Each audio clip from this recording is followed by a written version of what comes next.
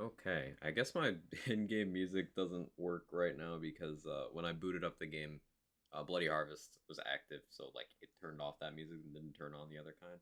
Yes, Kevin. Hi, Kevin. We're doing this every time. Okay, Kevin. It's a cat.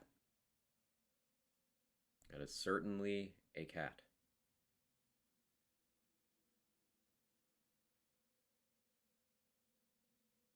All right, cat. Come on, relax.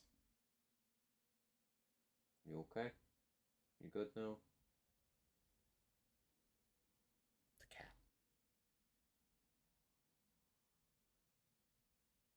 Sneezes, allergies. Ugh. Anyway, how's everyone doing? Good to see all of you. Um, today, today we're doing something really cool. Now I mentioned this during the marathon we did the charity stream, but I did finally run it by the other people maintaining Borderlands 3 time trials, and we're gonna look at making Endgame Rush an official category. So if you're unfamiliar, Endgame Rush is 12 activities. It is both true takedowns, all three circles of slaughter, all six. I'm holding up finger on my other hand.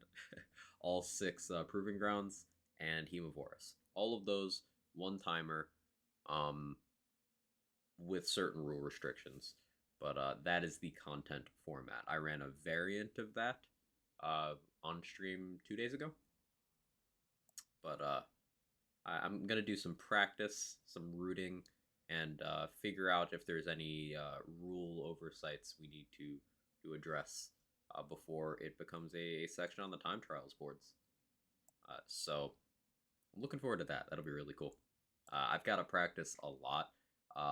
It's not a category that I'm particularly competitive in because my preferred flavor of flak uh, is a little more difficult to play in some of the areas. But, it's fun. It's still fun. So I'll probably be running EGR on a couple characters today.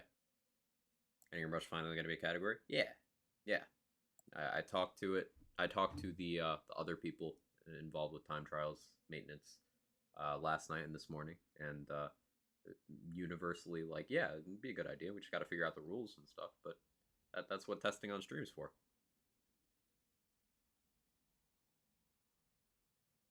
Where can I get this green skin?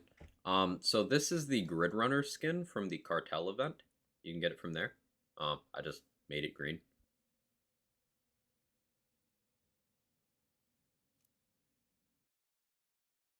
Menu is eerie without music.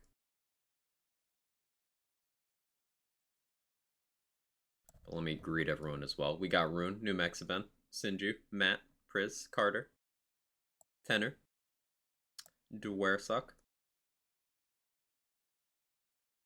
Hope you're all having a fantastic day thus far.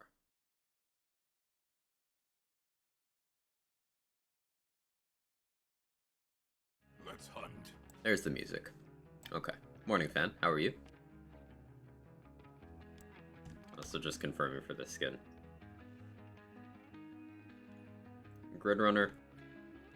I'm using the Harbinger body and the Barbaric head. Start another Cyberpunk playthrough this morning. How many does that make, Carter? My last three, I didn't finish any of them, but I have like three partially completed ones going concurrently. Well, how are you? Doing great.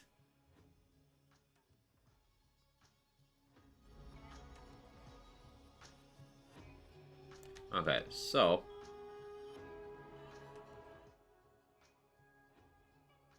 a few stipulations for. Hey, Hasbatman, how you doing?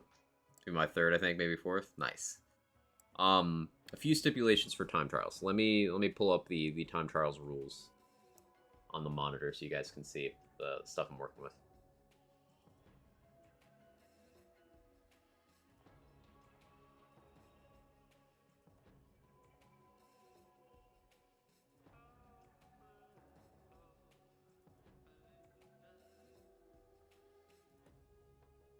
Okay, so you can see this with exclamation point trials, shows you the rules and the boards for raids and arenas and proving grounds. And then rules is the third tab. I'm thinking rules will be bumped over to the fourth tab, and then we'll have Endgame Rush for a third tab. Hey newbie, thanks for the 100 bits. I appreciate it. How are you? How goes the BO3 stuff? It goes great, Hazmat, man. Very excited to have a sort of permanent area for people to push Endgame Rush times in. Hey, Arctic Ninja, how are you? One fully done, one mostly done, about 100 started, it stopped a couple hours in. Yep. Sign of a good RPG, if you ask me.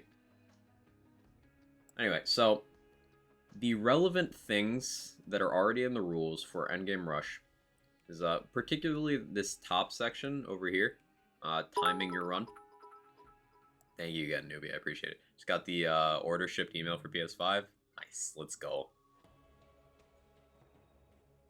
Finally doing just a straight gunslinger build. No int at all. Brave. I'm doing like a brawler build with no int right now, actually. So for takedowns, timer starts on takedown start and ends on takedown complete. That's pretty standard.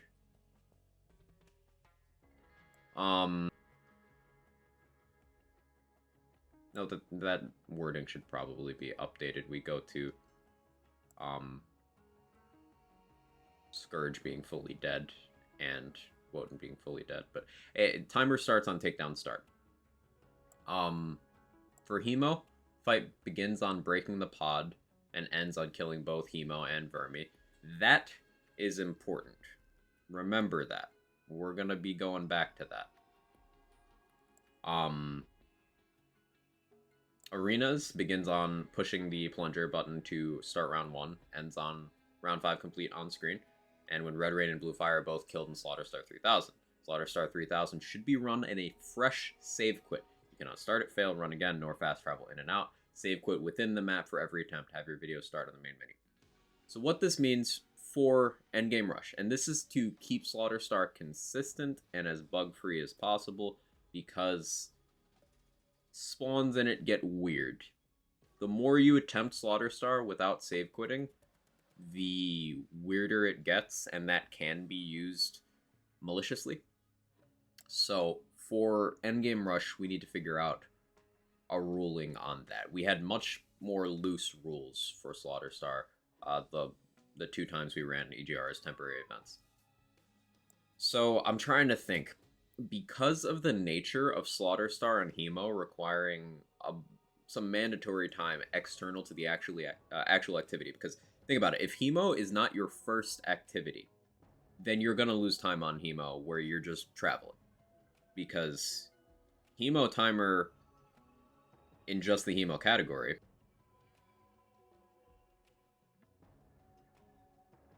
for these times over here, Leo, by the way, is an animal with a sub 51 second run on the board. With this category, it starts when you pop the egg that spawns the first variant of Hemo.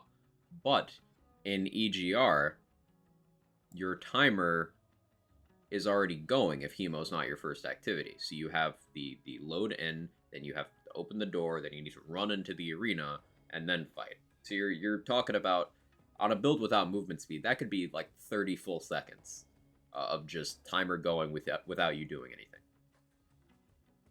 So from a runner's perspective, you're probably going to want Hemo first in the run. But Slaughter Star comes in here. Because of the controlled nature of the rules we're using for Slaughter Star for time trials, you need to start your entire run of EGR from the main menu. Now, the timer doesn't start until you start your first activity, but the recording of the run is going to have to start from the main menu, so we know that you didn't pre-prep Slaughter Star and then just fast travel somewhere else, then start your run.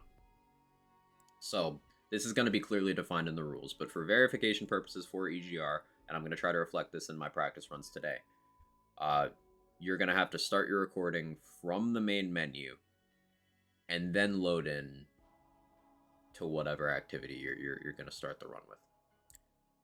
Now, another point is, this is less rules and more personal preference and advice from one runner to prospective runners. Remember that starting GTD you have that risk of tutorial crystals. So I still like starting the runs with GTD, and honestly, I might just do that anyway. I might go GTD, MTD, Slaughters, Hemo, Proving Grounds. That would make the most sense. But part of the routing is like which activity for your final one can you end fastest? Like with putting Hemo or a takedown or a slaughter last, you can stop the timer as soon as you kill the last boss. As soon as you kill that boss, you know where it will be. But if you do something like a slaughter fast, I might have said slaughter in the previous category, I didn't mean to. If you do something like a slaughter last, then unless you are very controlled with the spawns, you're not going to know exactly when to stop your timer. Toss up for me between starting Hemo and starting GTD. Yeah, son. How you doing? Hey, Roddy. Hope you're well. So I'll probably be creating some splits next. Other relevant things for the rulings for EGR. During the second instance of EGR, we ran it as a community event twice. Triple G, Lazy, myself, Pirek, we ran the second one together. We banned Super Soldier because at the time it still wasn't working as it should have been. But Super Soldier is allowed in time trials because it works now. That's an example of something that was unavailable for EGR that would be available now. EGR did not ban certain mayhem modifiers, but time trials does. For example, time trials bans this stuff. Complex route, of course, that was already banned in EGR. Any speedrunning outside of any percent stuff bans complex route with good reason. But it's also a platform disparity issue for PlayStation players who just have a different version of the game. It's cursed. But we banned Speed Demon, Big Kick Energy, Galaxy Brain, and Unleash the Dragon. Now, Speed Demon, Big Kick Energy, and Galaxy Brain are modifiers, and the reason for each of the bans is Speed Demon needs to be banned, or else no run would be competitive without having it. So, getting it out of there allows people choice and flexibility. Big Kick Energy would be a monstrous advantage to any build that does damage around pulling a trigger or using a bullet, I should say. Big Kick Energy applies to Iron Bear. That's worth noting. It applies to gun builds. It applies to anything you do that counts as a bullet. So that one's definitely out. Because think about it this way. Do you think Hustler Eraser and Iron Bear need a 25% fresh malt damage buff for their runs? I don't think so either. So that's gone. And then Galaxy Brain. This one actually got banned because of me. Because I was messing around with the replay, and I discovered that, hey, since the replay homes in, you can't normally hit a crit spot. But if you use Galaxy Brain, you're more likely to hit a crit spot because it's just more of the surface area of the enemies. But we determined that that was also very problematic because there's a lot of things in the game that get real busted real fast if you make their crit spot bigger. And that also creates a gap between builds that are capable of doing that and some of the builds that can't crit consistently. I say some because an example of a build that isn't really going to be critting consistently is like anything associated with the fish slap and body and mind on Amara, Novas on Flak, that kind of stuff. That stuff doesn't crit. Unless you get a static charge chain from some melee, but that's also an inconsistent form of critting. So that's why Galaxy Brain is banned. And then Unleash the Dragon is banned because it would be fastest for essentially any boss that has a relevant amount of health. So Unleash the Dragon would be fastest Wotan kills, fastest Hemo kills, fastest Anathema kills, fastest Scourge kills, with absolutely zero exceptions. And that wouldn't be interesting. So that's why we have that banned. Great word, Galaxy Brain. Yeah, the face clips into the ground and you can't hit the weak spot. That'd be an example of a disadvantageous Galaxy Brain. Yeah. Morning, Urban Mech. How are you? And loading screen. I hope you're doing well. So those are existing rules. And there'll be an addendum to this for EGR. I don't know if it'll be a separate bullet point, but there'll be an addendum.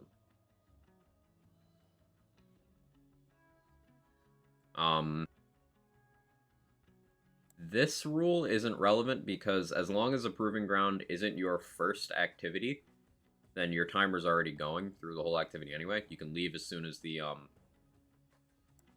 quest is complete, I believe is our ruling. Although the rule here says start and end on the boss dying.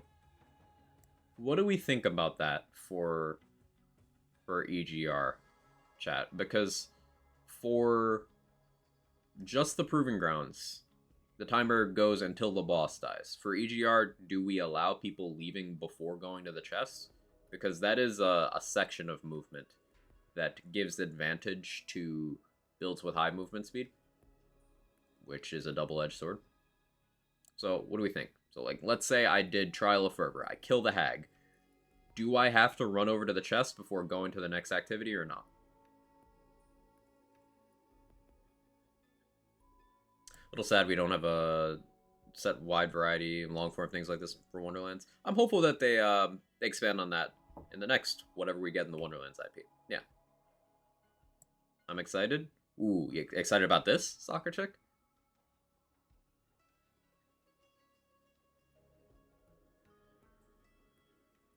Or are you excited about having like a not nightmarish workday or something? Let me feed off the excitement. Just a crumb of excitement. Yes, I am. Okay, cool.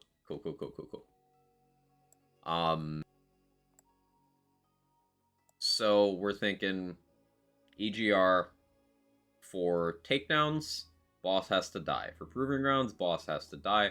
For slaughters, for shaft and cistern, you have to have round 5 complete on the screen. You don't have to turn in the mission. And then for star, you just have to kill the bosses. All runs have to start from the main menu. Recording starts from the main menu, but timer does not start until you start your first activity.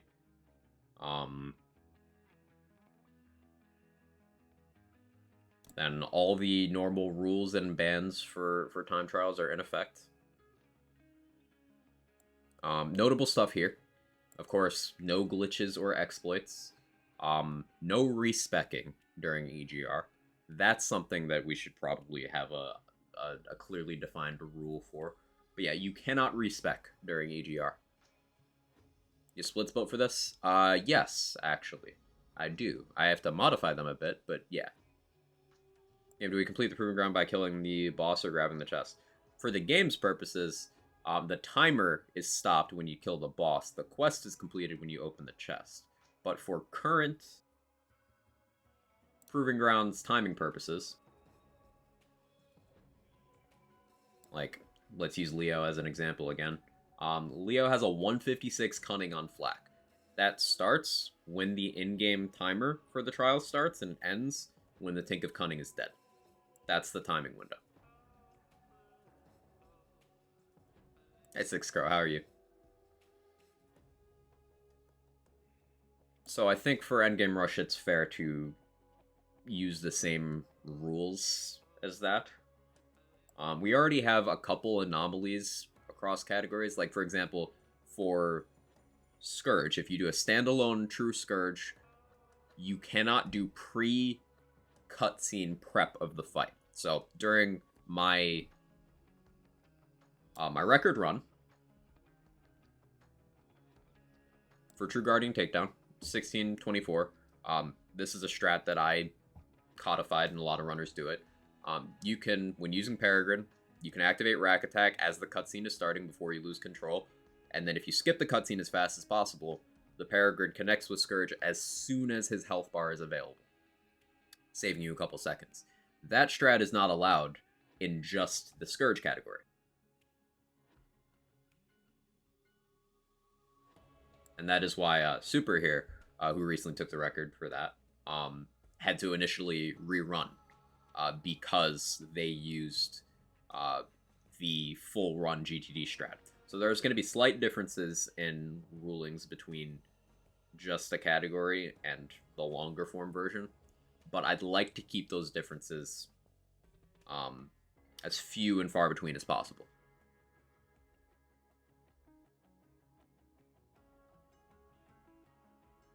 You want consistency throughout, should be end of quest. If you want consistency as the Trials boss dead, yeah, because of how we're already doing takedowns and specifically Slaughter Star.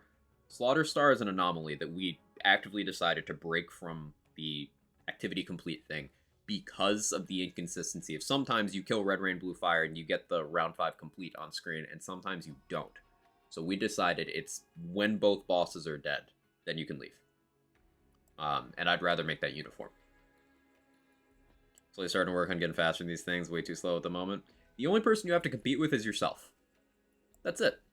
There's a lot of categories that I'm not competitive in, but I like running them anyway.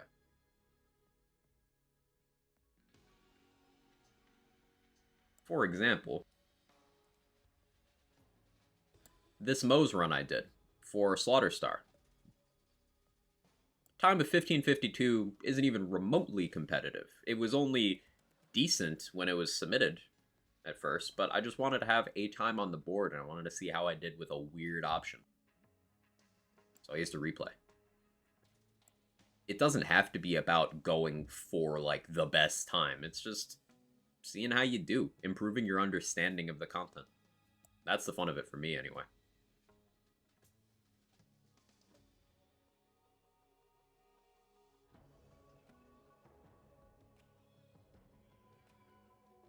Is Mo's record? No, not even close. I do not have any Mo's records that I can remember.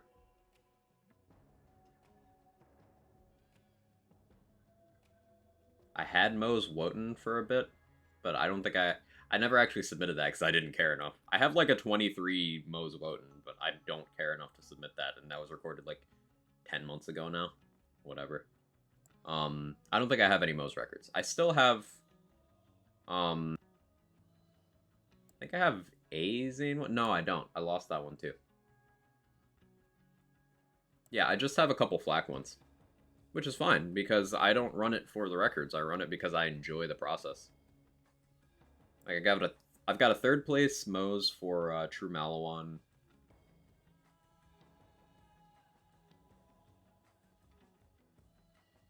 Um,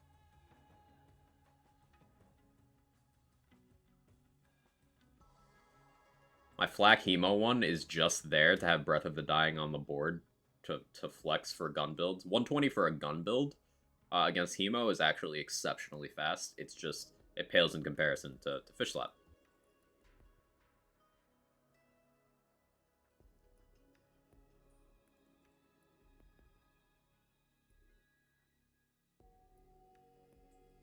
Okay, so let me open Live Split and craft some splits for this.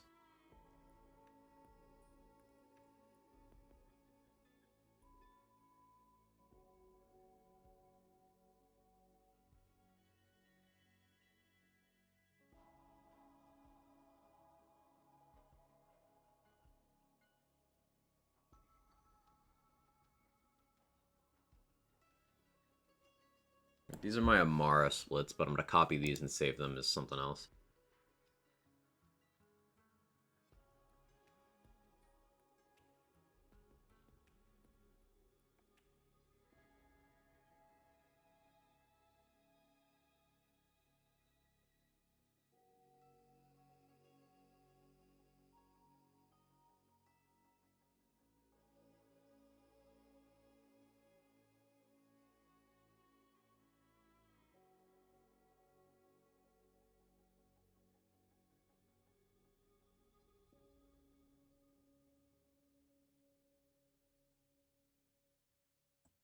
BL3, Presaging Wonderlands where nearly everything non gun is faster. Uh yeah. It's funny in Wonderlands. The more we think about how the game functions, the less appealing gun builds become. It's like Ruby's Spite, Shrikes, Fear Nots in general, really. And that's all that can really compete with the other high end stuff. Now, there's still good guns. Like, you can, of course, do work with Sword Explosion. If you have a fast enough click speed or scroll wheel, then Black Powder uh, crossbolts pistols are quite good. Head cannon, there's stuff that you can use and do well with, but none of it's even remotely on the same tier as things like spell builds, melee builds, dot builds, and that's something that started in BL3. It just wasn't as widespread.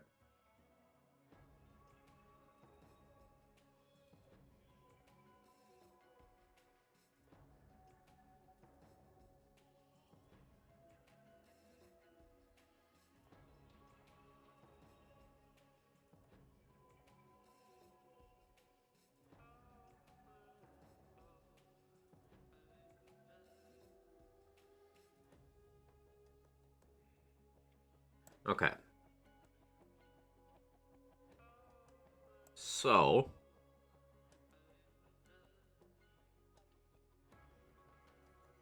with these adjusted splits without those event things, um, the expected time is 141 here, which I can improve by a lot. Just, I'm bad. Thinking about ordering here. Do I still put Hemo down there? There might be a decent argument for me doing Mallow Takedown as the last activity.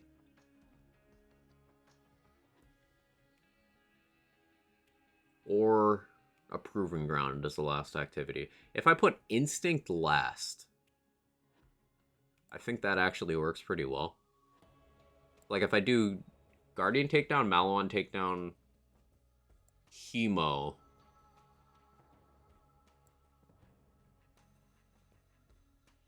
Let me look at some menuing.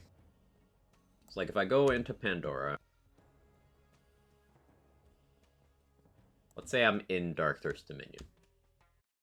Or test some menuing stuff. You put Malon first, it's the most buggy.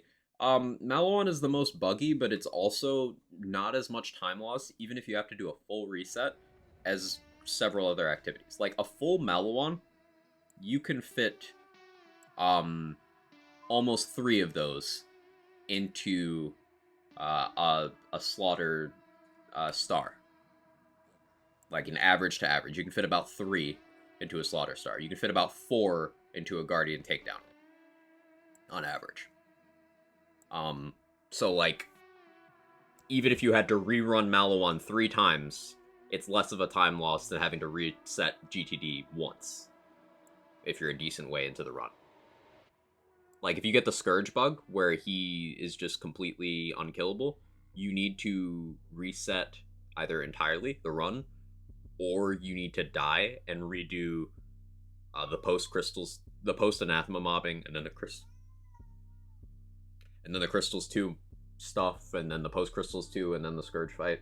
So having a bug there loses you more time than an entire Mal one. About double that, in fact.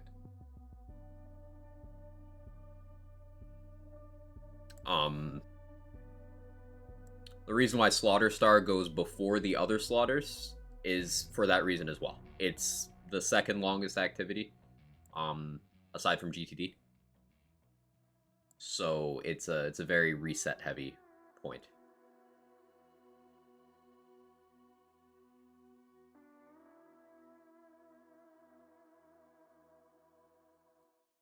With menuing, if I zoom out from Dark Thirst here, that puts me in a position where I can go right to Slaughter Shaft.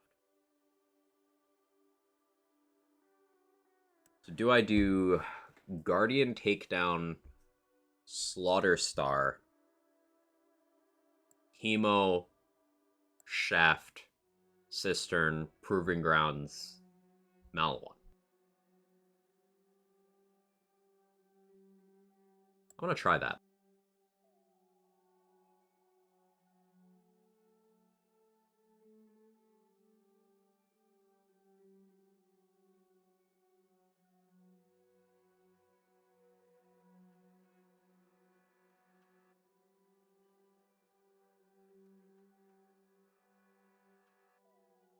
Because that way, I'm losing some time by not having Hemo first. Like, Hemo was first in most EGR runs for a reason, um, as we've run it before. But this way, I don't get screwed by bugs in GTD, or tutorial crystals. So I'm paying the price of like 20 seconds for consistency. 20 seconds in a minute 40 run.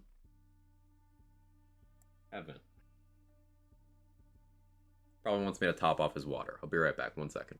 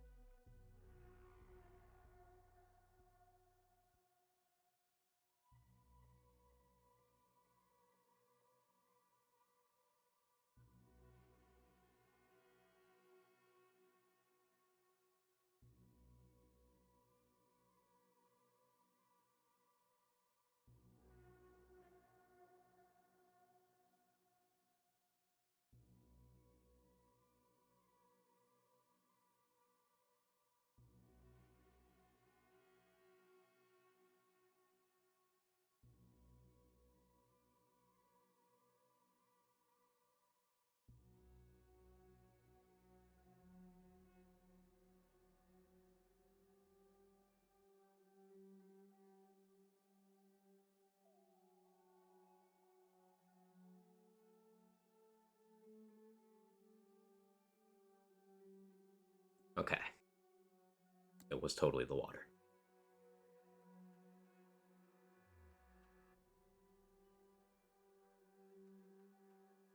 So let's fast travel over here. Then we're going to load in and save quit out to the main menu because all EGR runs recording starts from main menu. Now, obviously, if you're doing this on stream, you don't need to, record, but you start attempts from main menu.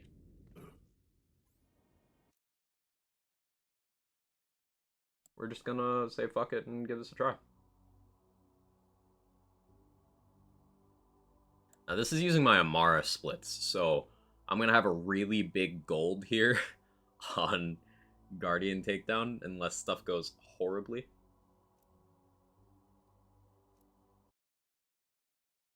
Because you see the GTD split is 27-20, but like my average flak run is 10 minutes faster than that.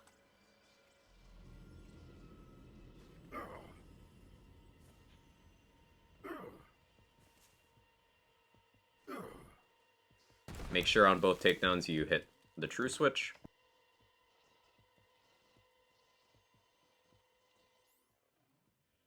I choose to show my gear at the end of the run, but I'm just making sure I have all the relevant stuff equipped right now.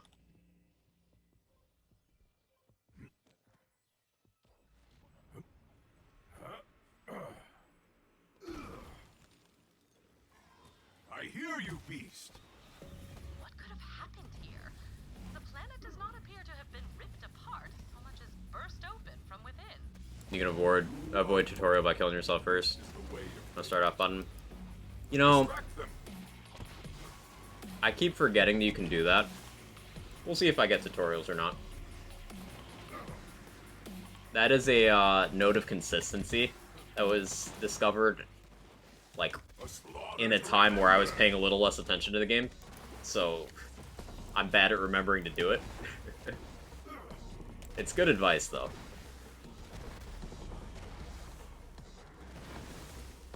Hey, Stone Swan, how you doing?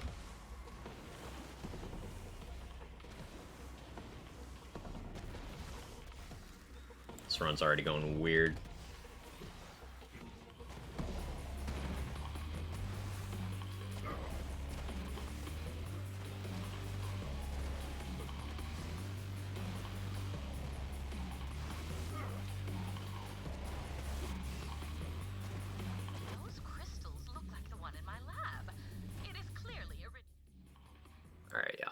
already said that.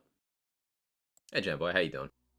Is it one build for the entire rush? Yes. One build, you are not allowed to respec. You can change gear, but you cannot respec. You need to use the same skill tree. You can change your action skill, your augments, but you cannot respec.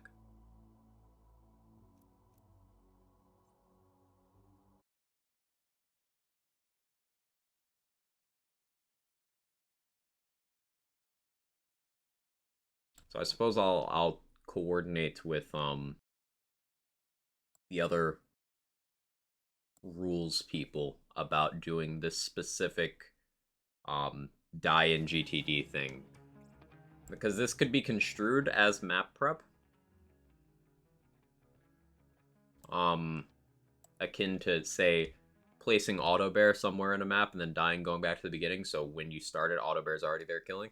That kind of stuff we specifically don't want. But this, to prevent a bug, this might be a decent thing to clearly outline. Enter the breach, Vault Hunter, and destroy that guardian. Like, I'll... A fair price for peace of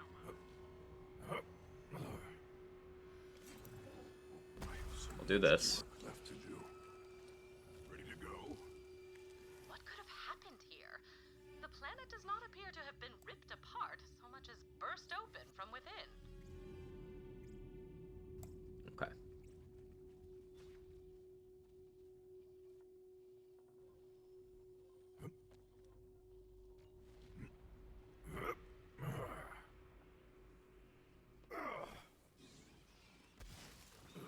What could have happened here? The planet does not appear to have been ripped apart so much as burst open from within.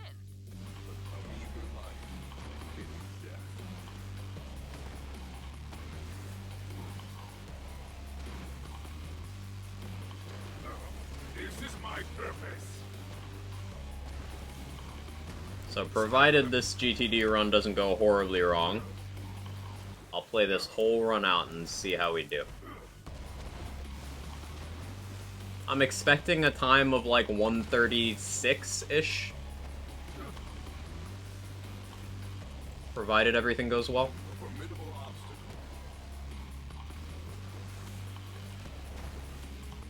Once again, note that this GTD split I'm running against is Pocket rats. an Amara time on a build I'm not intimately familiar with. So, a full 10 minutes slower than my average for this build.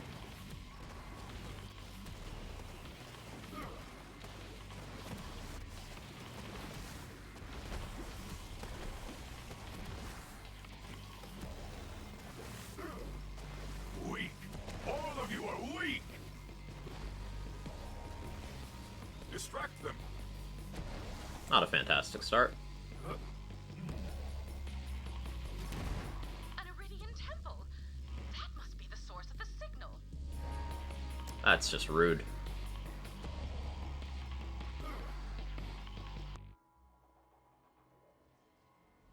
Unnecessary time loss.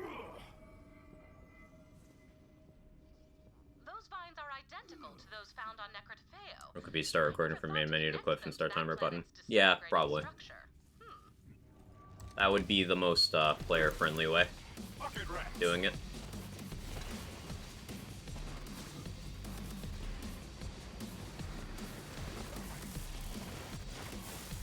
More crystals. Interesting. Yes, into the fray. Too many to count. Whence you came.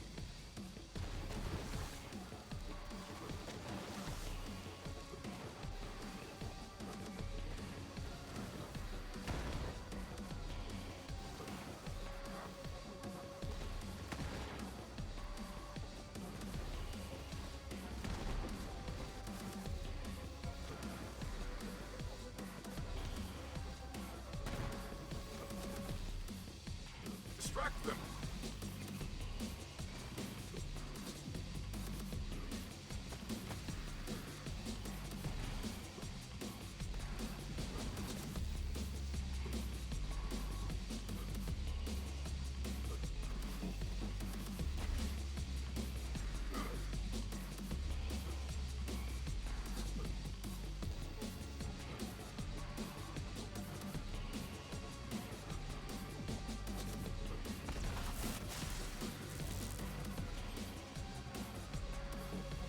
Bad movement. Bucket rats. Why is Clairvoyance so OP? It's not. How will your last hunt takes all? It's good.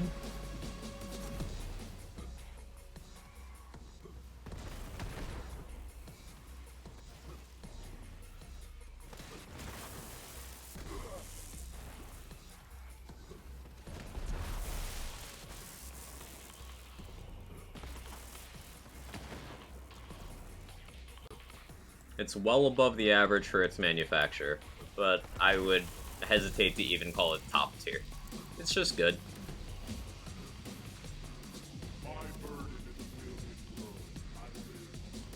Oh, exceptionally bad rocket jump.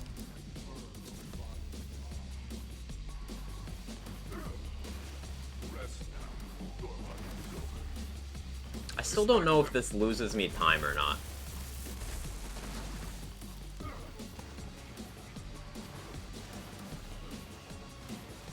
Blood everywhere.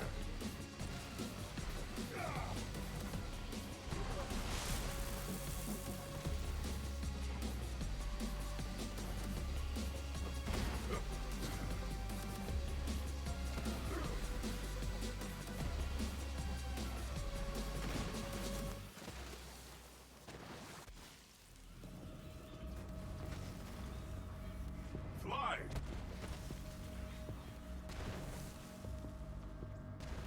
Oh, Rax just decided no there, I guess. That's cool.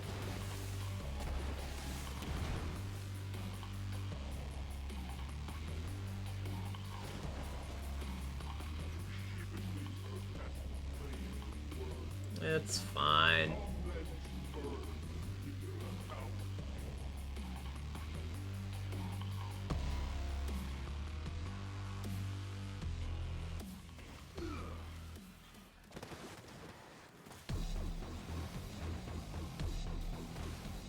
The thrill of the hunt.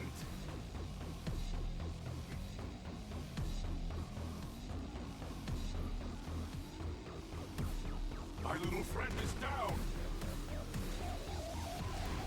Over the eyes. I decided against moving there at the last second.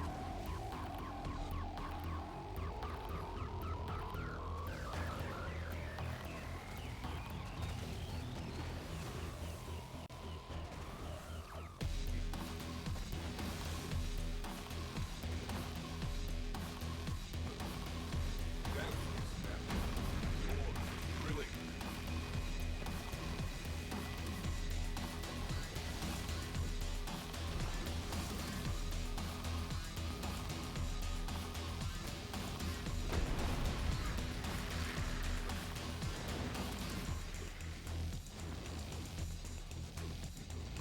Strip them bare.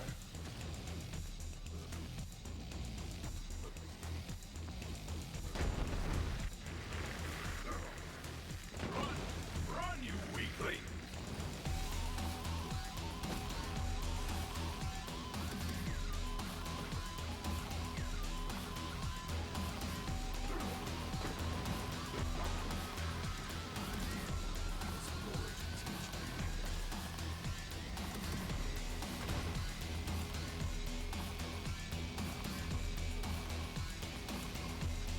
Or it's really good, I'm not sure I call it OP. Yeah. It's good.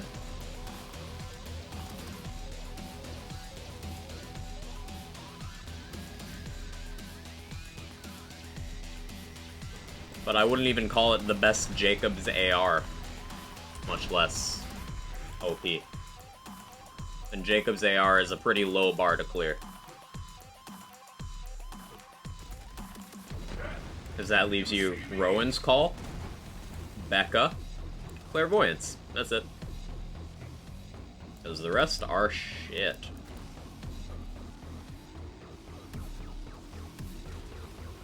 Note that I do not count Blade Fury. We all know that that's not used for being an AR, it's used for being melee. And it does not get both. Oh, we're sharing a brain cell craft night. We're on the same page there. Swoop and tear. Shame to see such brilliant ancient technology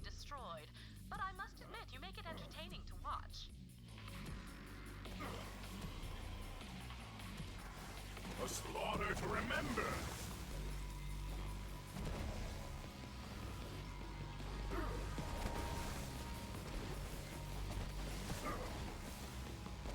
I hear you, beast.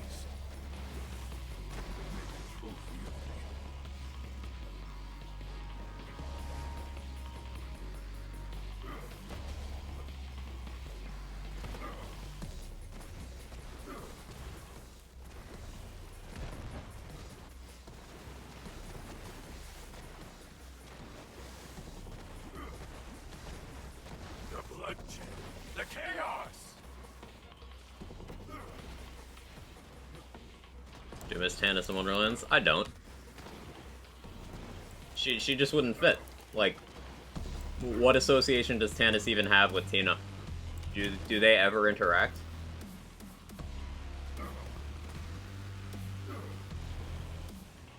Go now.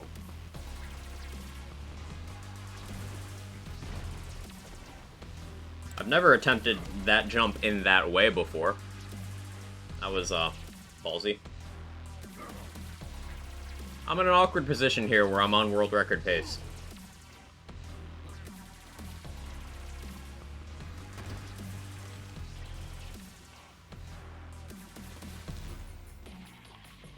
I'm gonna choose to slow myself down a little bit so that I'm not tempted to throw away this run. Yes, intentional self-sabotage on world record pace, like a Giga Chad.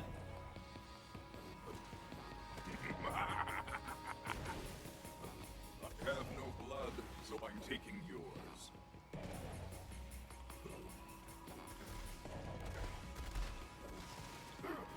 I'm sure something else will go wrong.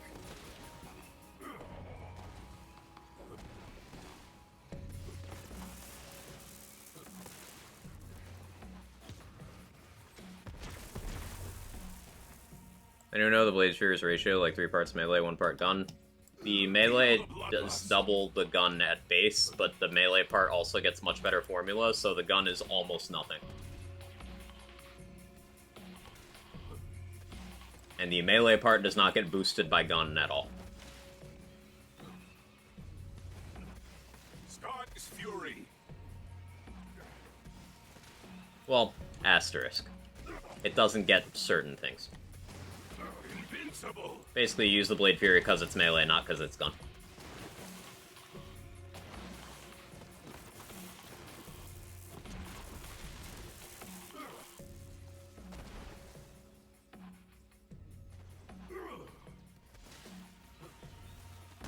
I didn't sabotage myself enough.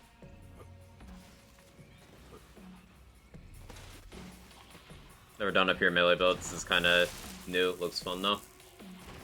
Yeah, this is not what I'd call pure melee.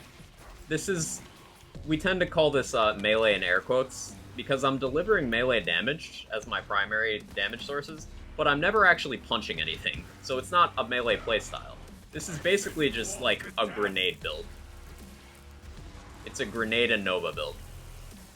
Okay, good. This Sarah is losing me time. Thank you for preserving my mental health, Sarah. It's very kind of you.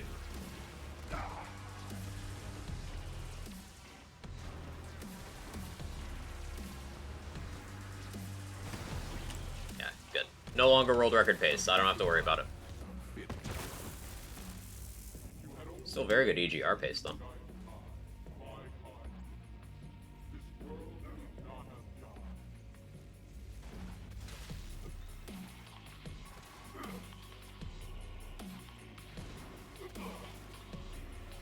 Just to close your eyes. They like it.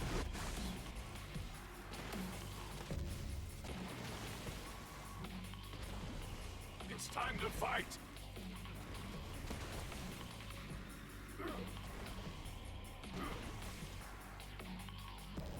Go faster, set all records in one run? Nah. Going into Crystals 2, I was, like, comfortably, like, 5 seconds ahead of my PB. Which is kind of insane. But now I'm about 30 seconds behind, which is good. I can focus now. Does Blade Fury do melee gun and splash? asterisk next to that. It is more complex than that, but suffice it to say, you are not using it for the gun aspect at all. And the splash thing is also not really relevant to why it's being used. It's why, like, on a Blade Fury Moe's build, you still ultimately don't care very much about Skagden. It's like extra chip damage.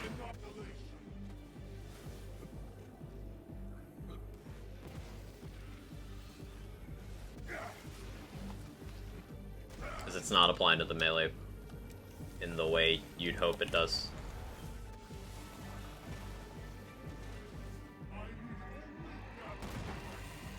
Like, you can use the Bounty Hunter with Blade Fury, it still procs its effect. Right, because one part of what you're doing with the Blade Fury is gun damage. So that will trigger it. The bloodshed, the chaos.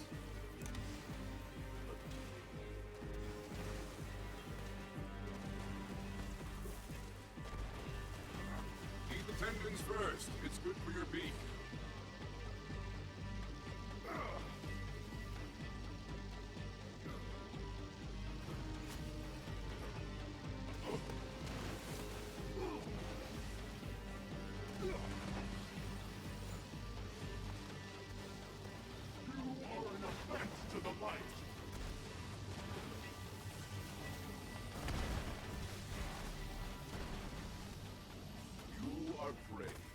This is the way of things.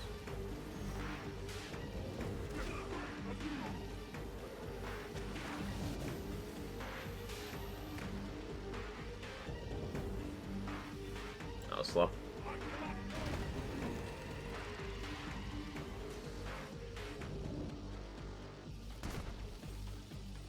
Accelerating.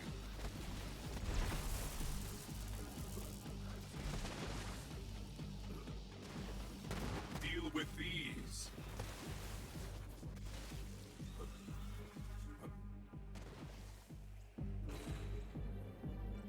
That was another slow room.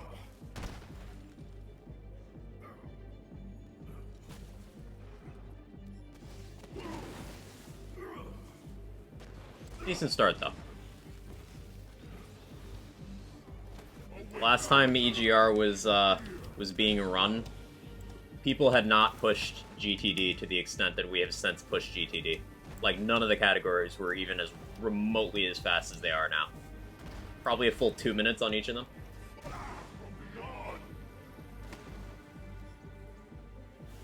So all runners are going to be experiencing some time save over what they're used to if they've run EGR before.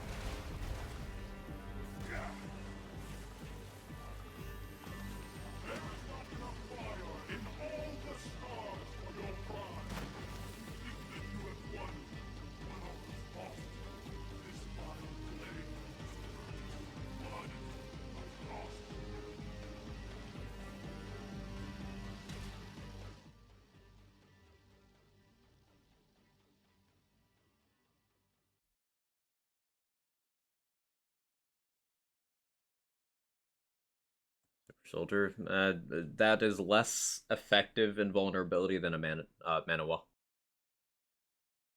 Because Super Soldier has holes in it in that instance. Manawal really doesn't, as long as you are able to be in combat. And Manawal gives you a 90% damage reduction. There's no practical difference between that with a Bloodletter and damage immunity. Like, it is functionally the same thing.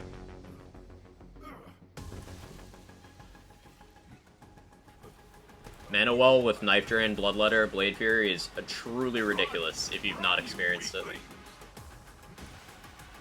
Highly recommend. It's a good time.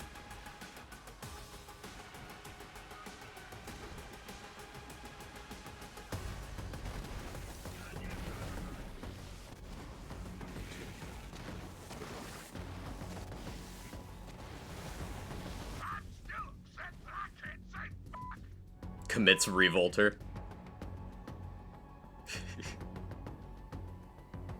That's a sentence I like, Sinji.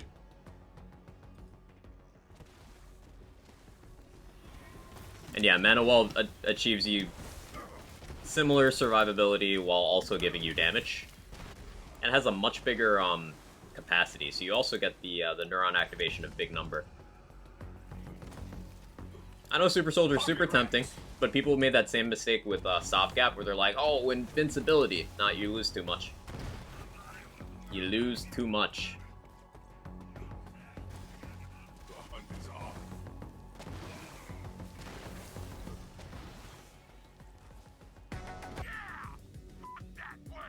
Boy, just found I can work full-time during the winter, not to find a second job. Let's go, Rune. Common Rune W.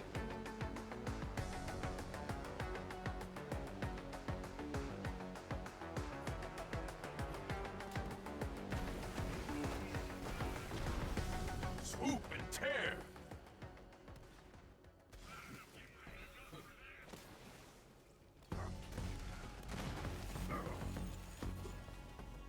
The bloodshed. The chaos.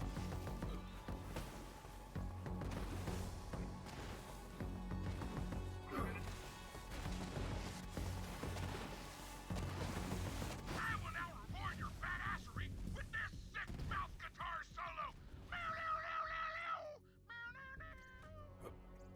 Use more explosions this round. Use more fucking It's not wrong, that's what makes it such a good sentence. You're absolutely right.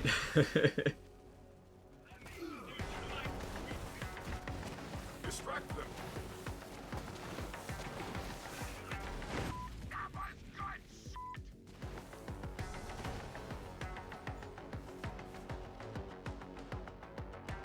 See, the disadvantage of Rackstab on this content is I don't really have much to allow me to take care of those early enemies before they get down here.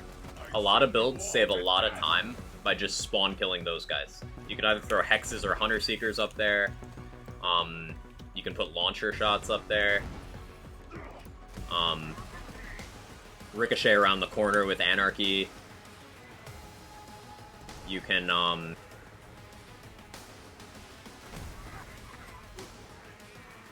hit through it with Tandava. I don't really have tech like that on here. Now, I could equip a launcher, which I've done on this in the past, or equip a needle gun. I've used both of those in EGR on Rackstab. But I don't like menuing, and I would have to menu away my plumage. And I just don't feel like doing that. You there. How are your last breaths go?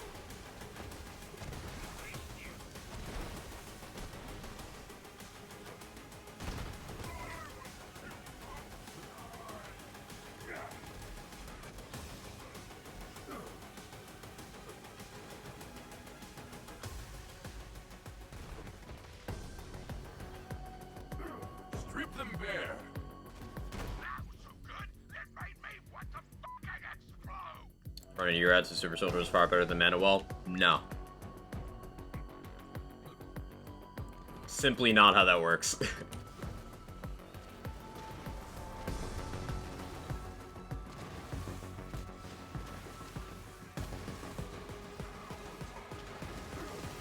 This is my purpose.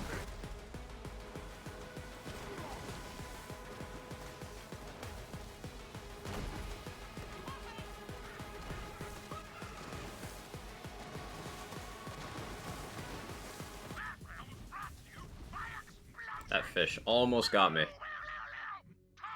Or does it already do more for you than Super Soldier? A lot of things would do more for you than Super Soldier. As I mentioned before, Super Soldier is just a more ambiguous version of the stopgap problem. For a large portion of BL3's life, people fully believed in, hey, use action skill start stopgap, and that's the best way to do everything. No, it gives you nothing. You lose an anoint slot and your shield slot entirely for no increase to damage and nothing that you could not achieve through other means. It is fundamentally inefficient. It's not bad, there's absolutely worse options, and if you enjoy it, by all means stick with that. But it is not better than most other choices you can make there. Even with high uptime of Super Soldier, it is still not better.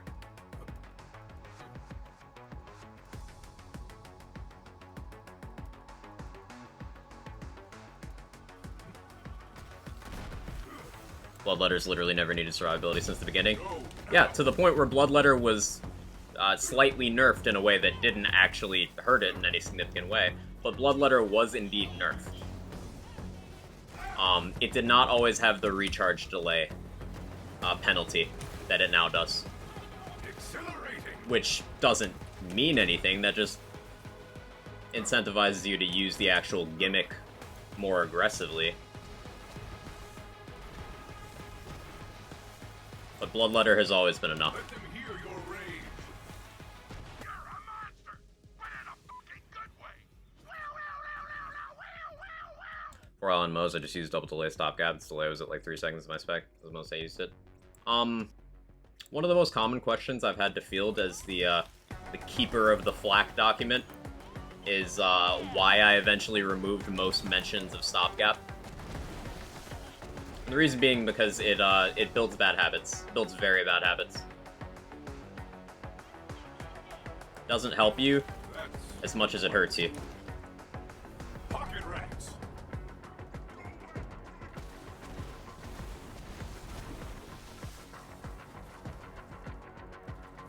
Use more fucking explosives this time. More.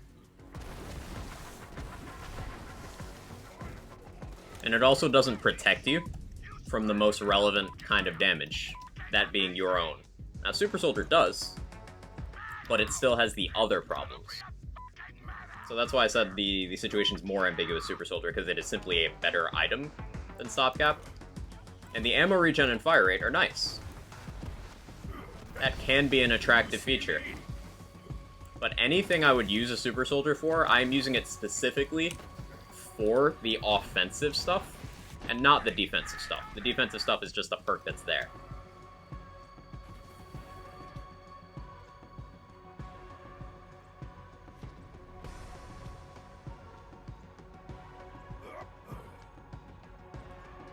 Pocket rats. A confession? Absolutely courted empathy.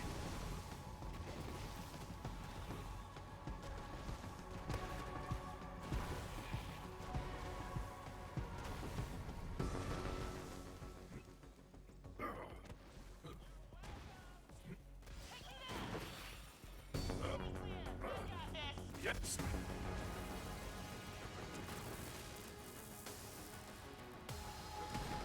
Would you like some trash from my pockets? Wave complete. Yeah. No, health gates I found Super Soldier's best for my survivability. Damage output's still really good. So, Mana Well gives you 90% damage reduction. The card tells you 70. It's actually 90. And this is not the normal damage reduction you see on skills like Weak. All of Helping Hands on Amara, for example.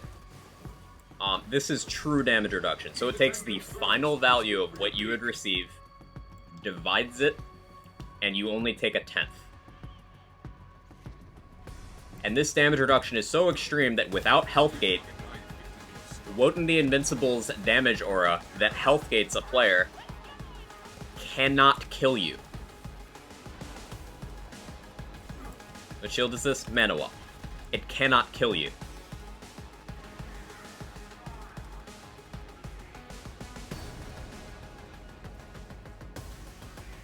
And that is without Health Gate.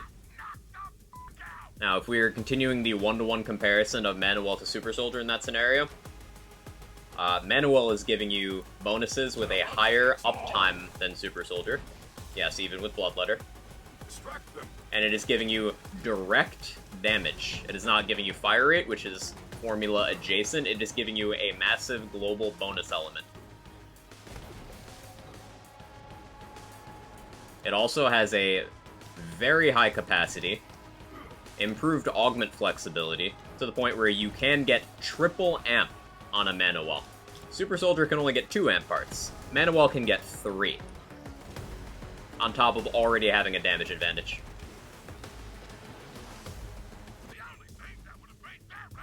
The only thing that Super Soldier gives that's desirable there, that Mana Well can't also give, is movement speed. But guess what? On a Mana Well, you can just roll 2 amp parts to be equal to a Super Soldier, still have the damage advantage by having the bonus element, and then run a movement speed part. Pocket rats.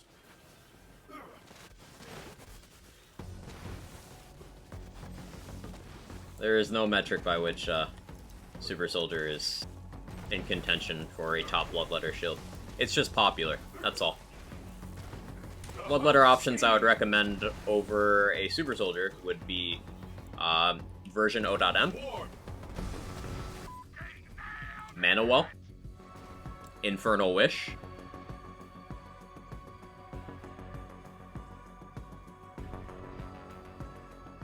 Mr. Adblock, how you doing? You there. How are your last breaths going?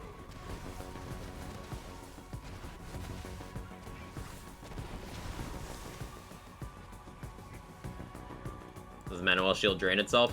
You have Knife Drain and a Bloodletter. You're life-stealing every time you deal damage with melee. Also, you can have Russian Offensive, which is lifesteal while sprinting. And that will lifesteal off of any damage you do, including dots. They like those. So between Knife Drain and Russian Offensive, you can sustain it. Additionally, if you have Phalanx Doctrine in your spec, which you can also just get on your Bloodletter, every time a Phalanx Doctrine stack decays, the way the shield calculation works, it actually restores some of your shield. So Phalanx Doctrine stacks falling off, which will happen naturally over time, and each one falls off individually, will increase and restore your effective wards, or your effective shields, rather. Wonderland's terminology briefly. Also, you can take Tenacious Defense, so if for whatever reason your shields hit 0, on a 20 or 30 second cooldown, you get a chunk of them back. Plus gun damage.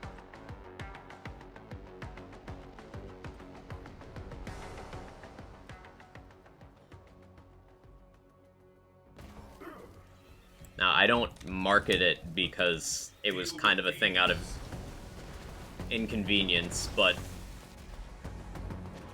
Prismatic gaslit me into becoming knowledgeable about Moze. So after Flak, Moze is probably the area where I am the most knowledgeable. Oi, it's true. You know you did that.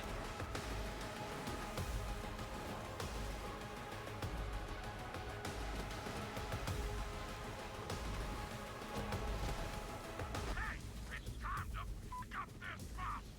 Do it.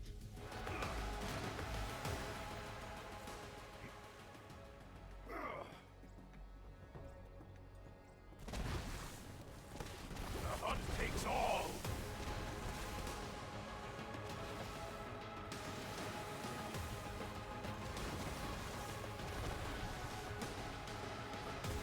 Oh, ISP having a moment, looks like. Classic. Distract them.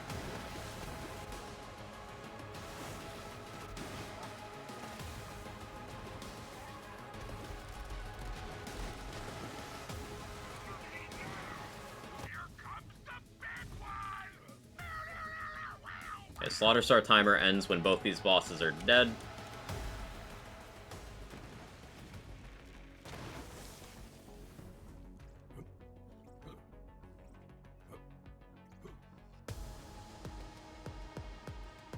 Was the actual Siren because just an infinite mana well? Yes. Pocket rats.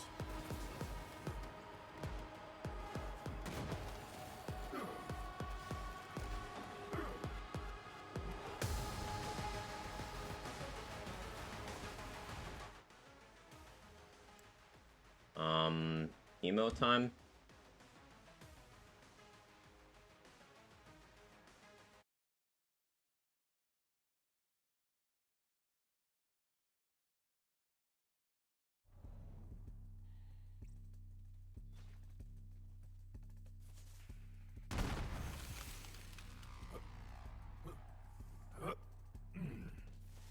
Now, this is what I mentioned earlier. If someone could keep track of how much time it's taking me to get to Hemo and initiate combat from leaving Slaughter Star, I would love to have that info. The hunt takes all. Yes. This is why there's a strong case for doing hemo as your first activity.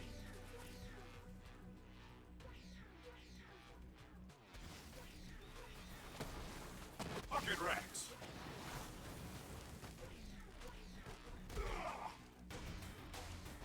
Hemo, stop doing that.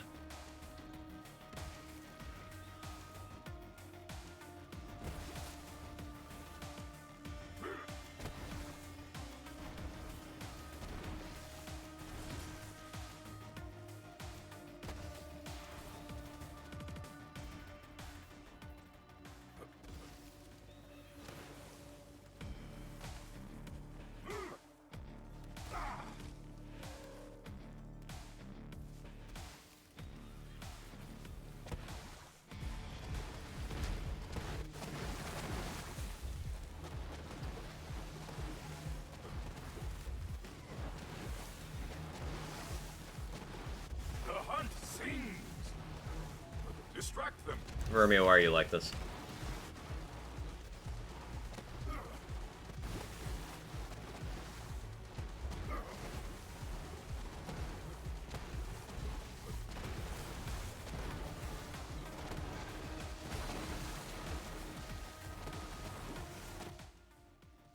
Yeah, I lost time there.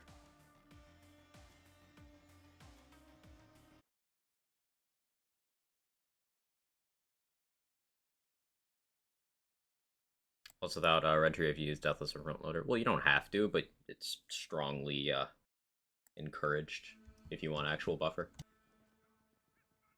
Well, I ain't a violent man myself. Circle of slaughter! Let's more death and destruction! Another round! Overwhelm them!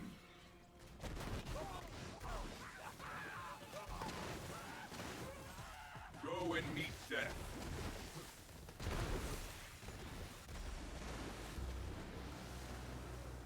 Awkward.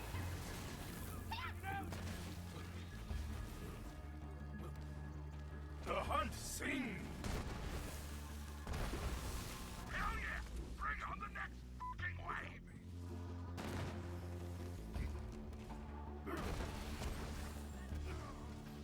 Pocket racks!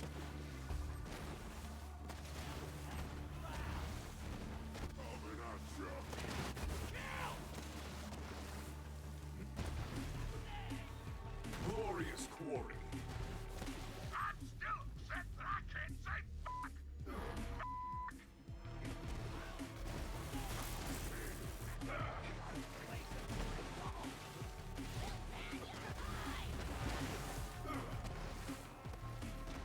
Don't hold back!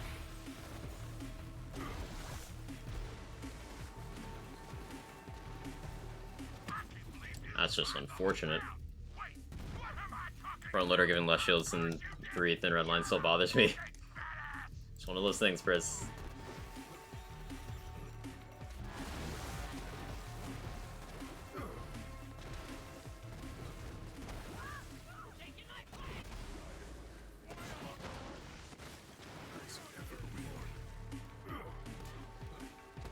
Distract them! Yeah! Fuck that way!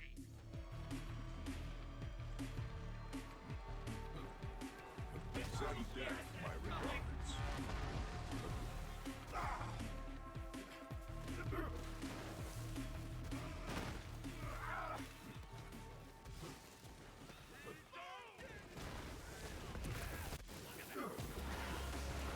Accelerating!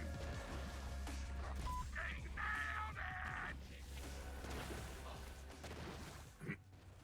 Roast the toaster!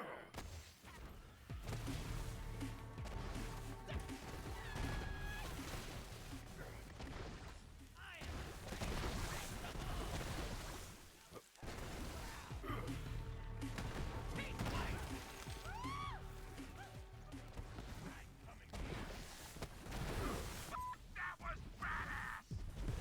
Get ready for some fucking action! New round! Go! Unfortunate. Pocket racks!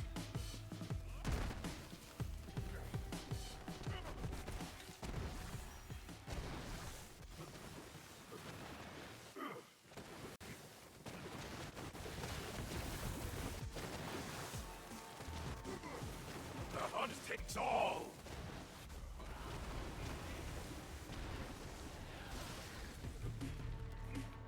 Use more fucking explosives this time. More.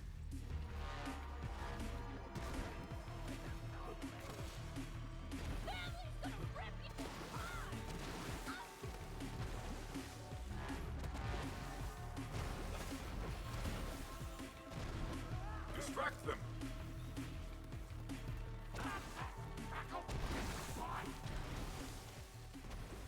Whence you came. You're a monster, but in a fucking good way.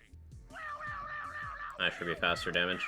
Oh, are we talking Masher versus ×1 for Blade Fury on most?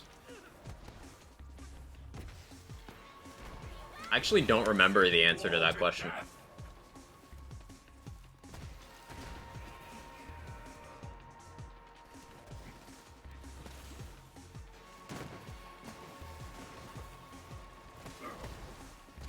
Because it's a non-short fuse thing.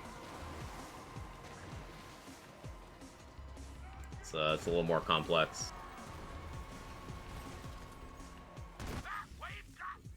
Amara? With ×4 you get more body and mind. You get 4 body and mind instead of 1. So I would say Masher on Amara. You also get more chances of indiscriminate.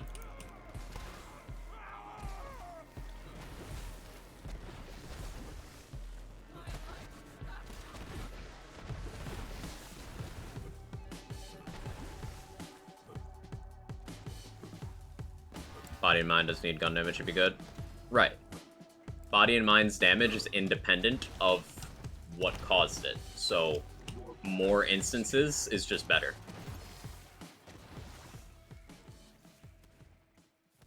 Invincible.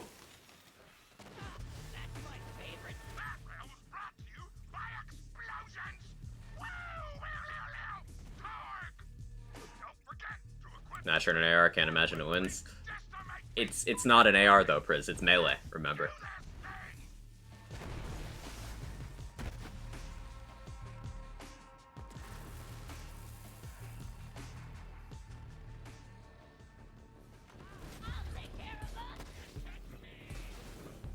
Your weakness is noted.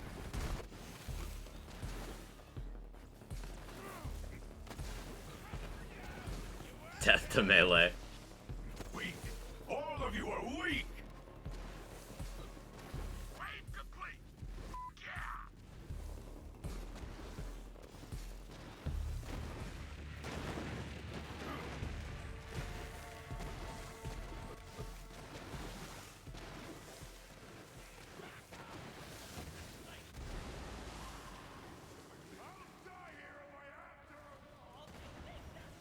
No, that was just stupid. Thank you. I panicked when I should have stayed calm. That was so good, it made me want to fucking explode. Northern played melee in other games quite a bit recently.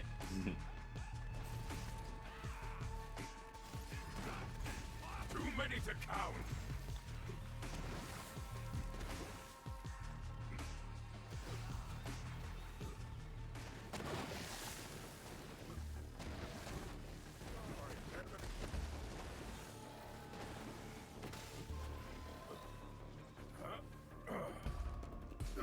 Fly.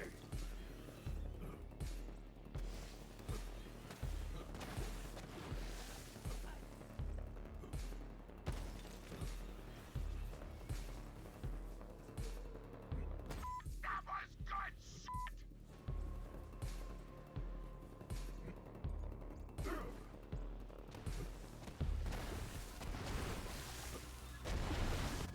My hunt is never ending.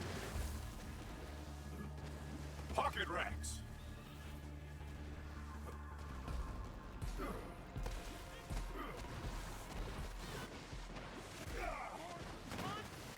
Yes, into the fray. I will now reward your badassery with this sick mouth guitar solo. Your weakness is noted.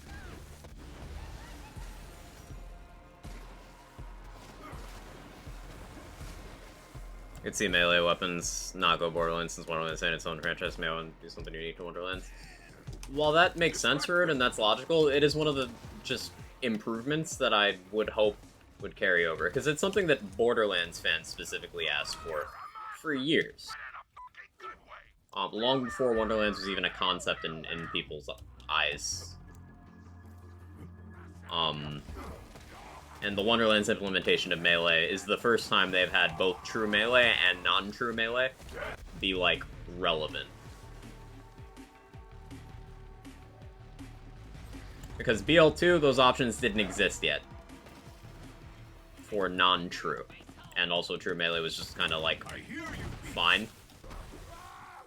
BL3, true melee failed compared to other things you could do in the game.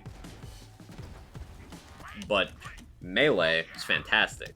In Wonderlands, it's genuinely a toss-up between true melee and non-true melee, with the edge going towards true melee for best builds in the entire game. So, I think that's an area where I would love to see them take cues.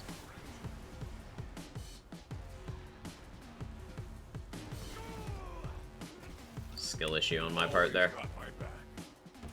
Just to close your eyes. They like those. 100% skill issue. Bring on the next fucking wave. Death is natural, but yours was thrilling.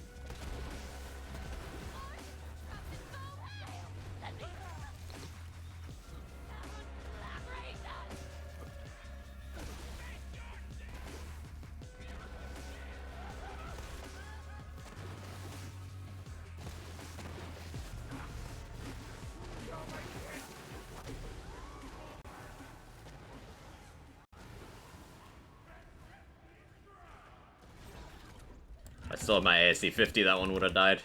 Copium. A worthy opponent. Our battle will be legendary. Fucking nailed it! Zane with an axe would be absolutely off-brand. Would it, though? Eat attendance That's the first. thing. It's good for your Would it be?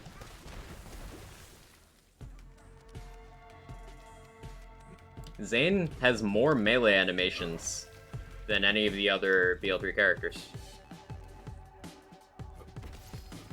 He's tied with Amara. Zane and Amara are tied for that. I forgot that Finder Center changes it. And then Amara has Blitz.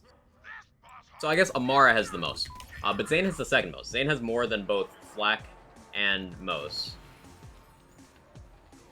Because Deterrence Field changes your melee animation to a forearm strike.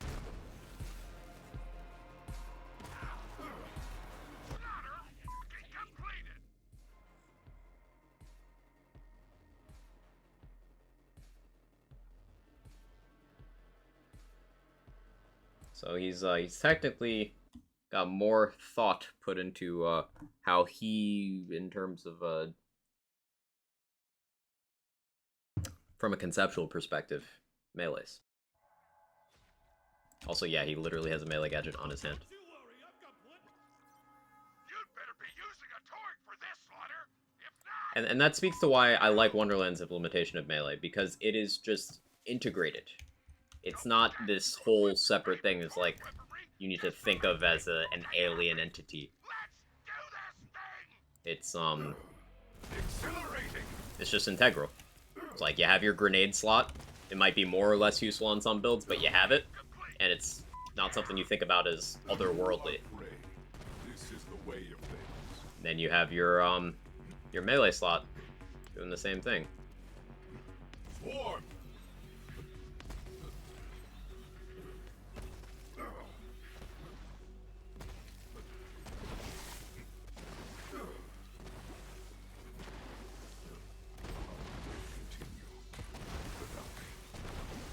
There's blood everywhere.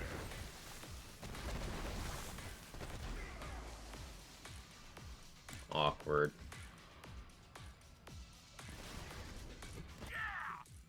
That way. When you say they already have melee weapons, they don't just punch. But he does have weapons, though.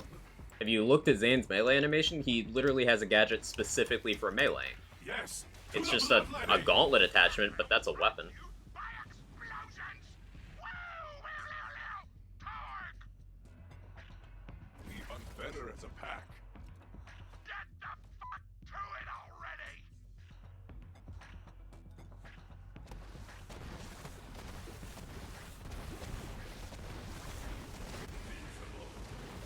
And I am, not being careful. I'm not being careful today.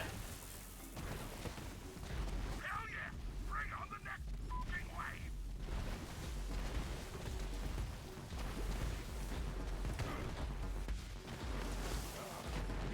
Everyone can get a knife. Yeah, Mose happens to use a knife, but yeah, everyone can get one. What is Axton's melee animation? I can't remember that offhand. Does he also use a knife? What does he do? And Roland, for that matter.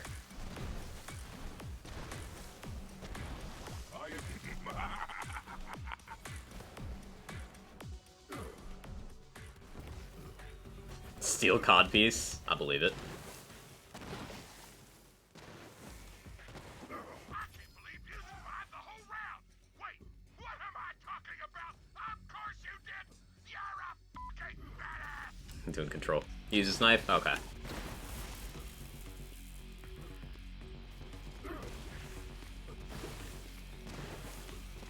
Jesus Christ. Explosives this time. More. See, there's two kinds of gamers. People who would want to be meleeed by Axton, and liars.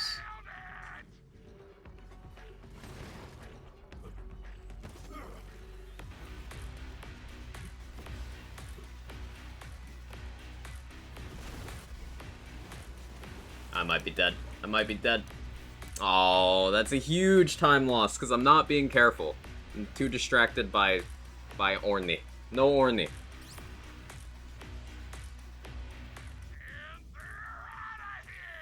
Time save for next run. This is one of the reasons I don't generally run Rackstab in this activity, because it is very hazardous. I believe during EGR1 I did a safety swap to Hunter Seeker for this content.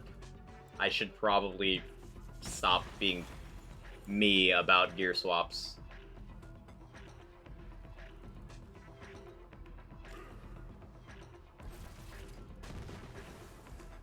This time, no more dying. Doing a fish? Yeah. Fucking killing. Did I ever finish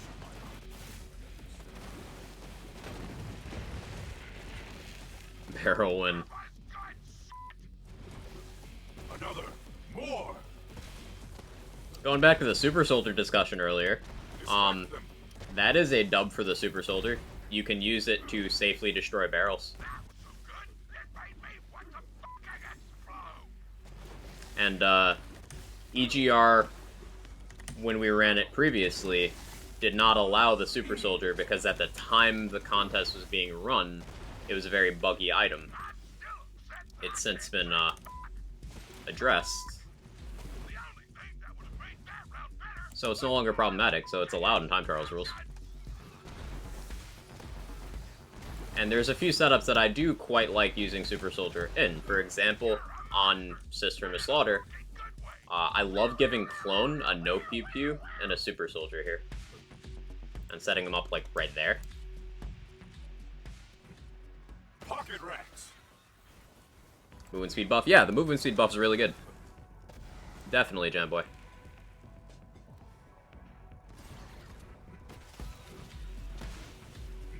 You can use it to clear barrels, you get some movement speed. The ammo regen can be useful in certain encounters. The fire rate really helps out Clone quite a bit. That was so good. It made me want to fucking explode.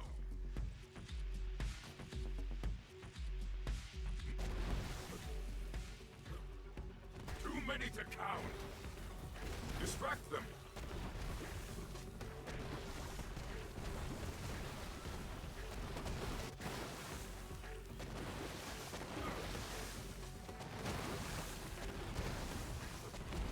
So I'm probably gonna finish this, the cistern in the red because of that death, but Wave complete. Yeah. I'll just have to live with that. This is also another piece of content where gear swapping really advantageous. I really should be using a Frozen Heart here instead of a Stinger. Like, I would need to change nothing else about my gear because these enemies don't have a lot of HP. Also switching to Spider Ant Scorcher rather than Beefcake Jabber, since I don't need the movement speed in this arena. These are the kinds of things that make EGR interesting to think about. There's a lot of activity-specific decision-making. You can't have a build tailor-made for one activity, because it will fail in others. Like Grenade Racks, the flak build that clears EGR the fastest, at least has in the past, is just slower in the takedowns in Hemo than Rackstab. It's not close, it's just slower. But it gains so much time in the other activities that it's worth it. The thrill of the hunt. Punch Bear on Moe's does exceptionally well in, Proving Grounds, Malawan Takedown, Slaughters, but it does not do well in Guardian Takedown, nor against Hemovorus. EGR is very interesting in terms of what becomes desirable and not desirable, and how much gear swapping you have to manage if you want to open that can of worms. What you're seeing me do today is a very basic EGR run. I'm accepting the weaknesses of my build and just playing through the rust.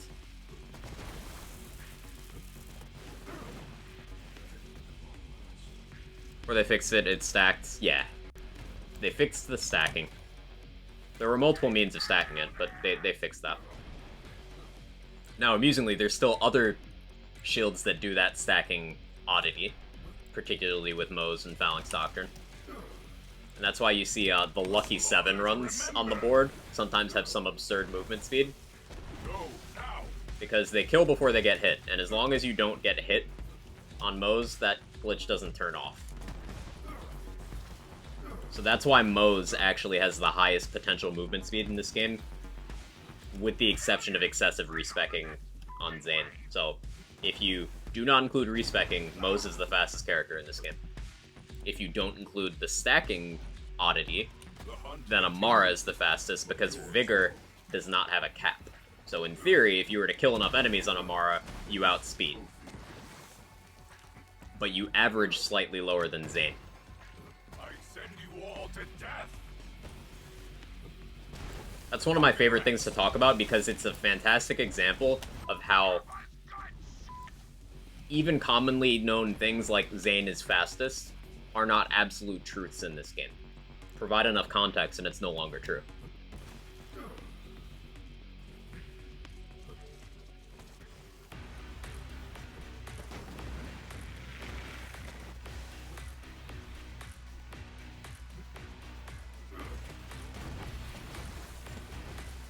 Weak. All of you are weak.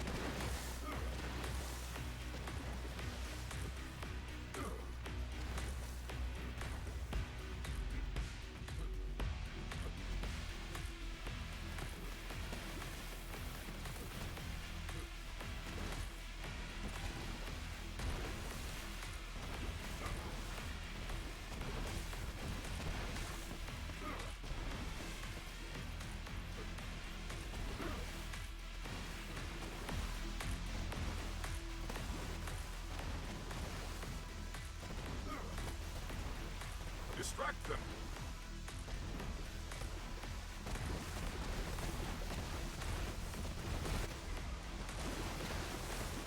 The charge is not yet complete. They await their turn. That's all, folks. The Vault Hunter. Just barely doing okay here. Okay, Trial of Cunning next. Very slight gold with a death. Hey, Shalato, how you doing? Sorry for caps? Don't worry about it. You're all good. How you doing? Come, friend, to me. I think Barrels over say they're welcome. I agree. They don't add anything. They're just annoying. Frustratingly, healing barrels are a really fresh addition that just aren't present in Wonderland's Endgame.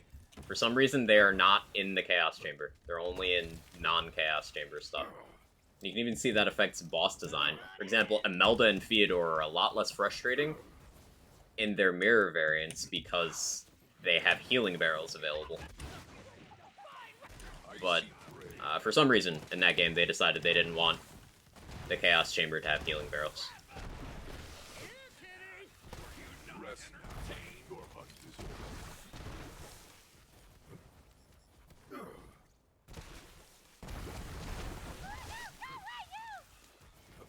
Distract them.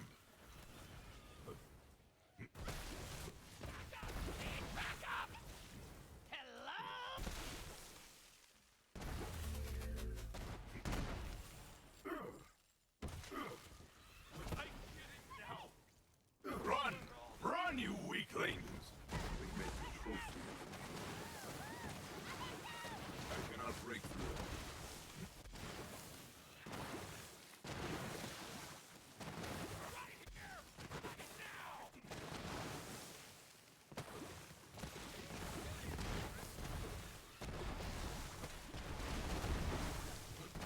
Eat the tendons first. It's good for your beak.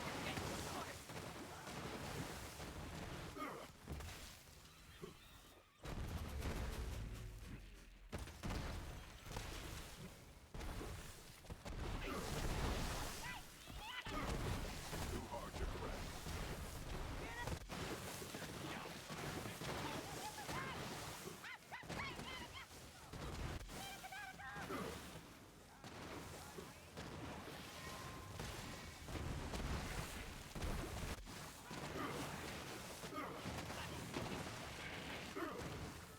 Fly!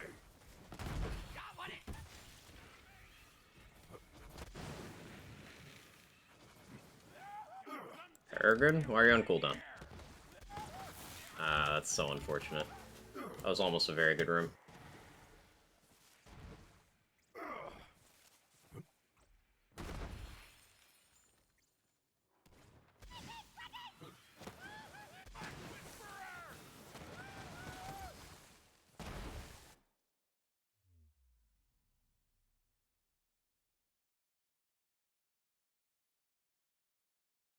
Honest enemies aren't ready for me to hit them with the red explosion sound effect. True, Snowspawn. True. Welcome back, little friend.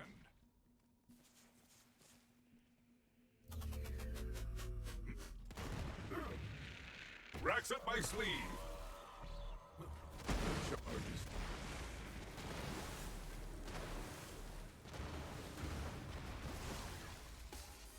That was very accidental, but I'm gonna call it calculated. Bloodshed. The chaos. Weak.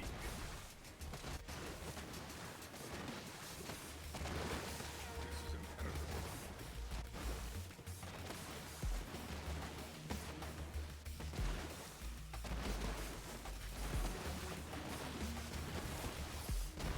Pocket rats.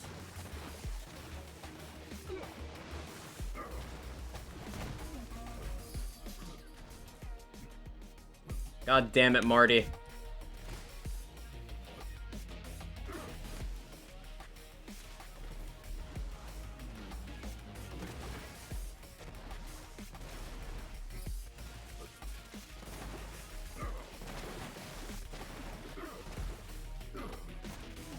Feel the bloodlust.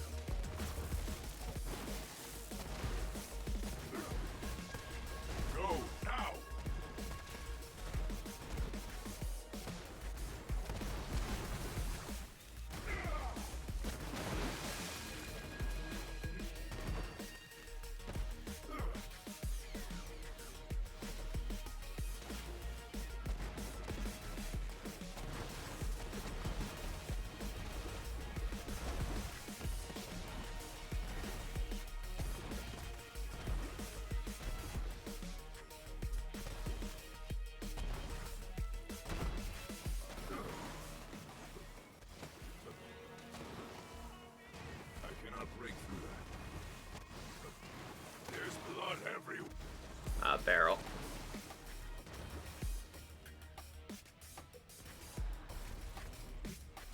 Stupid me.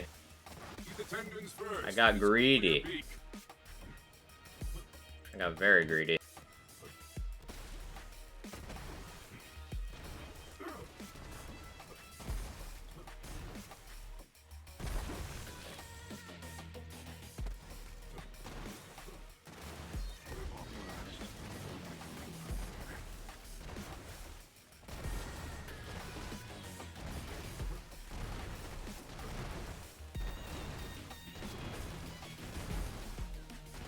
Hard to crack. Swarm.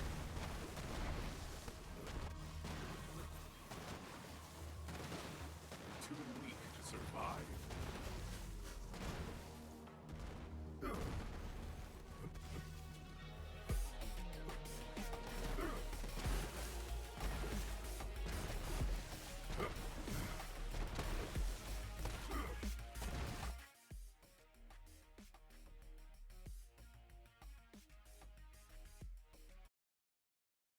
I love the sound design in the Land series, yeah. And the soundtracks, of course.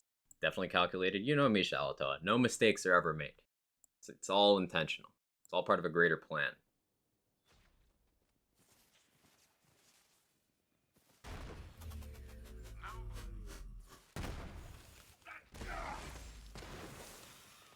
Can no one challenge me?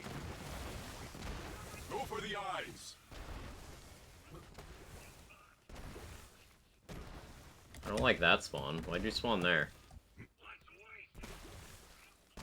That doesn't help me go fast. Doesn't help me go fast at all. And I didn't get the ship spawn either. Tragic. The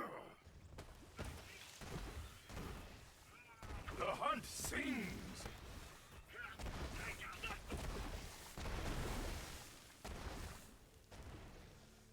Hey, Rorius. Lurking. Like hitting 69 pass per second. Doing my best. Thank you for the good luck. I appreciate it.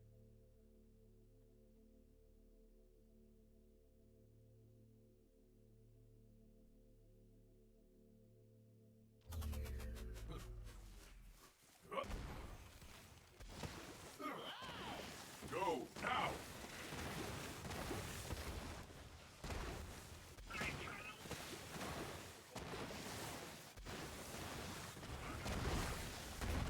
That's the spirit. There's blood everywhere. Blasting off again. Hey, Team Rocket.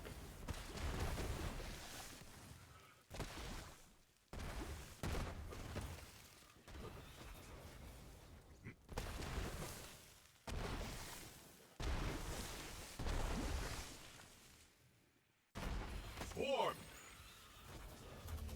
Return their scrap to now.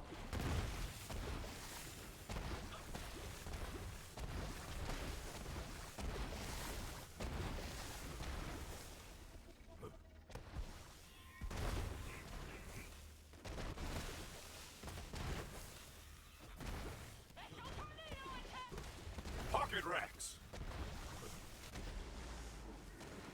Oh, that's actually really unfortunate. Oh, I can't hit that spawn fast at all. That was cool. Thrill of the hunt. May we meet again on the hunt.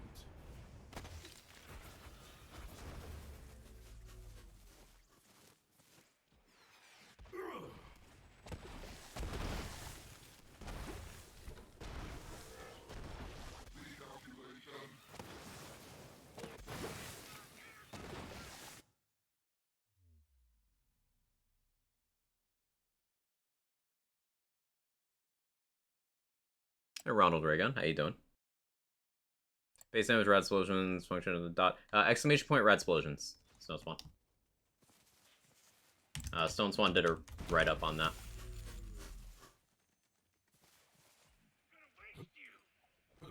I like you better dead.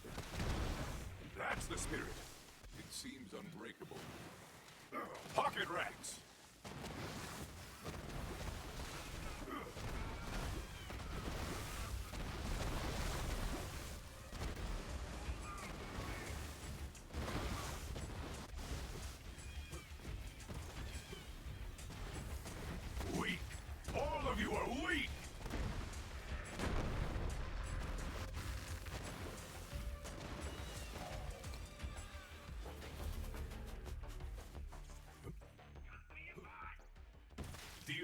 Yeah, no problem.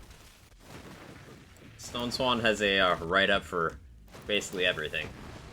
I'm sure he has a hidden write-up on why Clay Craig is going to be the next big thing. Sheesh. Like 5 people are gonna get the series of references I just made, and I'm ready for it. Distract them. Oh, that's unfortunate. It's gonna be a slow supremacy.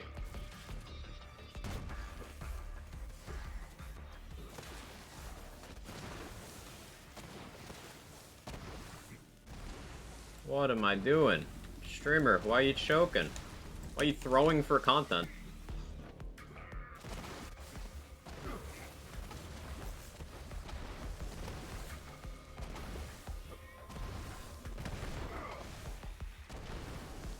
The thrill of the hunt. Overwhelm them.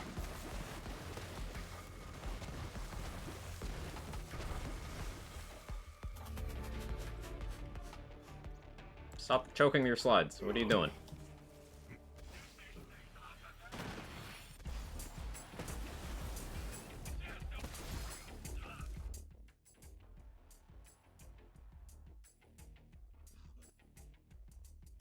Alright, can't forget to do Maliwan after Instinct.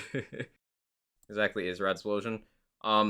So when an enemy affected by radiation status effect dies, there's an explosion that's part of the element's effect. And that explosion has a formula that is outlined in that that document called by the command !Radsplosions. Basically, it's a status effect. Radsplosions are dots. Dots that have a radius and excellent sound design.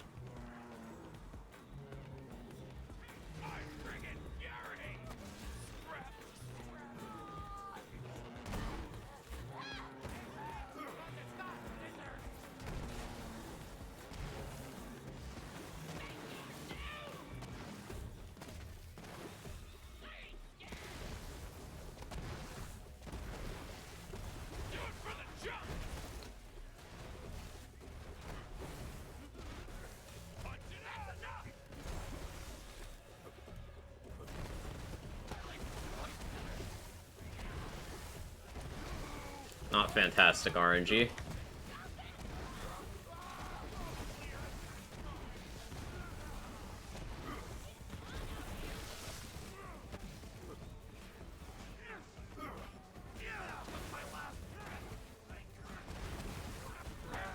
I got a lot of anointed in this first room. That's actually really bad.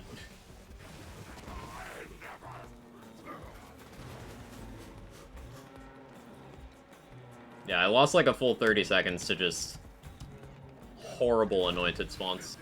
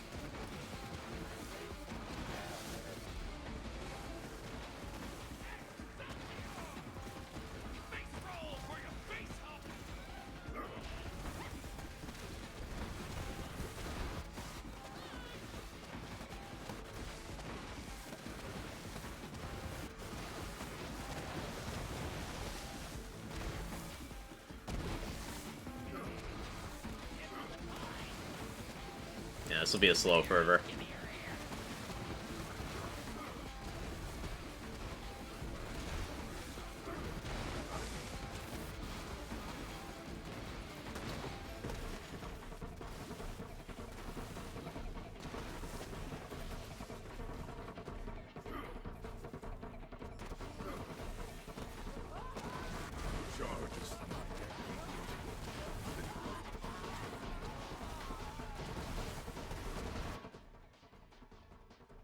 Instinct, and then Malwan. Who uses Rad best? That's a complicated question. Like, Moze has the most splash radius, so she can get the biggest Rad explosions. Moze also has superior firepower for status damage, and like all of her splash associated stuff, so Moze is a solid candidate. Moze can also get URAD without using Deathless or Frontloader, which is a good source of having radiation. So I want to say Moze, but there is an argument for Amara, because Amara has the most dot support in Tree.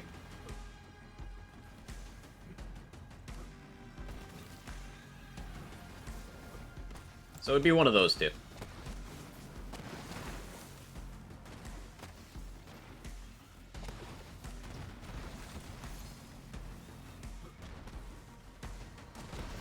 Distract them.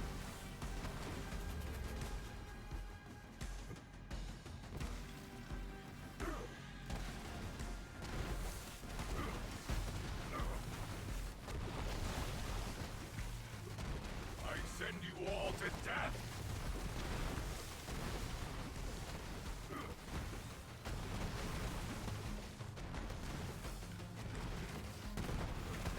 That's the spirit.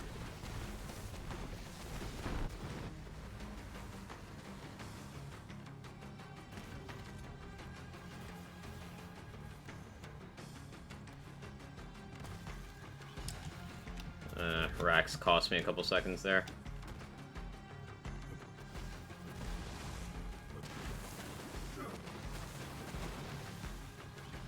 Pocket racks.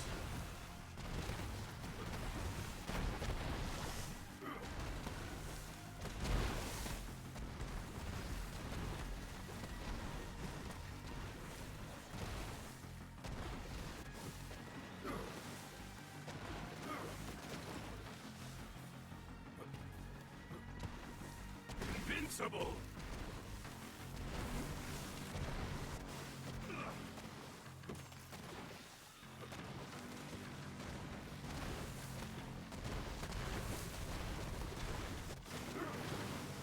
Distract them.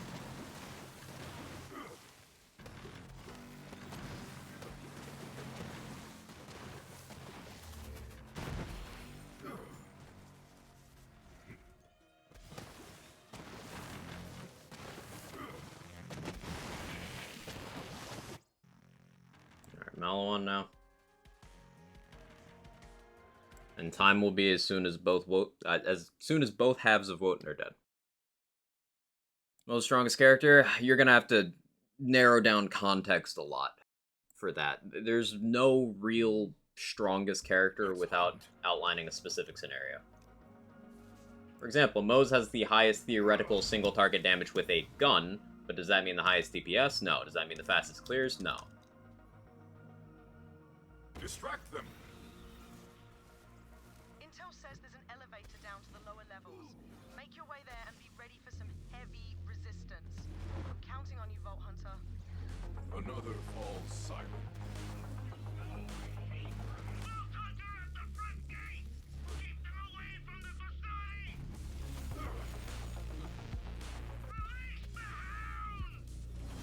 If you were talking gun builds in the context of the entire Borderlands franchise, Moze has the most single shot, one shot potential, like more than every other Vault Hunter ever made combined. But in the context of Borderlands 3, where the strongest builds are not gun builds, Lucky 7 aside, that's not necessarily strongest, you know? Iron Bear is extremely good, it's not the strongest.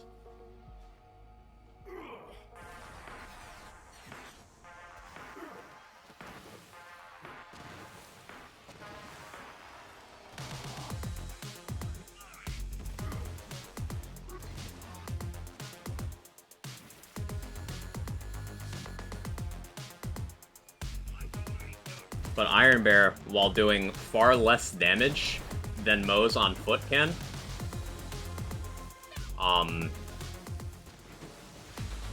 still... Oh, damn it, come on.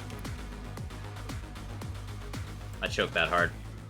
Iron Bear does far less damage than Moze can. Those were far but it still clears faster, peak to peak, Keep going. than a Mo's gun build.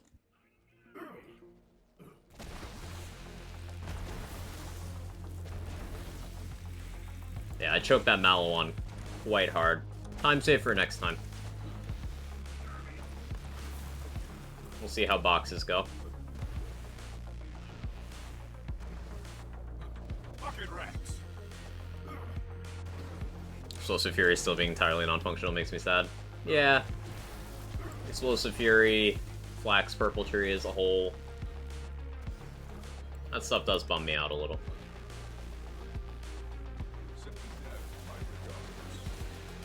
That's the spirit.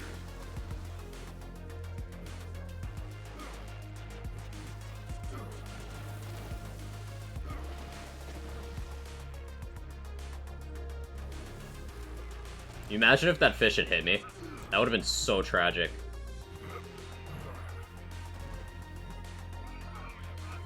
Distract them.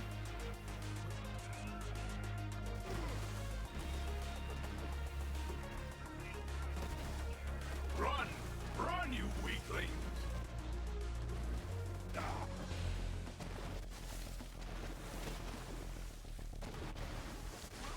Micro bonuses.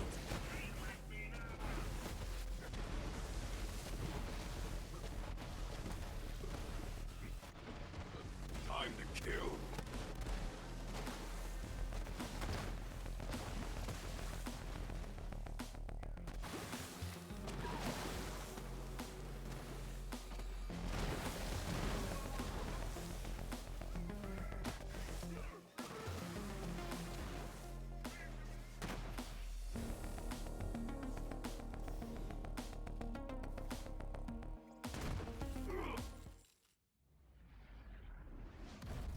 Now that is definitely your target. Light that giant bastard up. Pocket rats.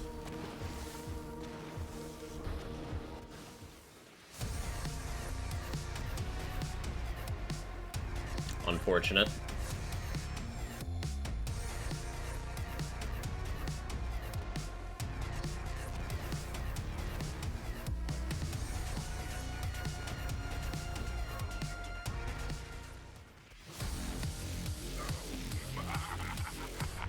Ah, I stopped the timer early.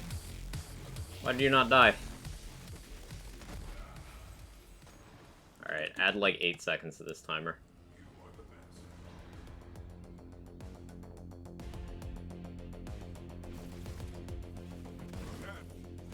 Yeah, add like 10 seconds to that timer. Brilliant work, Vault Hunter. I'll correct that in the Think splits. it'll make Maliwan think twice before they come at us again. Or did I not stop it? I guess I didn't stop it. Did I miss? I might have missed it. Okay, that's fine. Cool. So, important, at the end of the EGR run, you need to show all of the gear you used. So if you did any gear swaps, you need to show the stuff in your bag. You need to show your entire skill tree. You need to show your Guardian rank. You need to show your Mayhem page.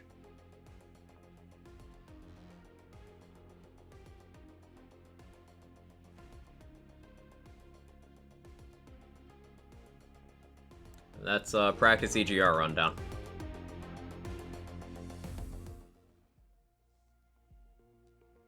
Thanks so much. I love it so much more than you do, Quag. It's painfully obvious.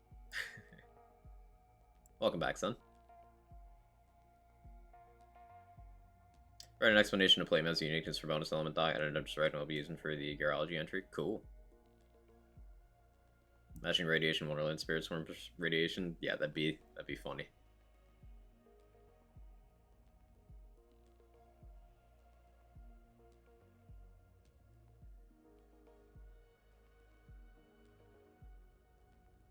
So let's look at my splits. I golded almost everything compared to Amara. I was behind on Hemo because I had bad RNG on the AI. That Cistern had a death. The Malawan was pretty bad. Like, the Wotan fight was very dirty. And the Valks fight ended dirty. That Slaughter Shaft could have also been significantly better. Slaughter Star as well, but I'm not good at that one. And the GTD was good.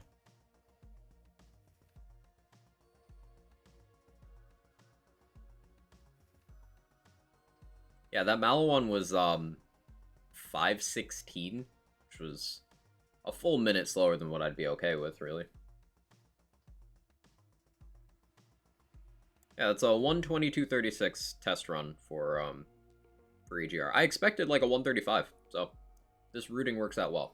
I really do like going from Star to Hemo to Shaft, because that menuing. So like when you back out from the map for, I'll actually just show this.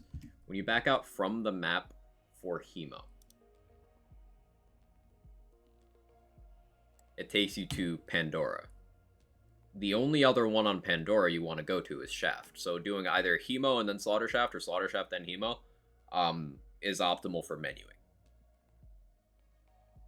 You want to start your run with either GTD or Hemo or Slaughter Star based on reset possibilities.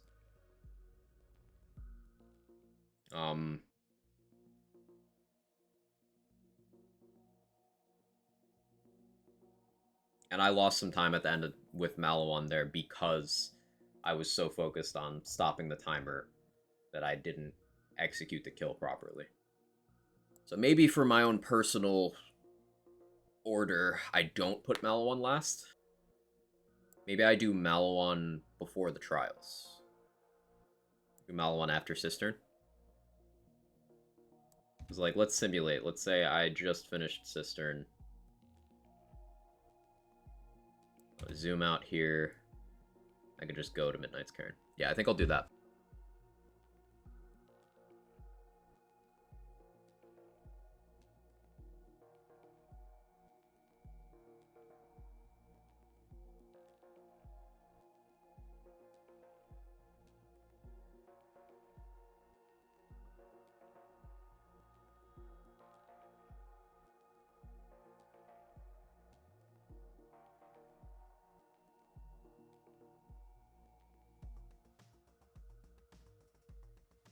That'll be the new order.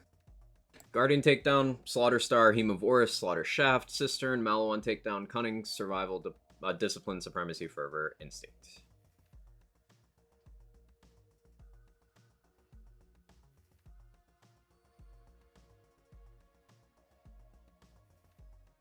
So, keep in mind that this is just my own personal preference for how I'm ordering my run. You'll probably see other people run things in different orders. There are no rules on which order you have to do the activities. So if that affects your choices with gear swaps in particular, like let's say you swap Stinger for Frozen Heart for an activity, then you might be better suited by grouping those activities together so you don't have to swap back and forth too often. But there's no rule on which order you do them in as long as you have all of these activities and that your run is starting from the main menu.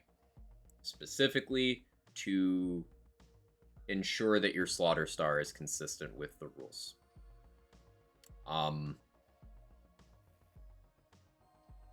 Time does not start until you start your first activity, but the recording for the run should start from main menu.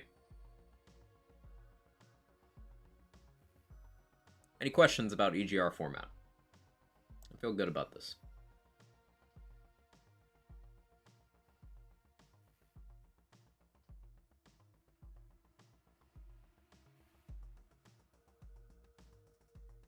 I want to practice some stuff, though.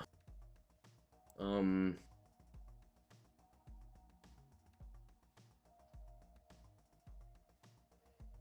to practice Cistern. I'm going to go in here and then save quit out. I want to practice Cistern with the gear swap into Frozen Heart.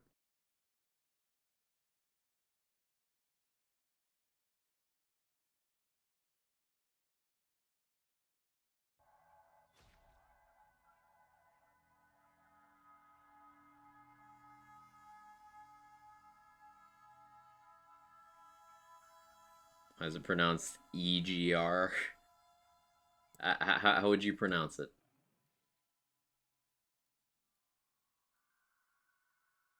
Also thinking about this activity, do I swap multiple pieces of gear? Like, do I go spark plug, hex, frozen heart?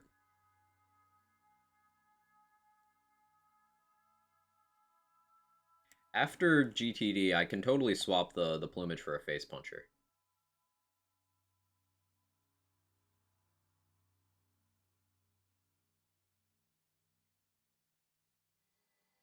Eager? Ah, it's eager. They're on a redistributor. Yeah, I don't think that'll help me. How you doing, Micro?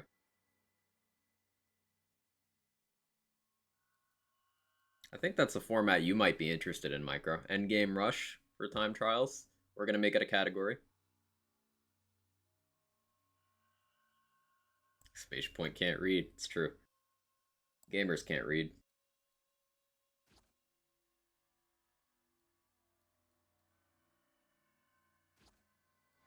So let me actually practice going from the menu. I saw the game for space. Might have to change that. It's a good time to do it. Eggs Quag. It's all about eggs. Yeah. Eager. EGGER. Eager.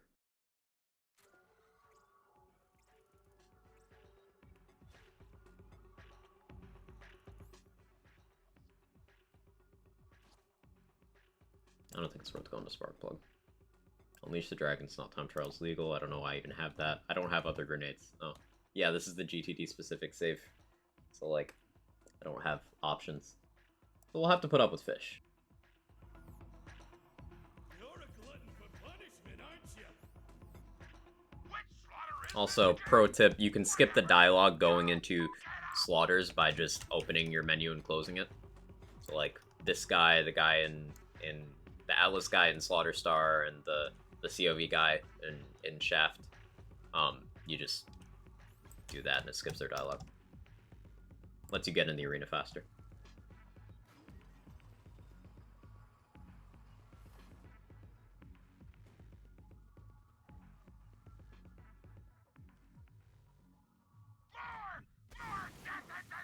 Or about having the dialogue turn all the way down. Have fun rotting. That was good shit. Unfortunately, MTD will crash every run. That could affect your routing. If you're on a platform where you're unable to install the mod to reduce vendor crashes, then putting MTD earlier in your run might be a good idea. Too many to count.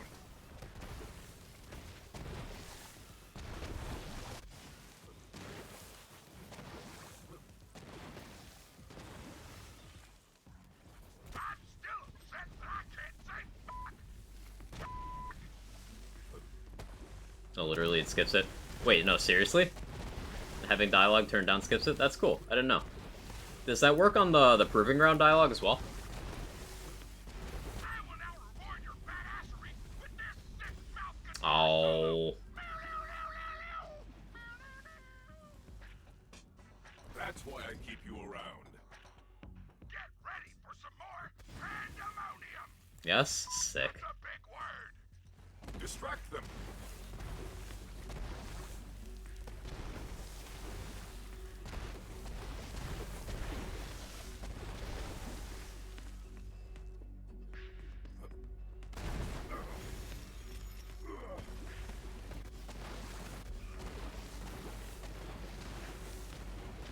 You're a monster, but in a fucking good way.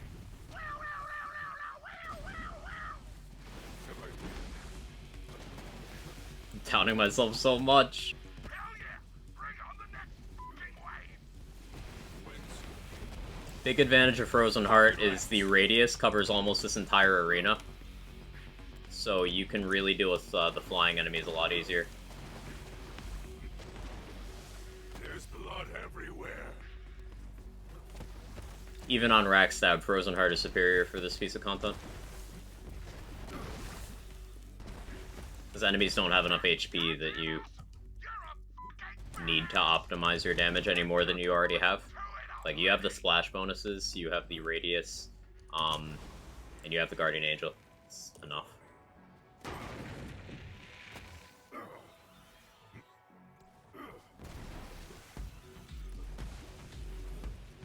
Use more fucking explosives this time. More.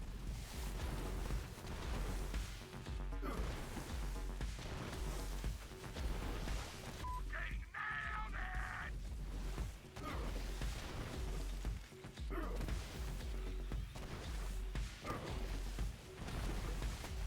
That Varkid getting stuck there. Not even static charging yourself goes through that particular wall. Does Tandava go through that one? Sparkplug does, I think.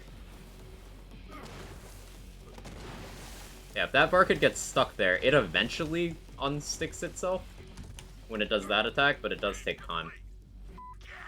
Very troublesome. Holy shit.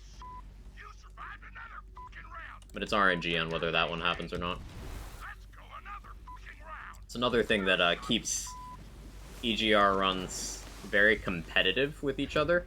The amount of RNG you have to deal with across 12 activities means that even if you have a very mechanically skilled player, they could get unlucky and you could get lucky. And that forces people to run more runs.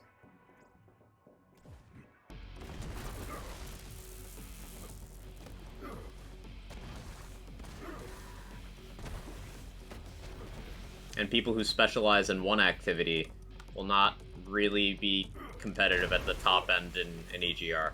Like, people like Lazy and Voodoo, who have a ton of categories under their belts, are going to be way better at this than me.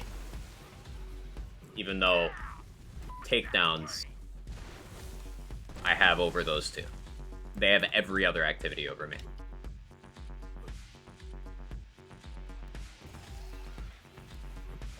So even if I save a full 4 minutes in GTD and 1 minute in Malon, a full 5 minutes through my familiarity with those activities, they're gonna make up more time than that everywhere else in the run. So it's truly an even playing field for players.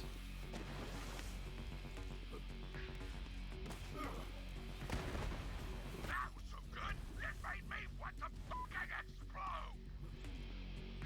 Can't do Valkska, but I can go fast elsewhere so it bounces out. Exactly, exactly.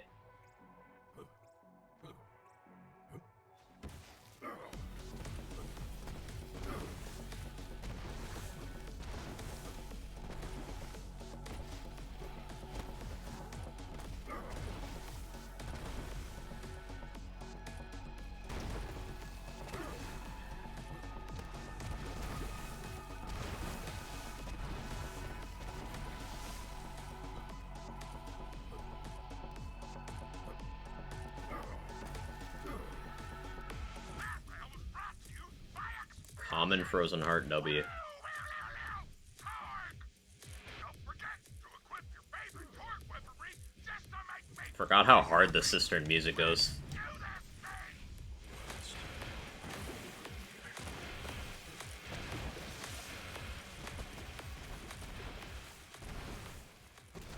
I think the BL3 music team and the person or people who did the pause music in GoldenEye, I would like them to play music at my funeral. Just whatever they feel like doing. Just get all those people.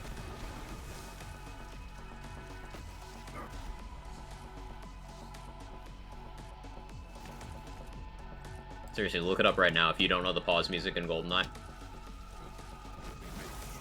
Like, it's pause menu music. They had no right in making it that much of a bop.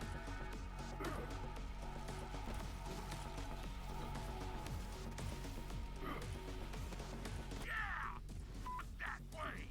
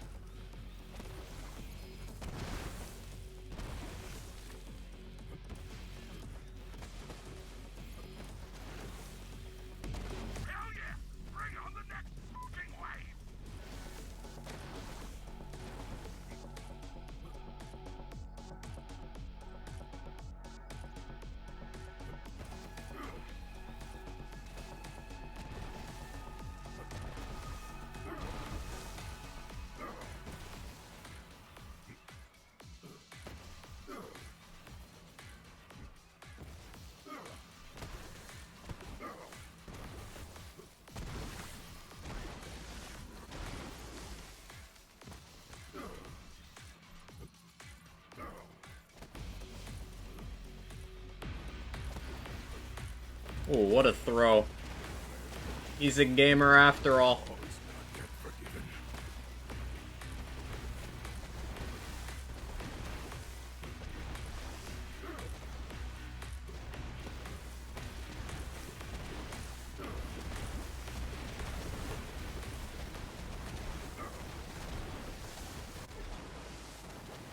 Good job, mate.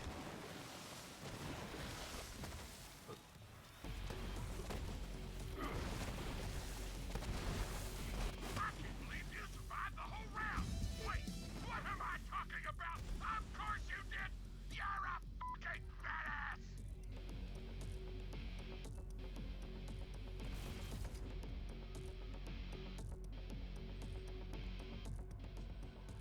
Okay, that's not bad. That's within 3 seconds of the PB I have on the board. With an infinitely worse grenade choice and a lot of rust. I'm okay with that. What else do I need to practice? I should practice Hemo. Such as it is.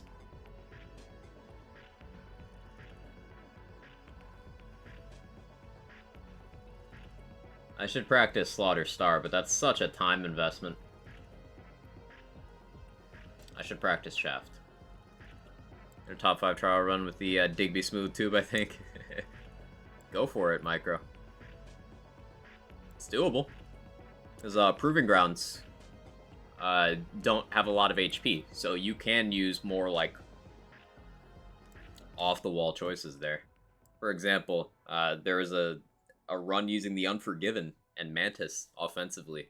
I linked that run a lot last year because I was really impressed with it. It was like competitive times, just shooting an Unforgiven.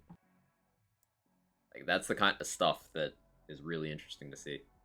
And EGR is sort of in that vein too, because while you do have to deal with True Guardian and Hemo being damage checks, every other activity in the run is pretty forgiving in terms of how much damage you need. Maliwan is, you know, not head and shoulders, but like just head above Slaughters, but it's way less of a damage check than Hemo and GTD.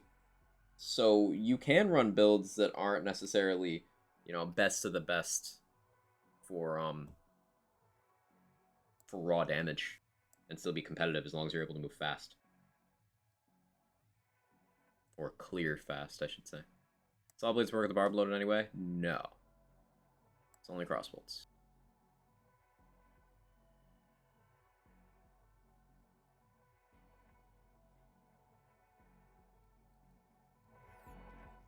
Let me, was it just by having dialogue turned all the way down? Okay, yeah, I scrolled up. Let's see how that works. Turn that down just a little bit.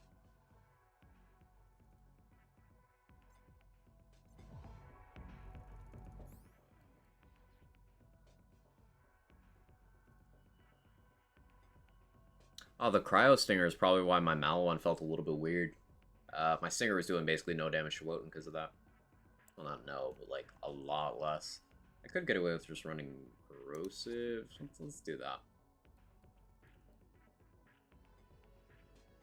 Although, running non-corrosive means that elemental immunities and other activities trip me up a little bit less. I wouldn't want to run Rad because that'd be terrible against Hemo. And GTD. And Maliwan. Be good everywhere else, but I could run non-Ellie, which is just going to be accepting doing less damage, but it will always do damage.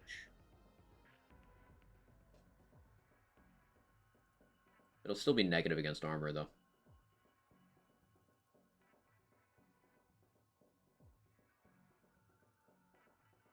I think I stick with Cryo. I'll just throw more fish at Woden. Simply brute force really is quite easy. Depends on the scenario. Like, for example, if I, for whatever reason, am in a position where I don't want to throw a fish, I don't have any rack charges left, and the enemy does not have an open crit spot. I can't kill them.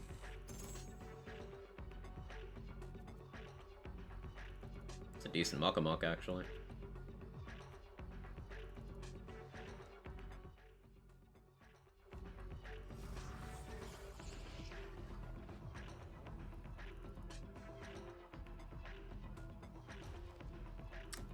Do we do another run?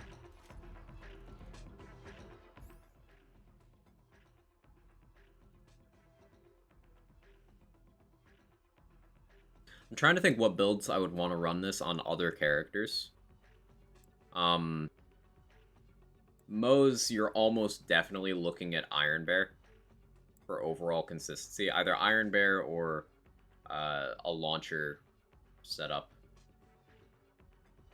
You know, Lucky Seven's also an option. And Herald's basically a launcher, but it's clearly defined which archetypes are expected to work best for Moe's. For Amara, that's a question. Hellzerker is tried and true there. But, like, Driver could do okay. Driver could do pretty well.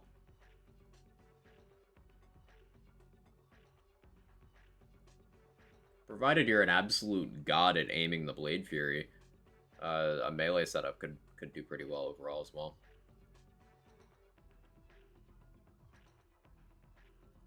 Zane, you're probably looking at double launcher. Hustler Racer, of course. One of those. I'd probably want to play double launcher if I did Zane runs. Which is just a lot of Plague Bearer spam. Flak, you're most likely looking at Grenade Racks or Rack Stab. Punch Bot if you're really, really good at the game and do a lot of gear swaps for Hema.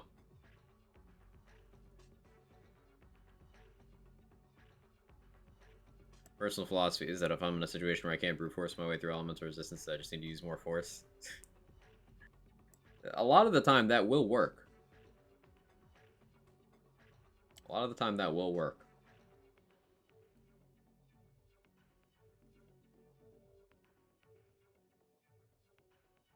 Alright, let me make a note of something.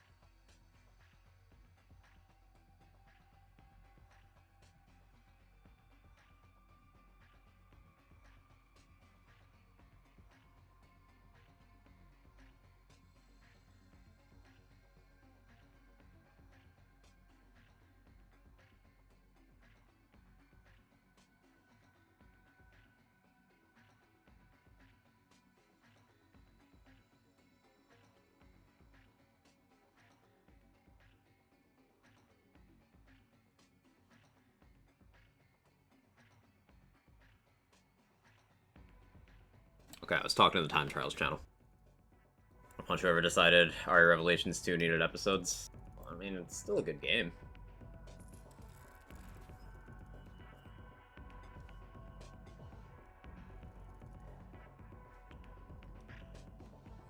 But it could have just not done that, yeah. Got me friending. I got you friending? Who are you friending?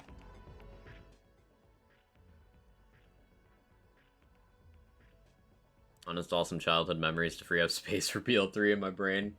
Hell yeah.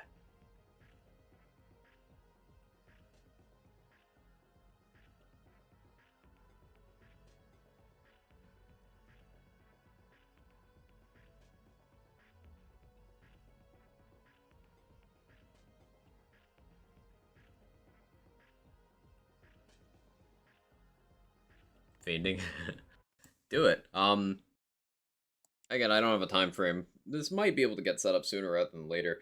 I gotta get together with at least one of the other people running the docks, either Lazy or Jack or Voodoo. Um, and actually set up the page and the see if we need to change the submissions form at all. Um, Probably don't need to change the submissions form, but yeah.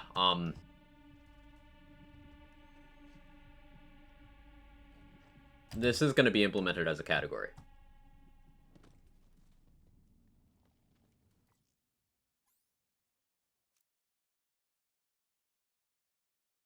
Rid of all the memories falling off the bike, playing on the Wii, in school.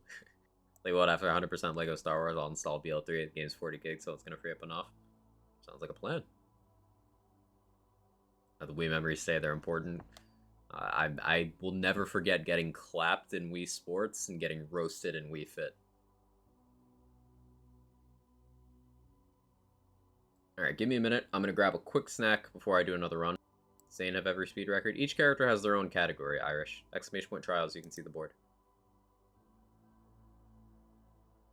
But to answer your question, no.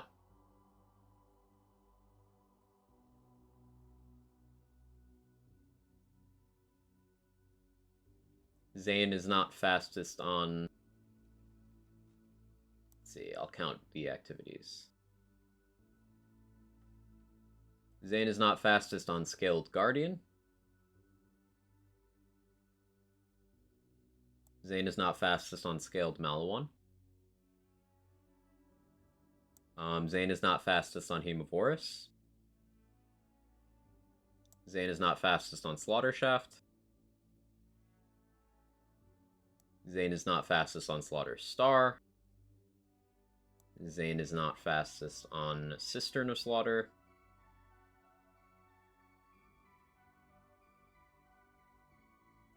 He's not fastest on Cunning. He's not fastest on Survival.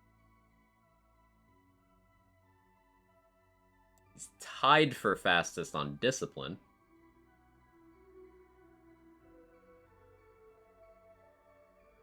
He's not fastest on Supremacy.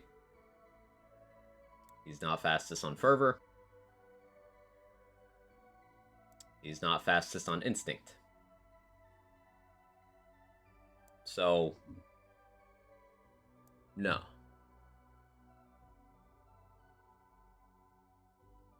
Is he the fastest in terms of move speed? Yeah, we talked about that earlier. Depending on what you do or don't allow in the conversation, Zane could end up at third place for movement speed. Because in bursts, Amara can move faster. No glitches or weirdness required. And as a byproduct of how Phalanx Doctrine works, Mose can move faster than both of them. So Flack is the physically slowest character, yet Flack has some incredible times and holds multiple speed records and moves more than fast enough. Like, I'm not even using all of Flack's available movement speed on Rackstab. I could have more from a different class mod. I could have more from a different action skill. Not even using it all. Anyway, yeah, let me run to the bathroom real quick and grab a snack. I'm gonna do another run.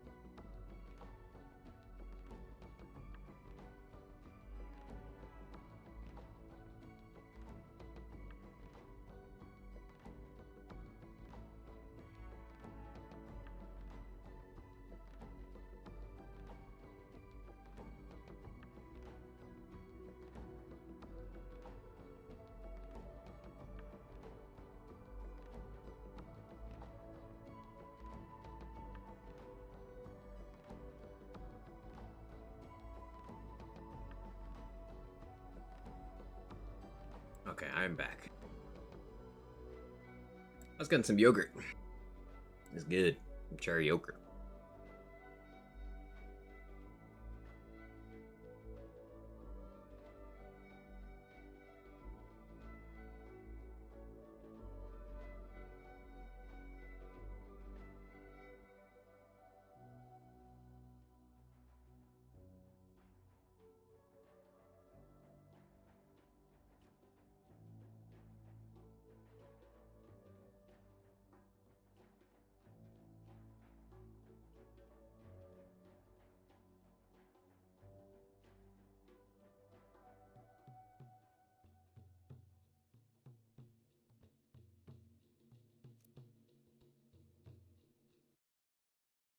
Alright, XP on Multiverses takes forever. I have no frame of reference, so sorry that happened.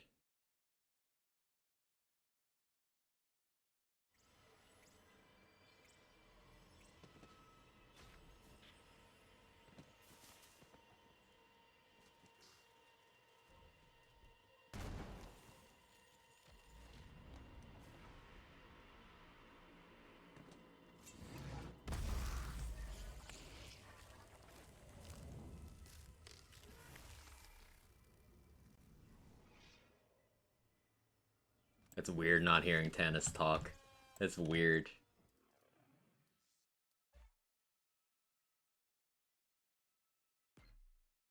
Almost at 14.99.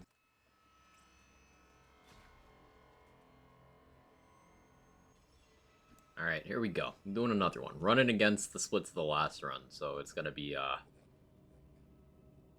probably a lot of red on the screen instead of golding almost every split. We golded every split except one where we were behind by, like, a couple seconds.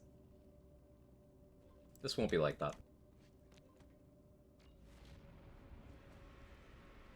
Especially if I mess up movement in the first activity immediately.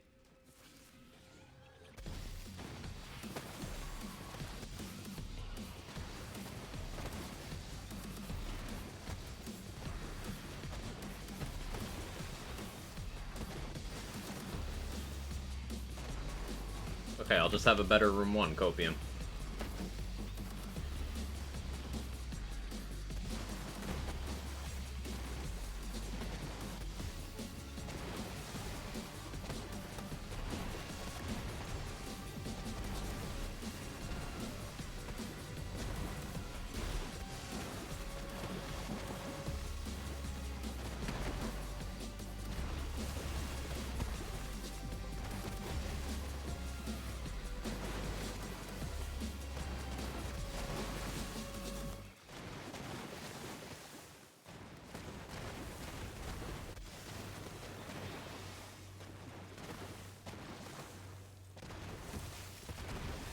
Oh, I still have the Frozen Heart on, don't I?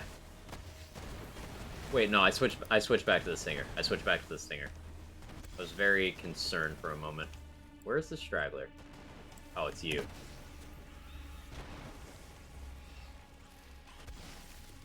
Yeah, remember how I said I was gonna have a faster room 1? It's not.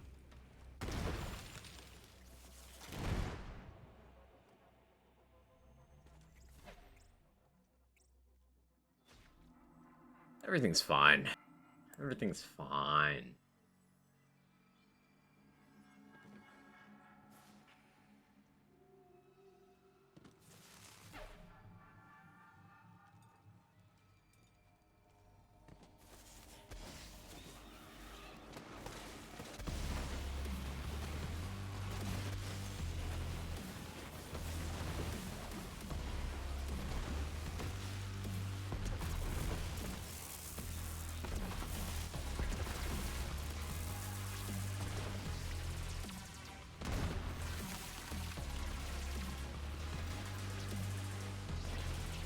I'm slightly ahead of the last run just because of better movement.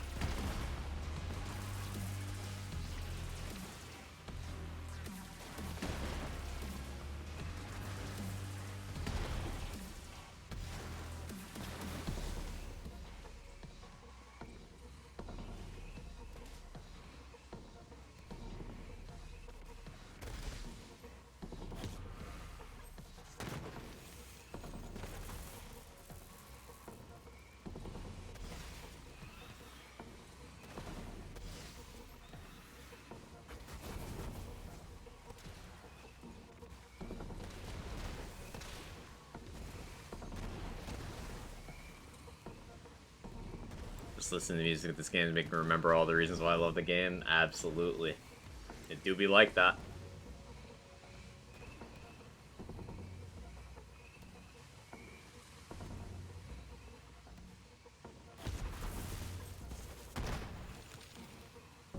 Yeah, about 3 seconds ahead of the last run.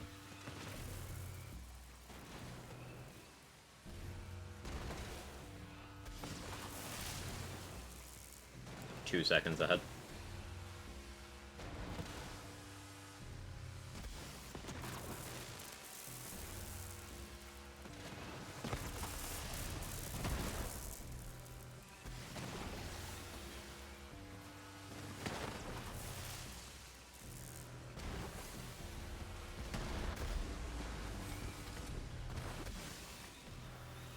This game is gonna hit my nostalgia button for the rest of my life.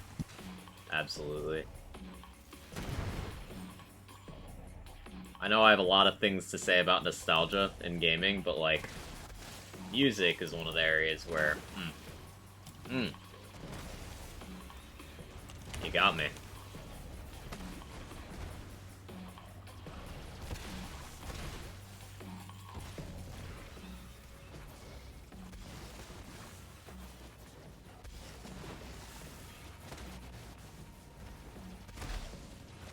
This is an exceptionally shit room. What am I doing? What happened to me? So where's my cooldown? Well, I'm now behind.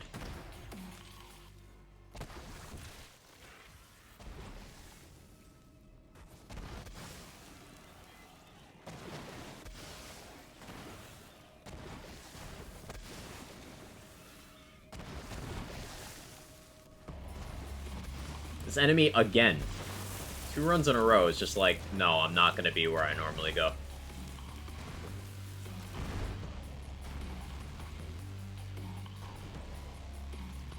No, stop doing that!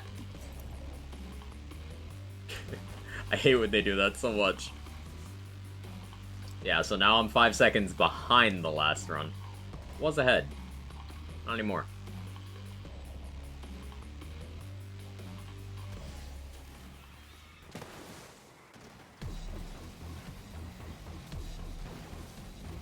Mario flag build. Did you guys know Flack was voiced by Chris Pratt?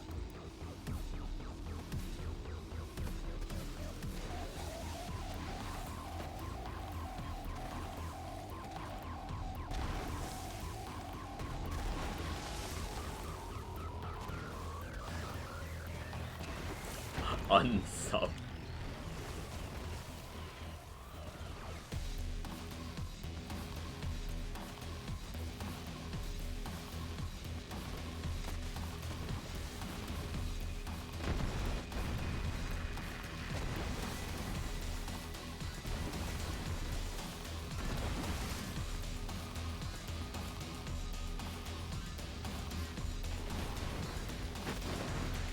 Literally unwatchable now. Black was not voiced by Chris Pratt, for anyone who believed that.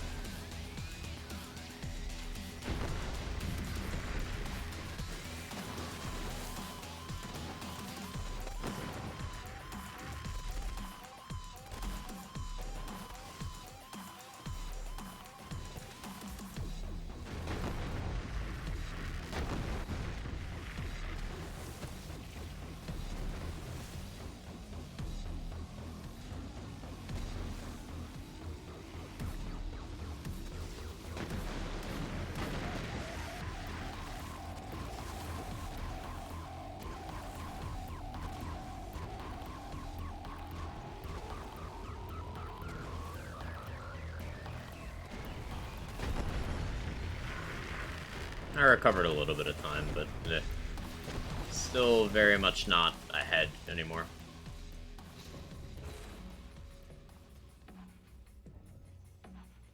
Oh, more bad movement. Yay! I love bad movement. It's my favorite. So that's why you turn dialogue. Yes.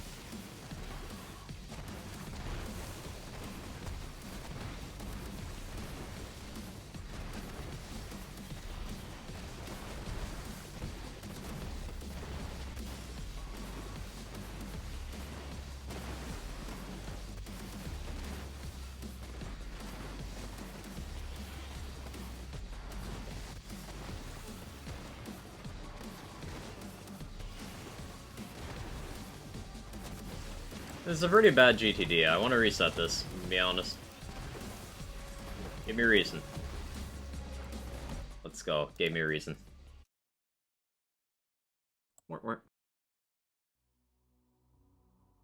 That would have put me 25 seconds behind going into Crystals 2, and that's a nope. Just don't feel like going with that. Can't wait for the Chris Pratt movie where he's voiced by professionals. Legendary. Not to be confused with Borderlands 2, the movie starring Danny DeVito as Sal. New movie from the Borderlands. When is the Borderlands movie coming out? Wasn't it supposed to be like this year? They've just not said anything about it. Like, the Borderlands movie Twitter account hasn't been active in like over a year. And I've not heard anything about it in a while. Like, where is it? It's gonna be terrible. I just hope it's good terrible. Yeah, I hope it's like, the most recent Mortal Kombat movie was a bad movie, but it was a fun movie. That's all that matters. Bad movies can still be enjoyable and worth experiencing, and, like, I want them.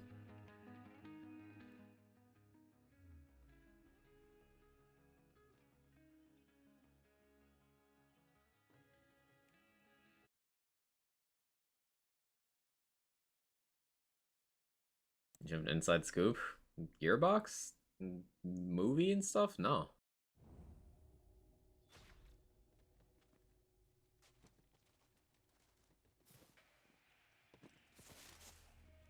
I knew you were joking, but I'm just making that clear.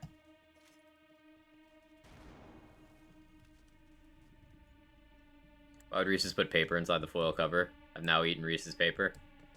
Extra fiber, I guess?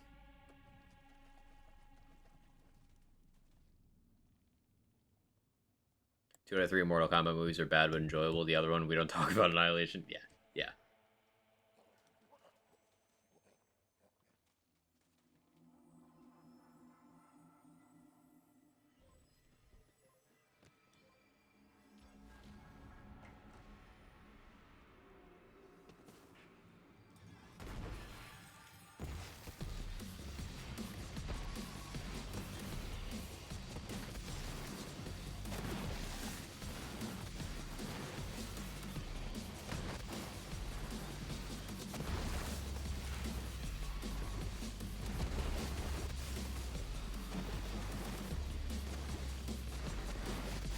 I wonder if I also use Frozen Heart for, slaughters.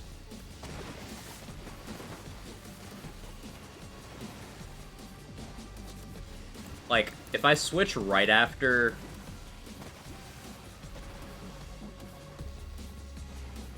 If I switch right after GTD...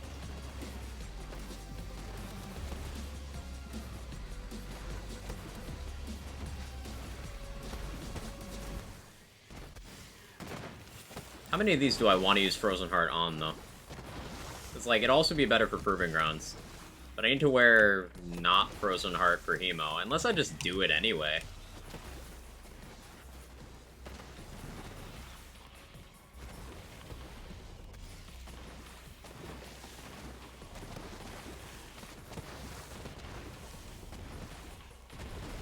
It's a better start.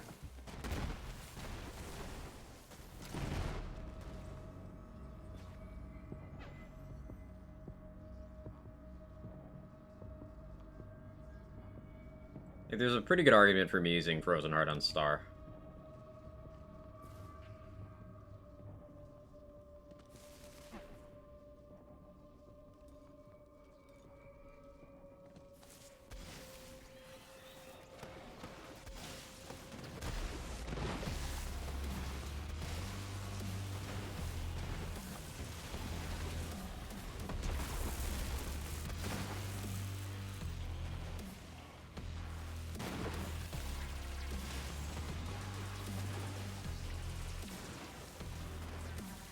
I don't know why that one decided to die slow.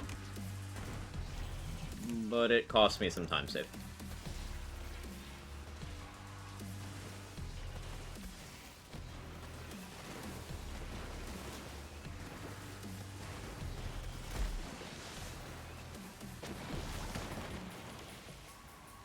Hawken, if you're here or if you ever see this, this is what I'm talking about when I talk about you having a consistently better first half of GTD than me.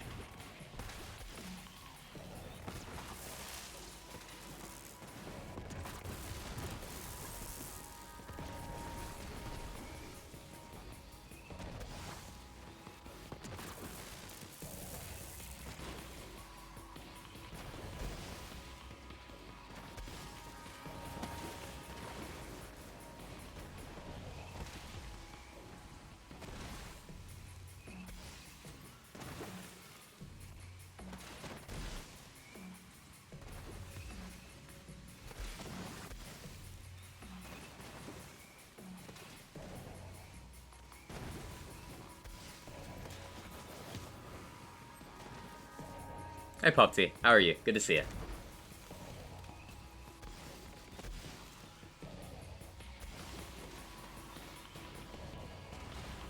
Potato salad. Show me potato salad.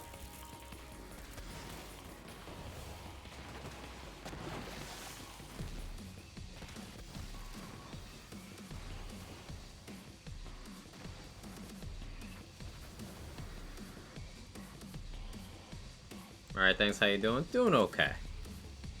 Potato salad versus macaroni salad. Who wins? Probably potato salad, because I'm still not entirely sure what macaroni salad is and I've never had it.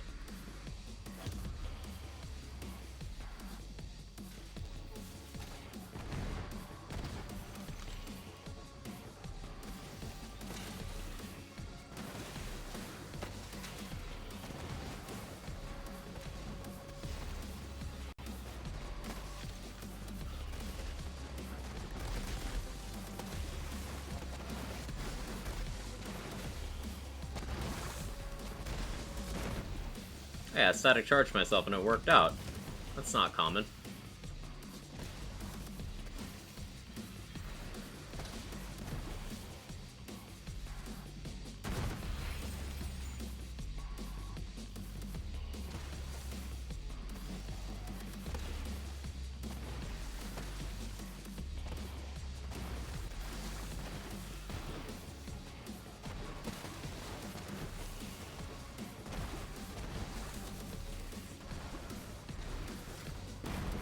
Well, shit.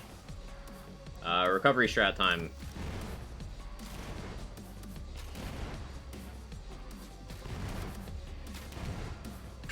It's not working! Give me my movement speed.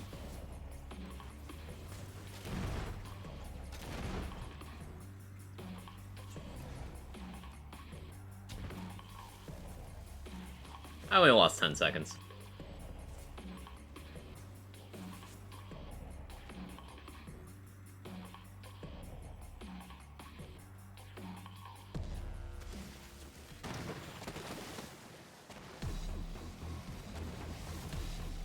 They're just cold soups. Hey Brucey, how you doing?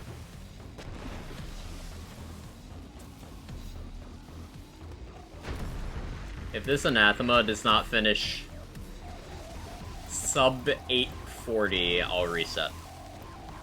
I'm giving myself a lot of room to work with. Because I want to practice some stuff in the second half. If possible.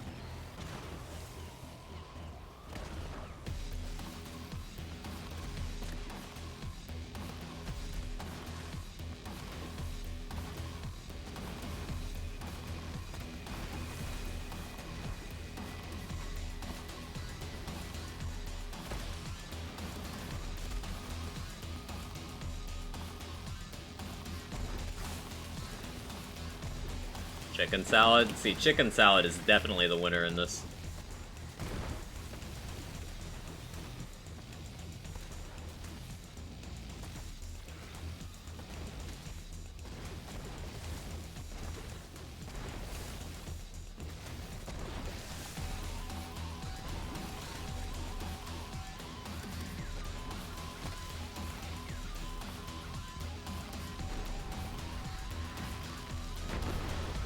My grenade throws are slow as well.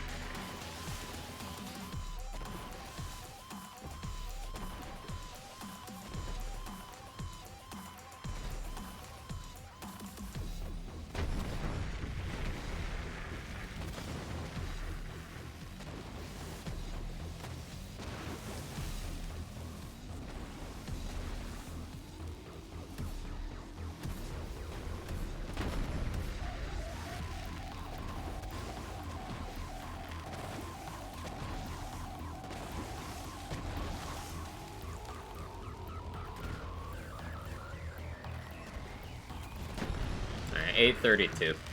It's like 8 seconds behind the last one. About 30 seconds behind where I want to be, but it's fine. Better movement this time? Slightly better movement. I'll take it. Dryer just gave out. Ooh, yeah, that's rough. That happened to me earlier this year. Was not a fun week. It's a rather expensive and strenuous week.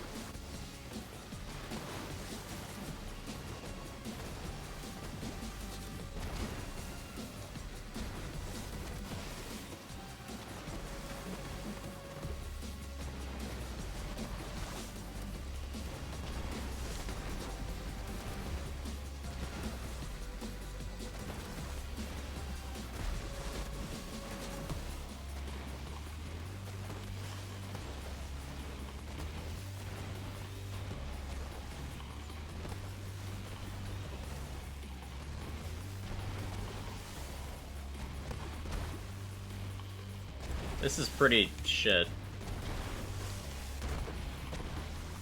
And I can't rocket jump to save my life. Reset.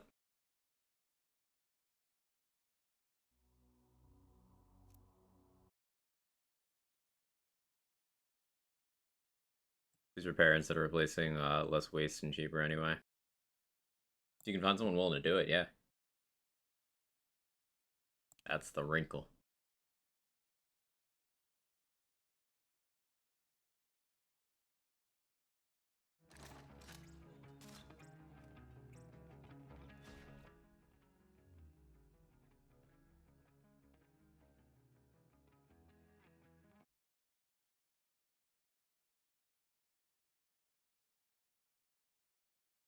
Yeah, GTD giving us a little bit of trouble after that first run. That first run was phenomenal. I intentionally tanked it a little bit because it was that good. It ended up tanking a little bit anyway, but like 1658, not really paying full attention. With an intentional, like, hey, 30 seconds, gone, right now. YouTube DIY, GigaChad, you can often find parts online. That's true.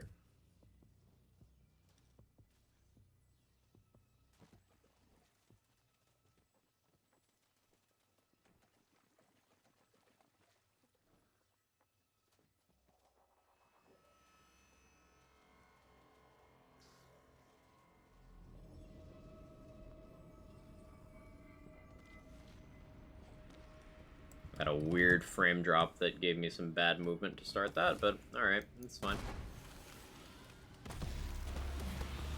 Like, I was walking towards the vending machine, and it just stuttered. So, thanks, game, I guess.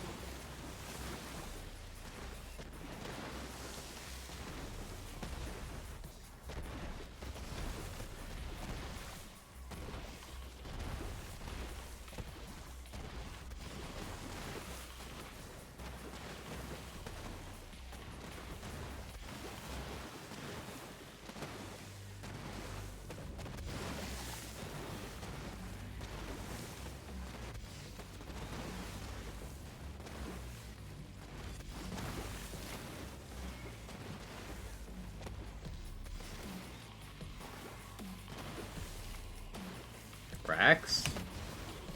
Low? It was atrocious. Oh, I didn't reload my launcher. I did not reload my launcher. So I went to rocket jump. It was like, you don't have shots. Classic. The vent needs to be cleaned out. Yeah, a lot of people don't know that you're supposed to do that, like, what, once a year? Every 6 months? It's something, like, relatively frequent that some people who've owned houses for, like, 3 years have never done.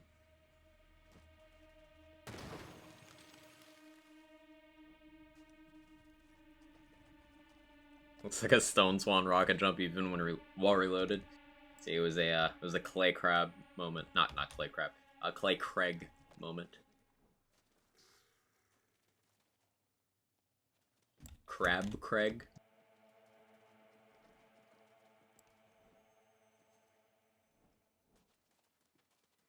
Quack Craig. We still haven't decided on what that'll be. And no, Rune, it's not gonna be your idea if you're here.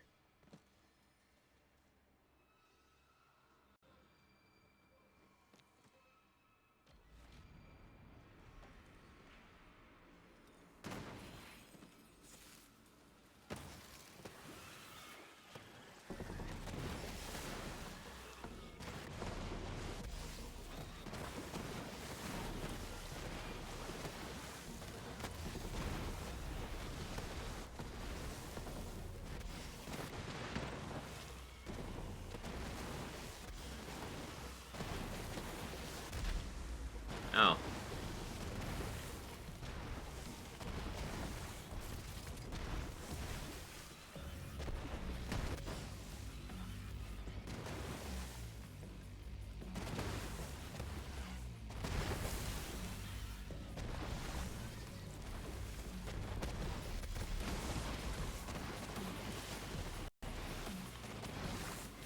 Oh, my game's starting to chug along. Oh no.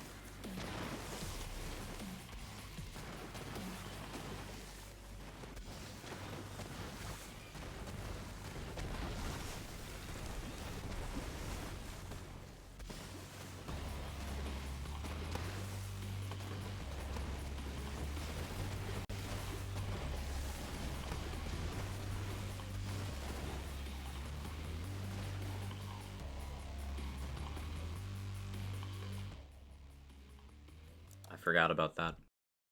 That calls for a cosplay stream, Craig.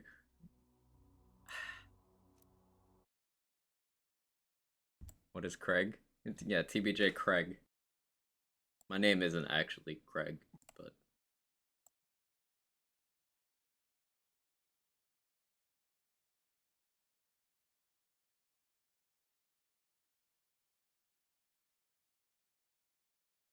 Soccer had a decent idea for it. I think the brain cell that retained that information was killed by Rune's idea.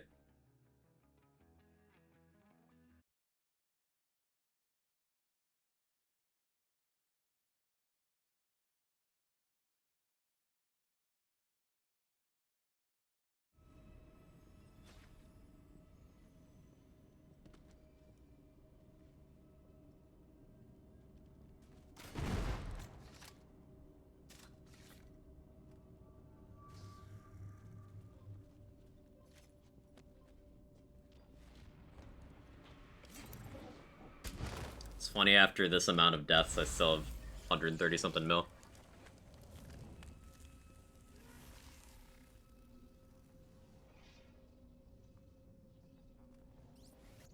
That is an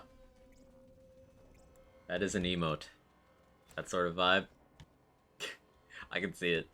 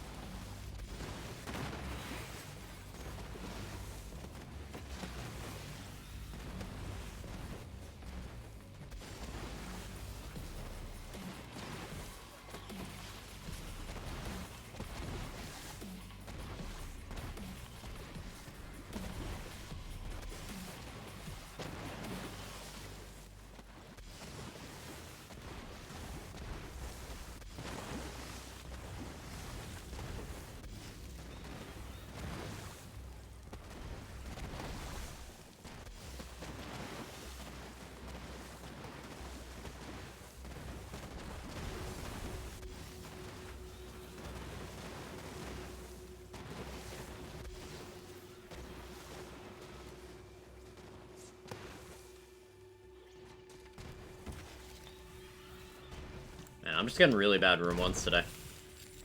That's fine. Like I mentioned earlier, you can afford to have, like, a bad activity here and there in an EGR setting.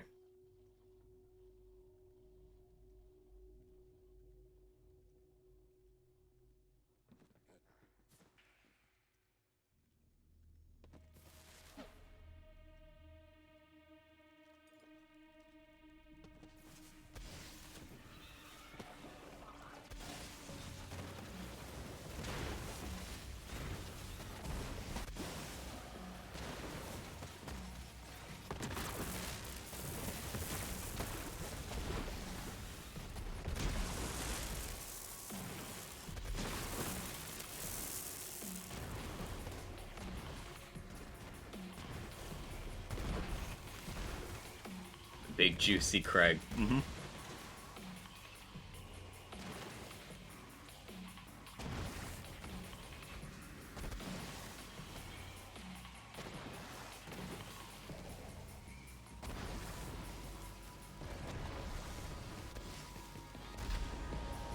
What?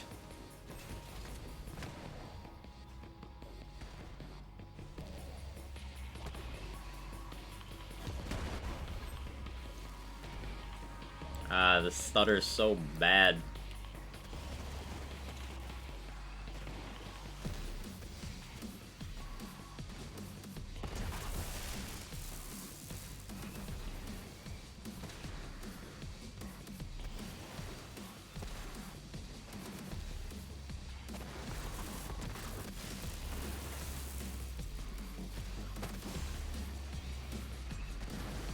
I killed too many enemies.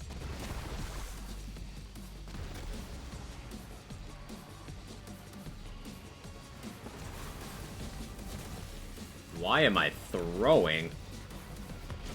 What is this?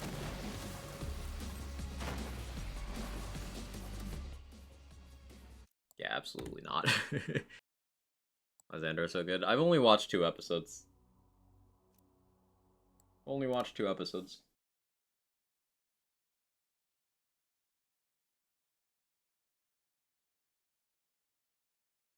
I'll probably catch up on it this month.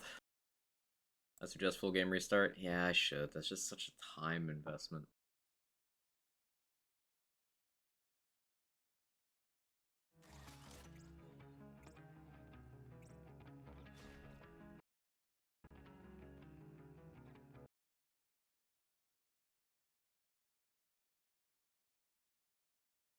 We'll do that.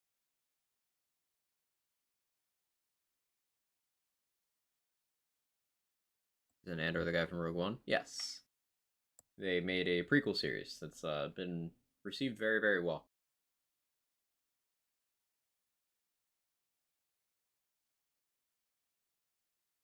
You know what else is a time investment losing 4 runs to frame drops? You raise a good point.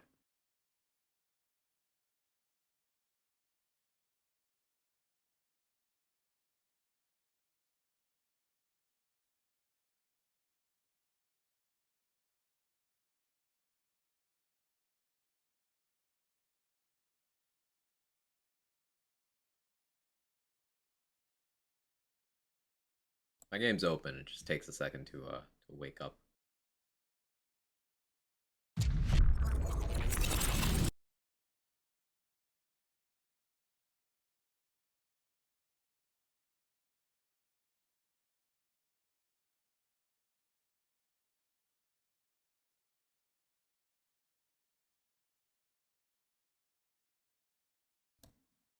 Muted for the loud bits and took out my earbuds.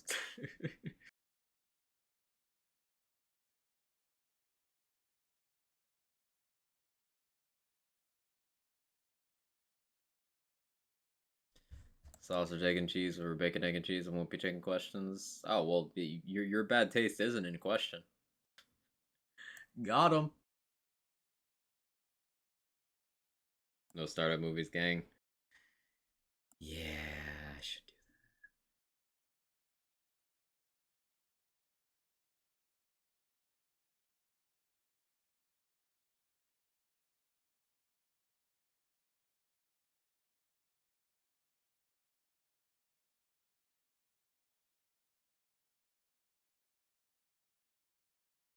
I'll have to fix EchoCast as well. EchoCast. Okay.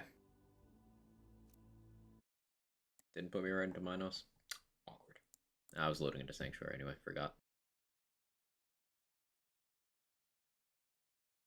So I really should just accept a Guardian run so I can actually get through a full run without going significantly over my stream time. Geist in the Shell crit? Yes. It's part of what makes it crazy good against bosses with easily targeted weak spots. Because you can spawn the Geist and then it will also crit, doing absurd damage.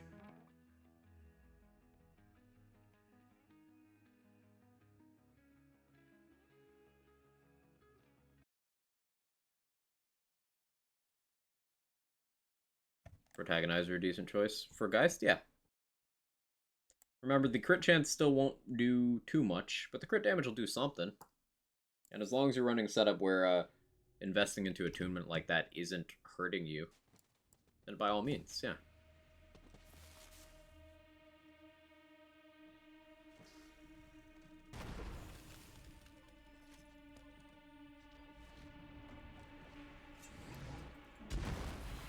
A little too much movement speed to do the fast slide there. Ah, well, if I angled more to the right, it would be fine.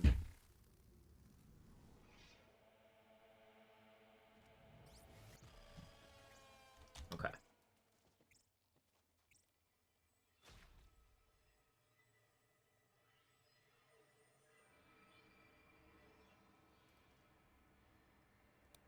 Now, we can start.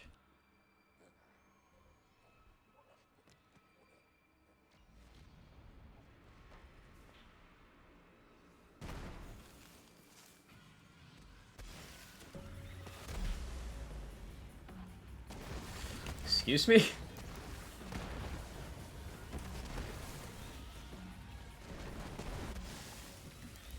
Did the same thing I always do.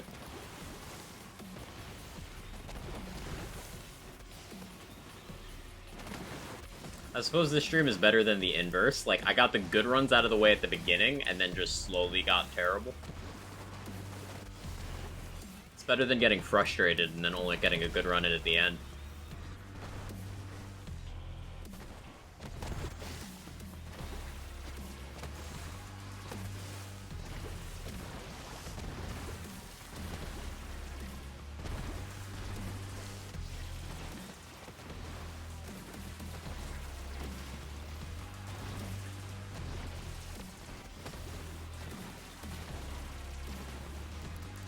I'm still getting that stutter. It must be shift. Or my PC.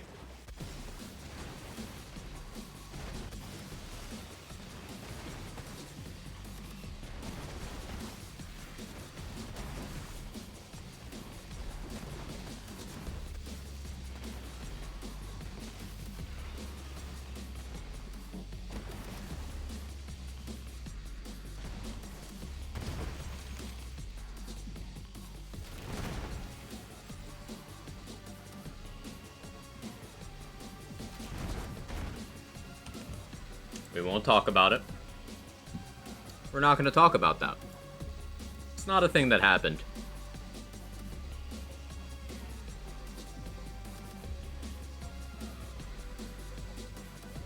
Practice jump. Physics test. Exactly. I was testing you, and you passed. Good job.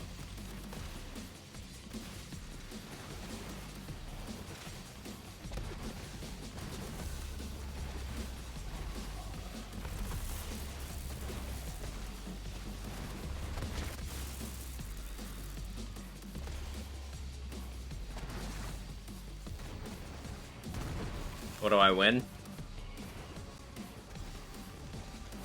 I will forget that you made that emote. That's your price.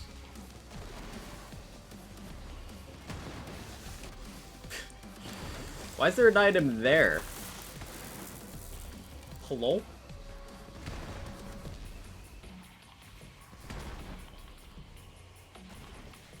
Why do I have a 4-chain? Sign, bitch.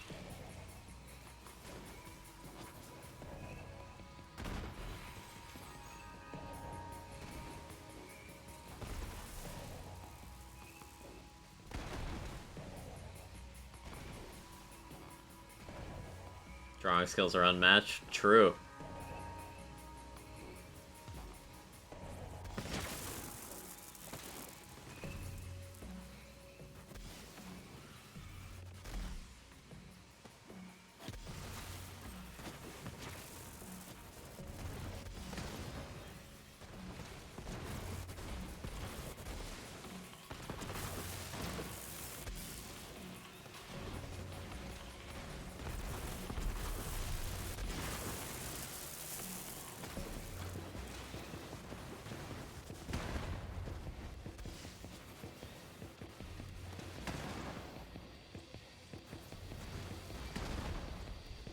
See, there's extra diadems because I had to reload.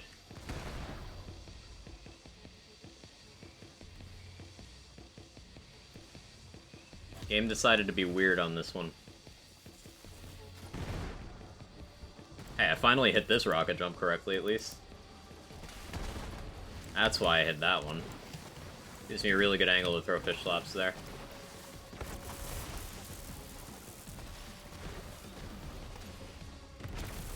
No, legendary into the pit.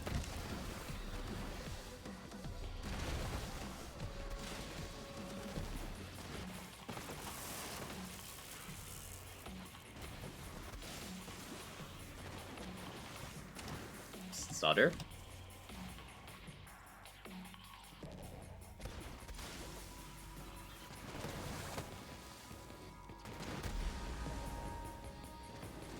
Cool.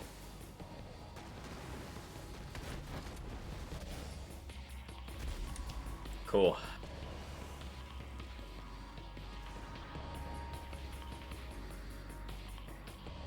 That's perfect, Hellwalker. Go get it. Ah, my mistake.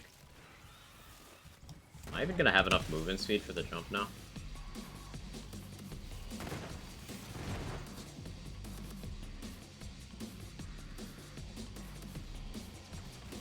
Kind of.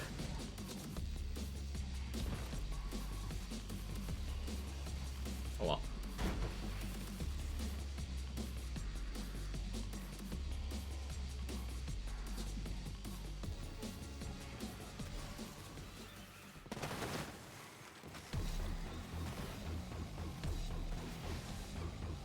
Max damage Hellwalker. With the matching grip?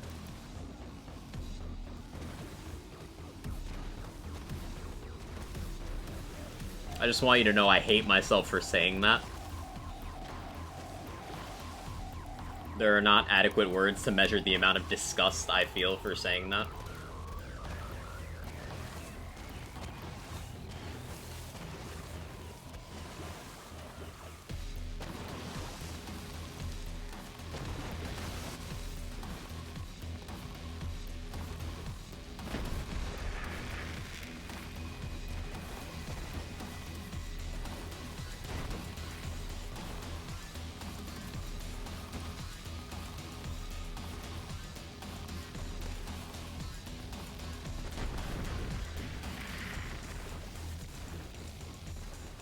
Disgusted more than enough for the both of us.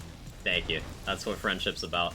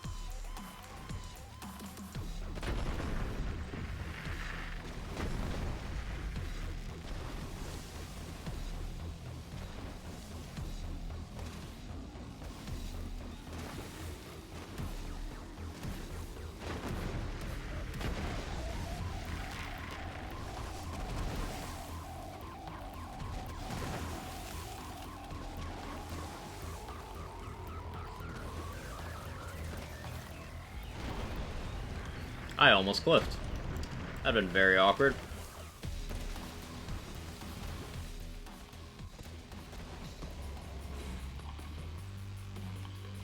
This run's scuffed enough, I probably should have stopped to check for light speeds for other character I'm working on. But yeah,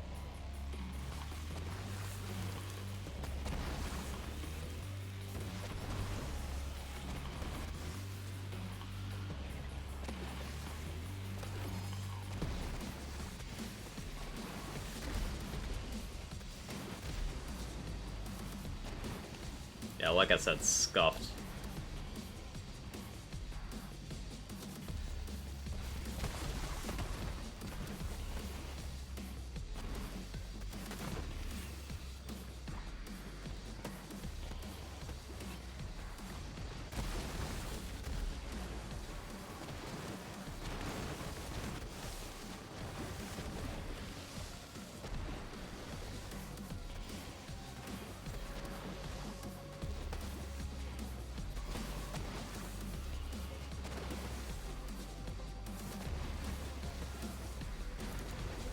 So go back through the portal? Yeah.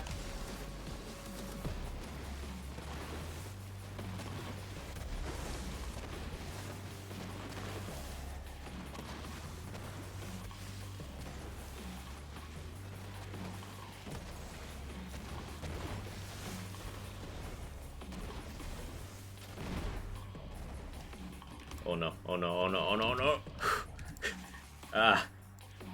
I bounced off a wall I didn't mean to bounce off of. That was...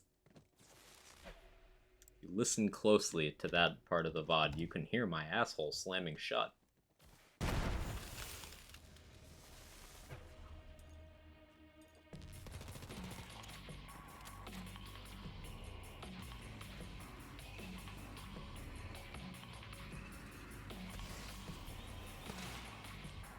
Is that what I was hearing? Uh-huh.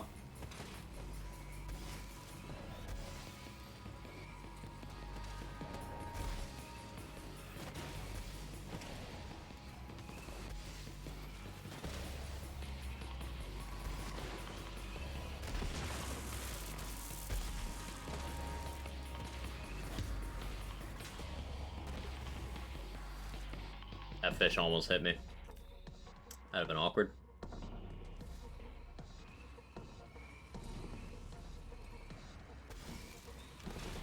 Didn't need to say that. You're right.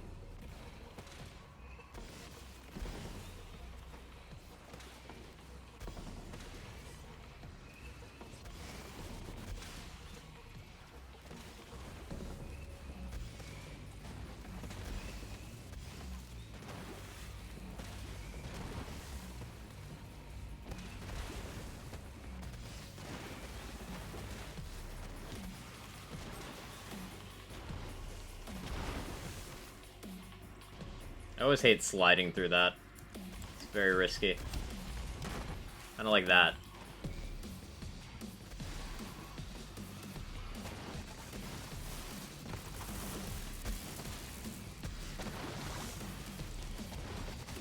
I've been having problems with enemy aggression here. I don't know what I started doing differently or if I've just had a string of bad luck. But I might opt for that Galactic Shadow point I stopped taking a while ago to resolve that.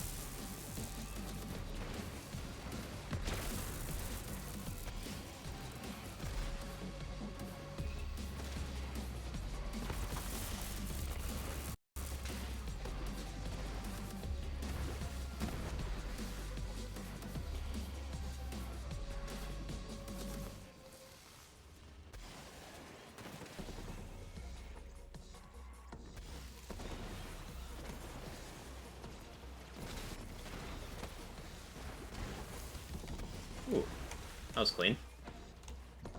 I recovered a little bit of time there. That was nice.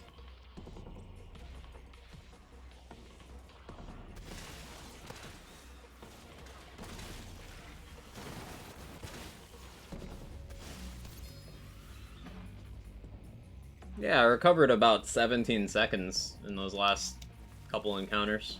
I'm still behind, but, like, nice.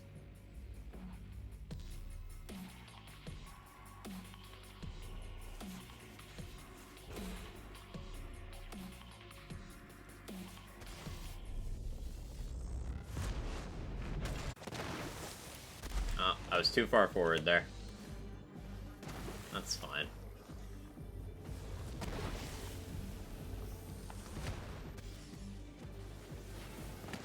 That's a little less fine.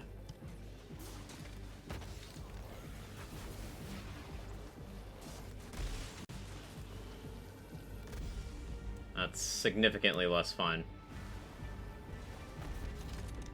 Oh, that's... Wait, what is that? What is that?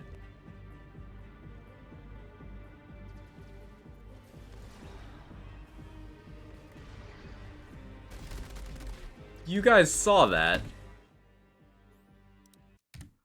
You saw that. I got a kill, and it's like, no.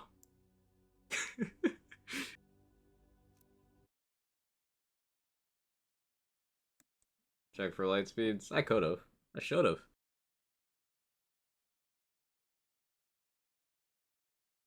Grr. Arg.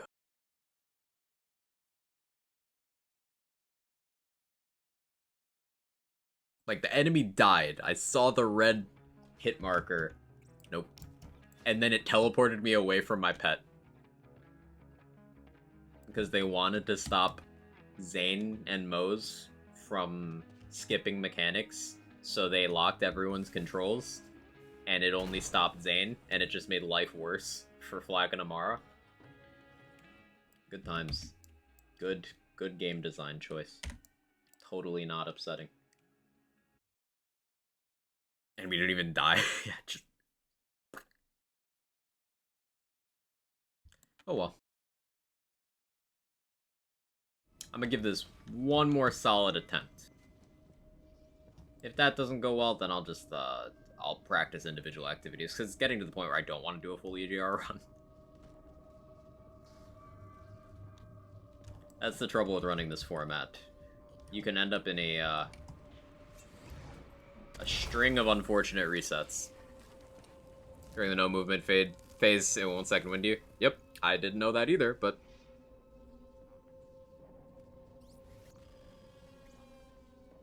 How do we have 0 fall damage, but we can cliff? You know, I never thought about that. That raises an interesting point. Make sure my weapons are loaded.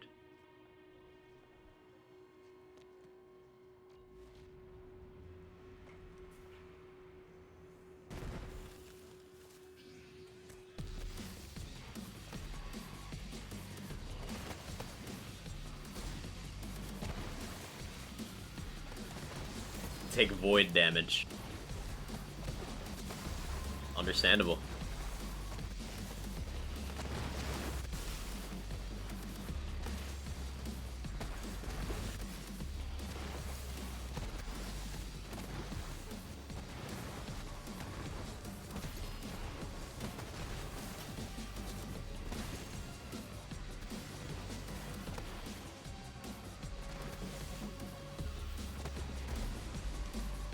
Oh, that's fun.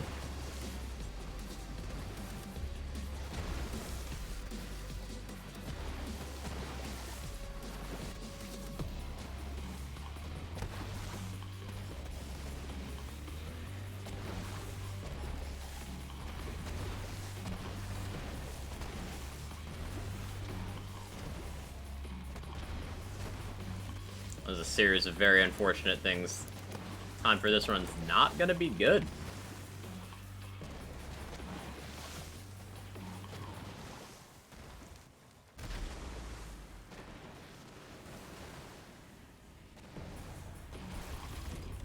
And that misses.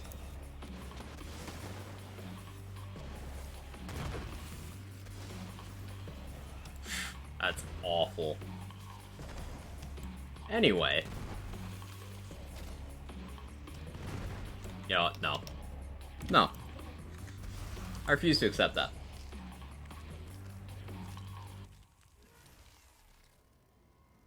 Entire bodies are made of Fallout stim packs.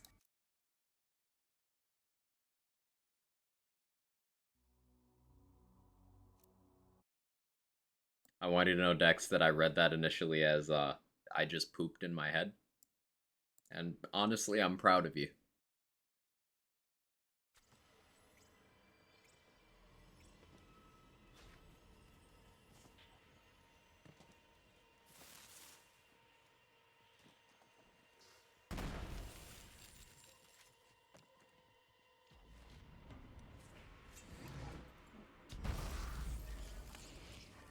Body's made out of bicarbonate and flaky fluorine.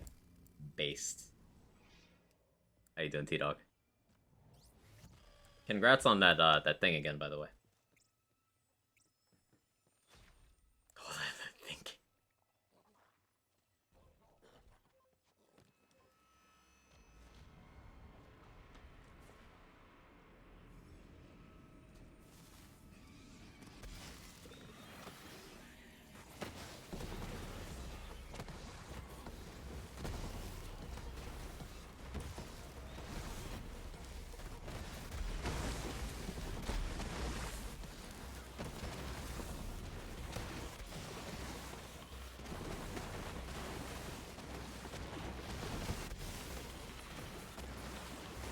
And for anyone who's been like, why is Quag still running this activity? This is why we put GTD at the start of EGR, why most people do.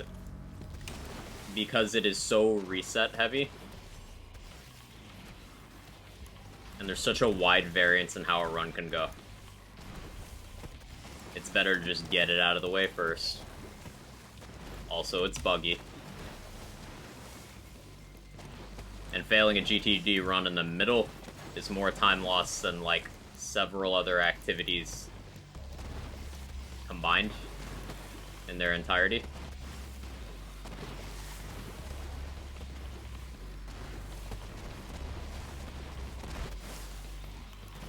So, this grind pays off. It is, it's a bit mind-numbing at the moment, but it does pay off. Unless this happens. In which case, this is it not paying off. Hey, Campsy, how you doing?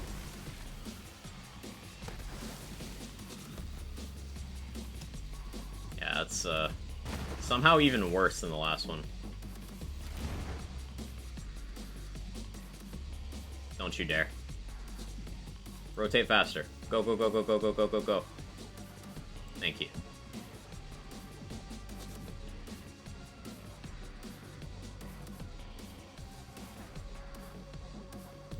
Gets to the end of run, get hit with tutorial crystals, right. There is a stable workaround for tutorial crystals, but it does involve that jumping off the cliff that I do. Which is a bit tough to root in.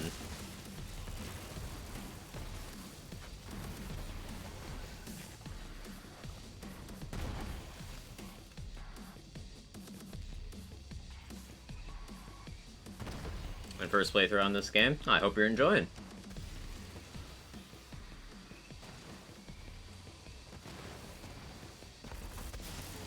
It's a very enjoyable game. A lot of stuff to do.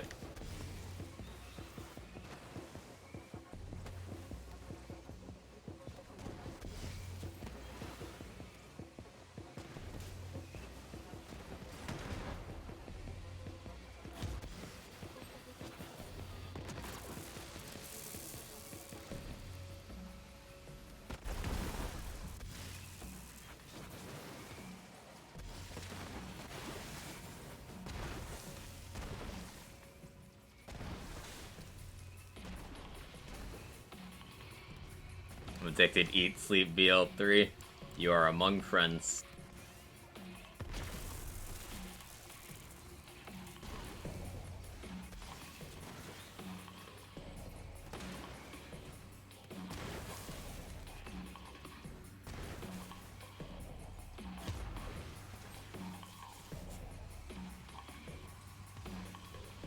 Yes, Craft Knight.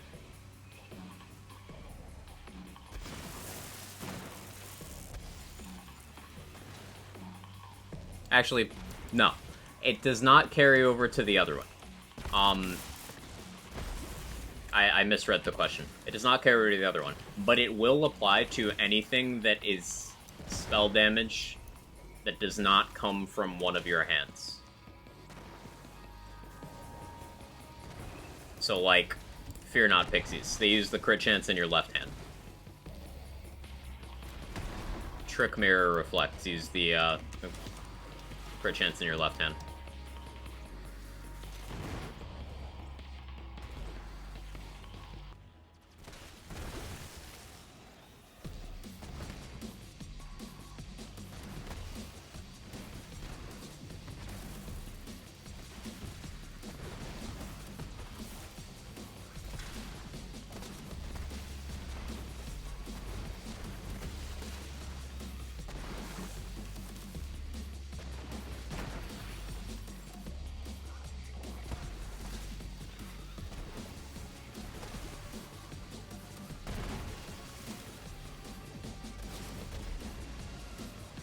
Ow.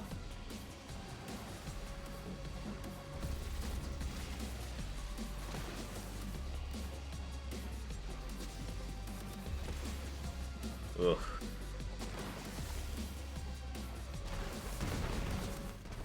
There's some aggravating runs today. At least I didn't get elevated this time.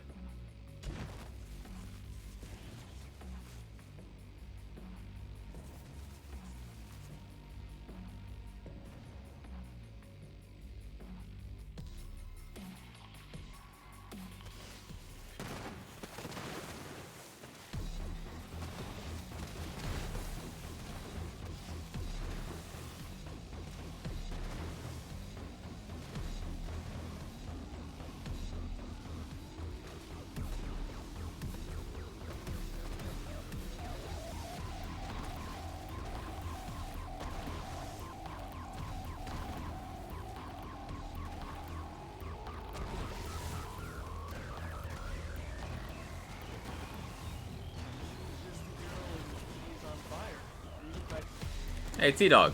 Thank you for the 13 months. So, I don't know how to tell you this, but the thing The thing is, what's the thing? What's the thing? Is it a good thing? I like things.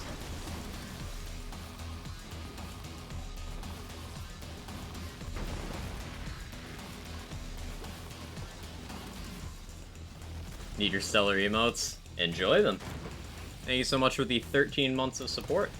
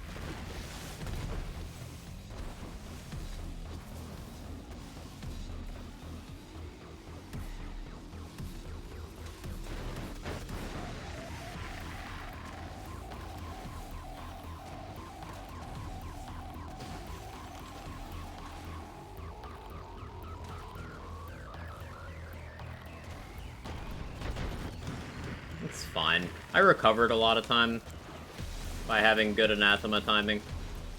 I've like baked in time save because the splits I'm running against had some interesting time losses.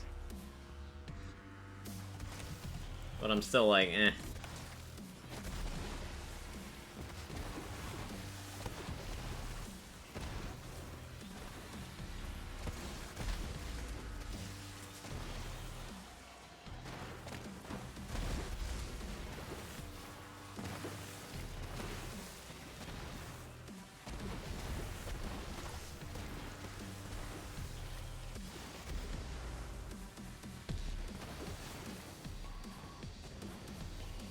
I don't even know how that happened. Luckily, I'd overkill.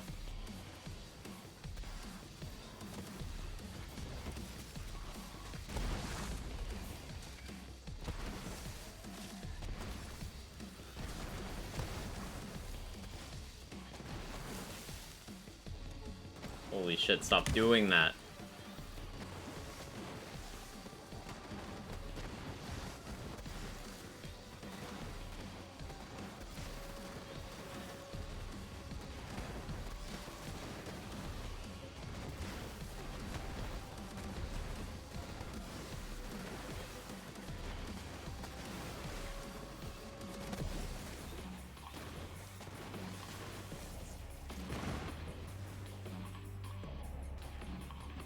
Okay. That went okay. A Quag hype, when do we get Quag degrade? Damn.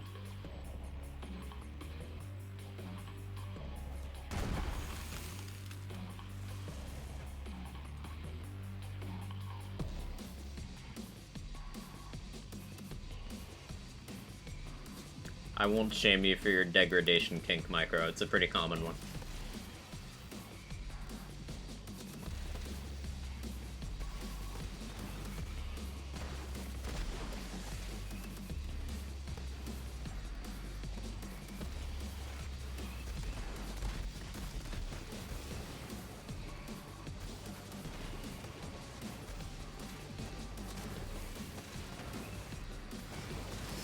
Fuck.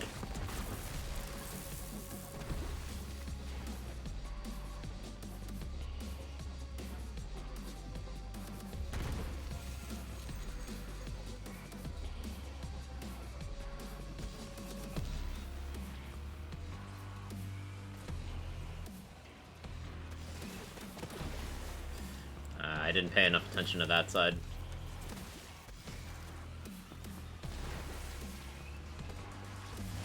I'm playing pretty poorly on this run, but it'll be fine.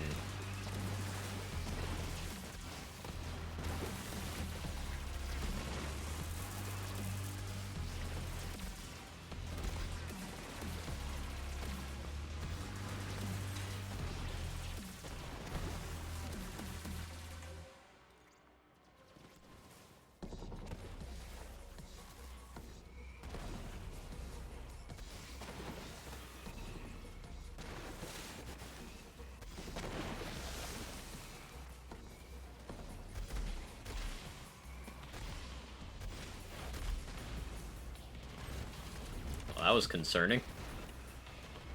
I had a lucky bounce somewhere.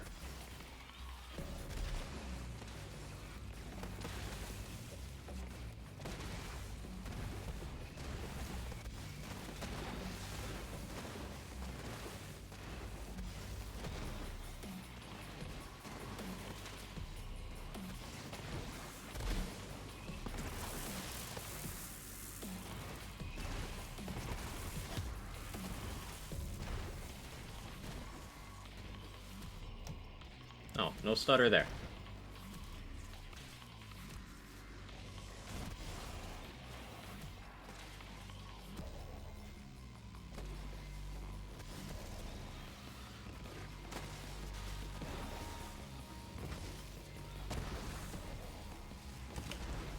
No! I'm so washed. I knew it was gonna happen as soon as I hit the second slide. That's what happens when you try too hard to save time. Okay, let me practice some Hemo instead. That second slide, yep. As soon as I did the second slide. TBJ cliffed. Hey Matthew, how you doing?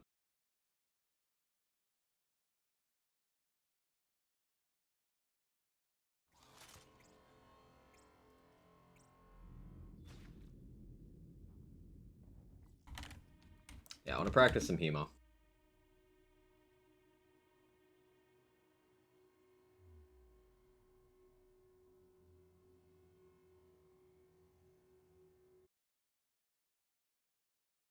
So I need to take less risks in GTD if I do want to just have full EGR runs to practice. Like, let's put it this way. There's enough time save elsewhere in my run that even if I finish GTD a full 3 minutes behind what I want to, I could still PB.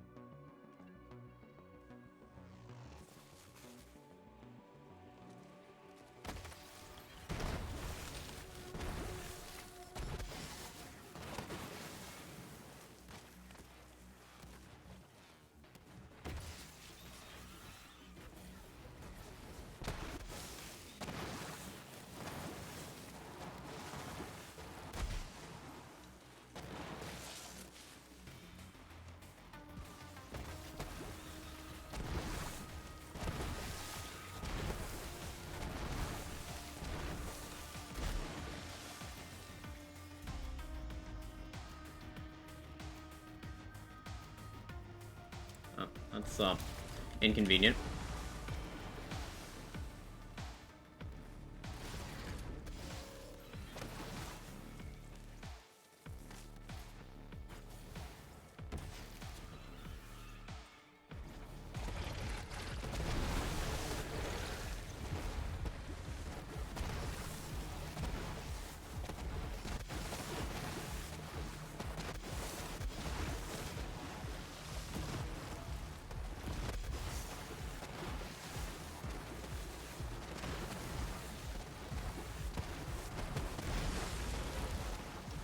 Alright.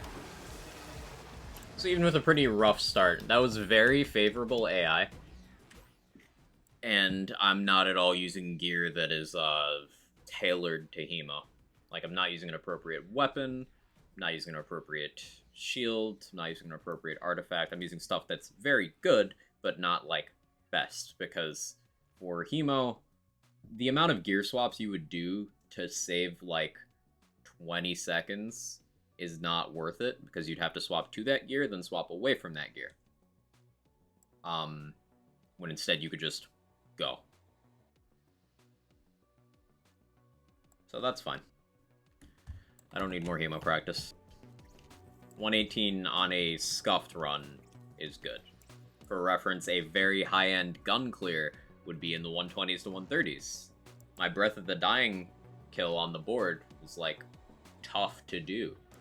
Because gun builds on Hemo are slower. That was the whole fight? Yeah. Hemo timer starts when you pop the pod to summon the first one. And then it ends when you kill both Hemo and Vermi. Which I did in 1:18.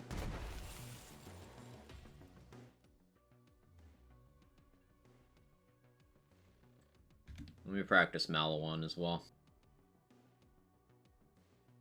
He runs for like 3 minutes. You play gun builds.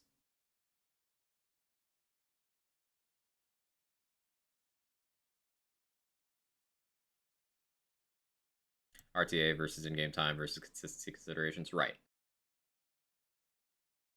EGR is run RTA. That's worth mentioning. We do not run it by in-game time. We could, but that would get messy with because like 12 activities, we'd have to go through the load screens, 11 load screens minimum, and then remove all of those frames manually. It would make the verification process a lot slower. It would equalize it across platforms a little bit better, but even then, keep in mind there's platform inconsistencies you can't get away from. For example, if a player's running on PS4, they're playing a different version of the game entirely. And removing loads wouldn't even put them on completely even playing ground. Got an Ascended ability ring with 41.7% spell crit. Deadshot, here I come. Ooh, that's nice, Craft Knight. That's real good. So the thing was with my gear for the... I'll open my splits again.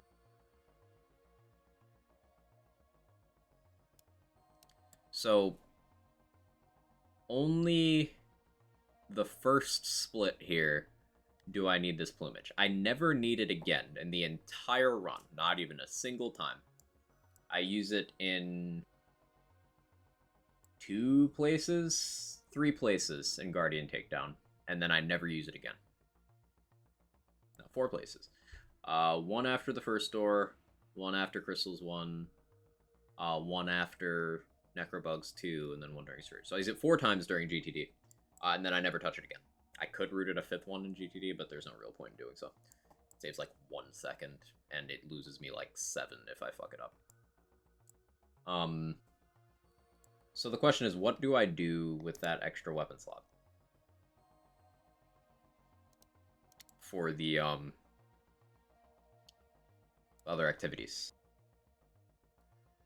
Part of me is saying Hive or Plague Bearer, so I would have the ability to deal with the mobs up top on Slaughter Star, before they drop down.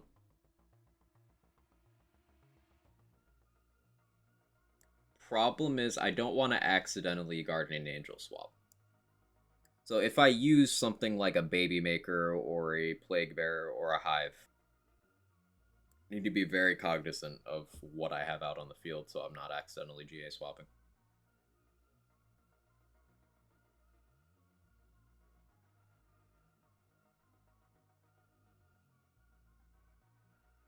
It kind of puts me in a position where I don't quite know what to run.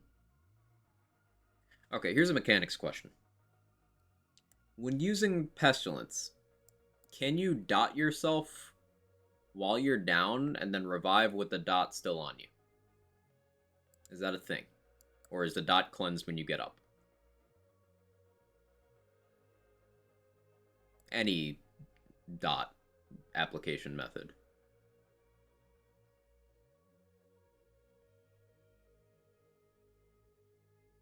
But question stands. Or should I just test this? Scouting when you're down, I don't know.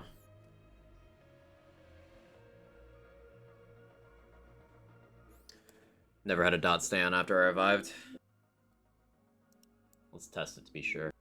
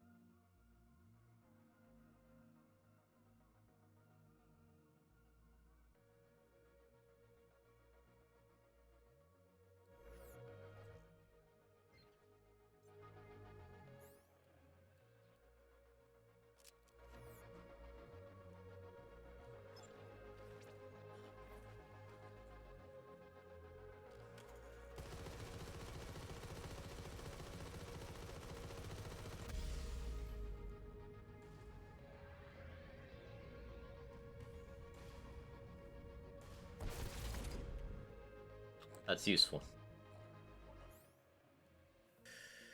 Thoughts that you had before you went down get cleansed by the time you're back up. Yeah, I knew that much.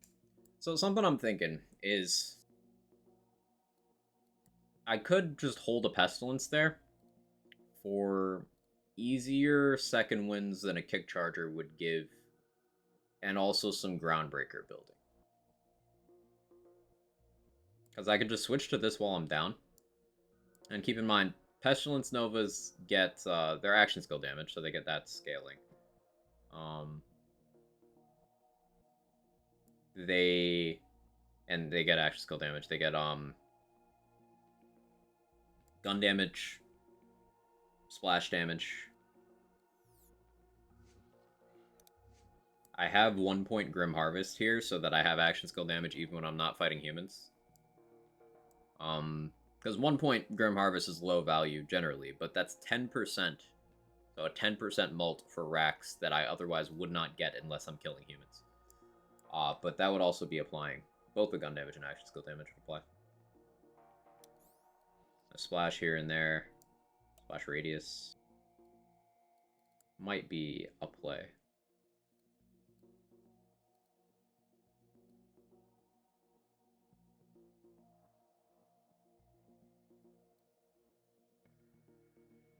I'm uncertain, though.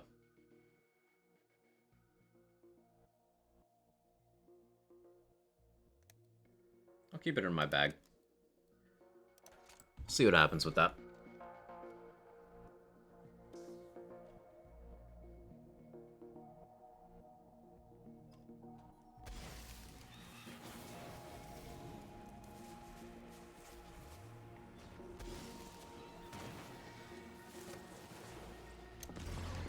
How did I do that?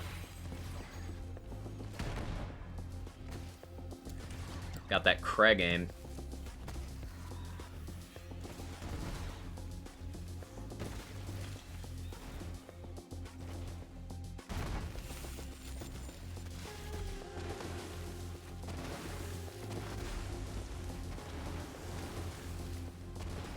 I'll take the opportunity to reset. I know the spots the Fleming could be used.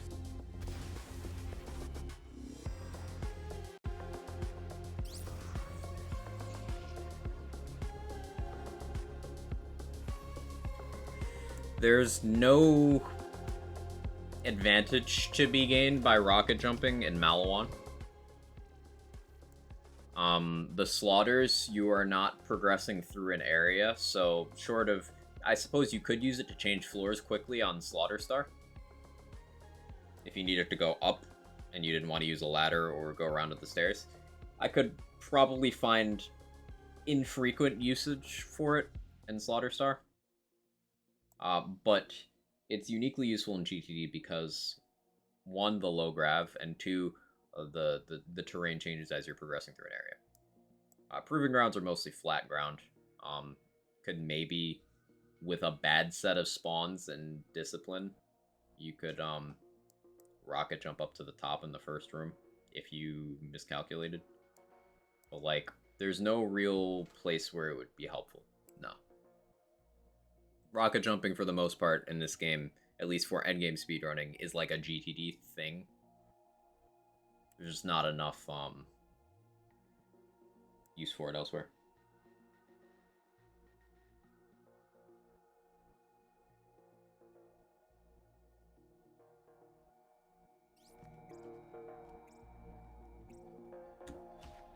Make sure this is loaded.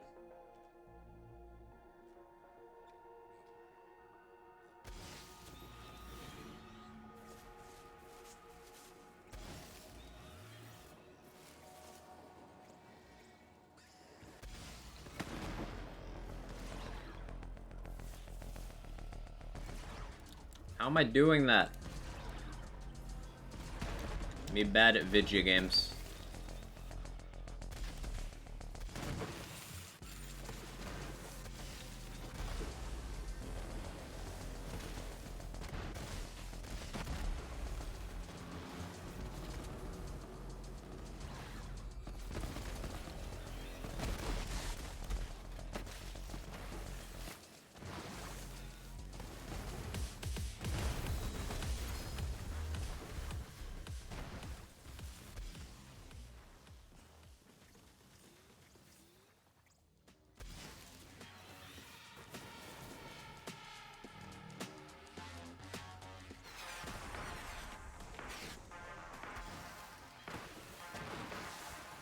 Not Jaw Jamer.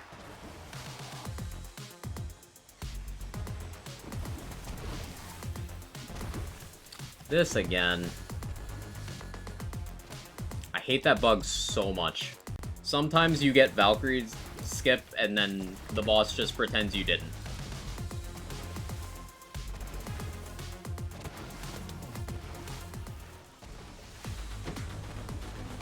Gotta learn Valk skip.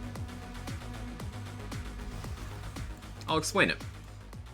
So, the way I'm able to consistently hit it on this build, despite not being gun build, is I take advantage of overkill. I make sure I kill a bunch of enemies without going down at Kraken, so then I have all that overkill loaded in my next shot.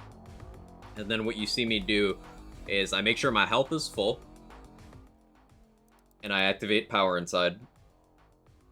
So I get that damage, and then I charge up my kick charger as I'm falling. So you want to line up your shot so that you're hitting the Valkyrie most on the left, if you can, before it touches the ground at all, or within a couple frames of it touching the ground. If you successfully do that, then that lands double skip.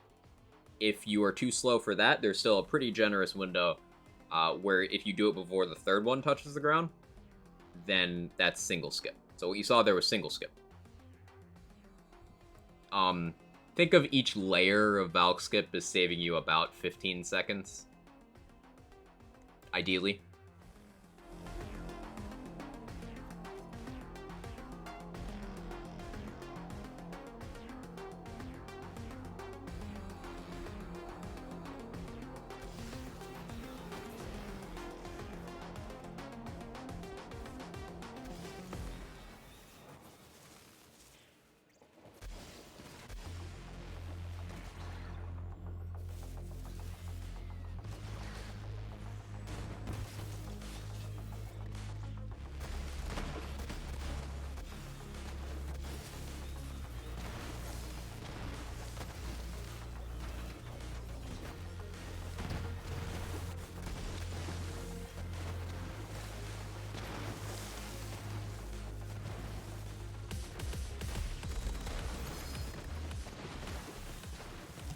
So I almost died there, and that would have been bad because then I would have had no overkill. And that removes my consistency on Valk skip.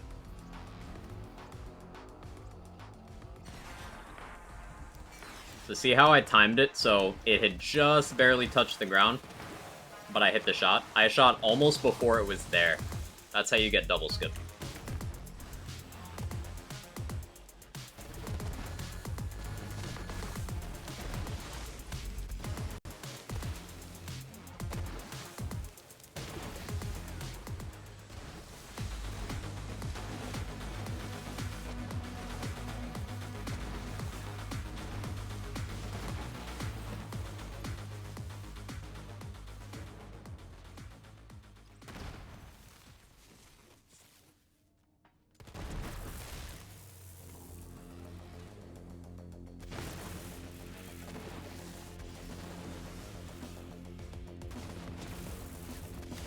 Why is a dozen of store brand eggs $5.79?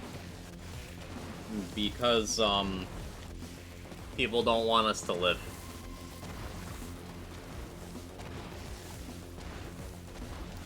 I didn't have a comedic answer, so I just went with the truth.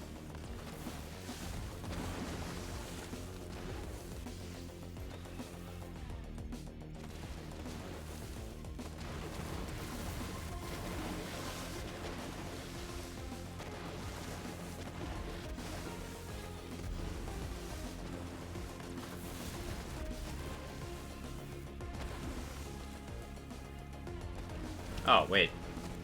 I was not expecting... Oh, cryo... So that was a really good boxes that I wasn't paying enough attention to. And then I had a cryo heavy, so I lost more time on top of that. It's tragic.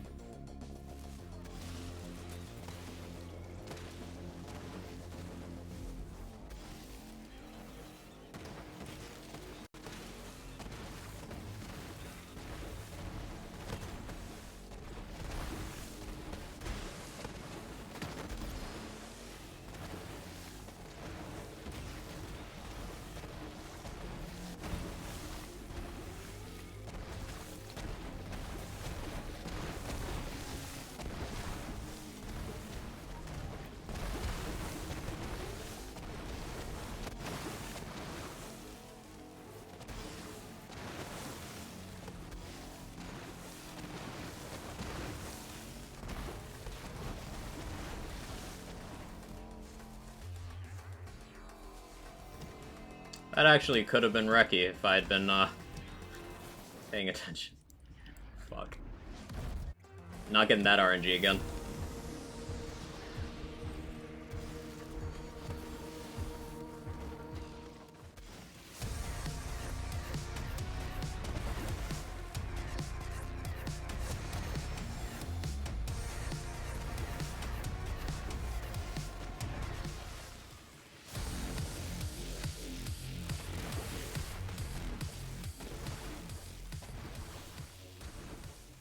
Actually quite mad at myself.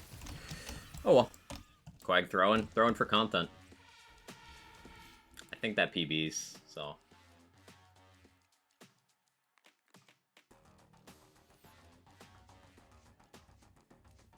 I was slightly slow to hitting the timer. That's like 406 something. That's a PB.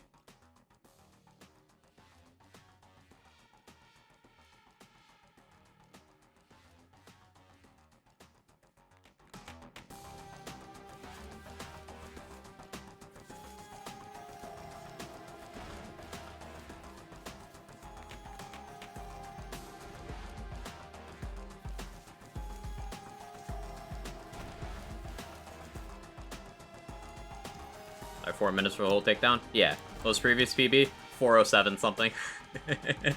Yeah. So with me just dicking around, losing like 10 seconds on a good boxes, and then me getting cryoed, losing like another 5 seconds. And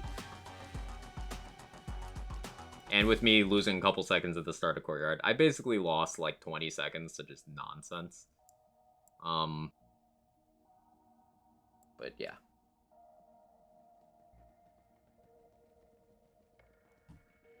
Distributor isn't good enough.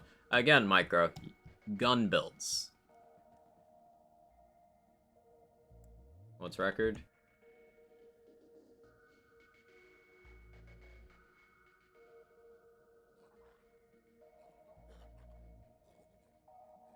$355 by CZ. So, like, that could have been Reki. Pain.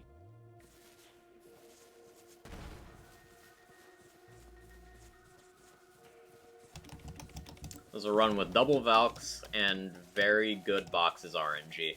That does not happen often. The fact that I choked on that run is the most frustrating thing, because you do not get that RNG consistently at all.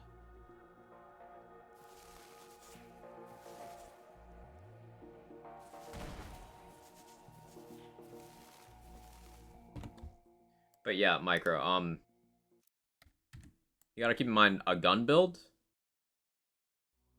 in a takedown speedrun. In takedowns, enemies have enough HP that you need good damage output. It's not like Proving Grounds where you can kind of go in with a lot of stuff and be very flexible.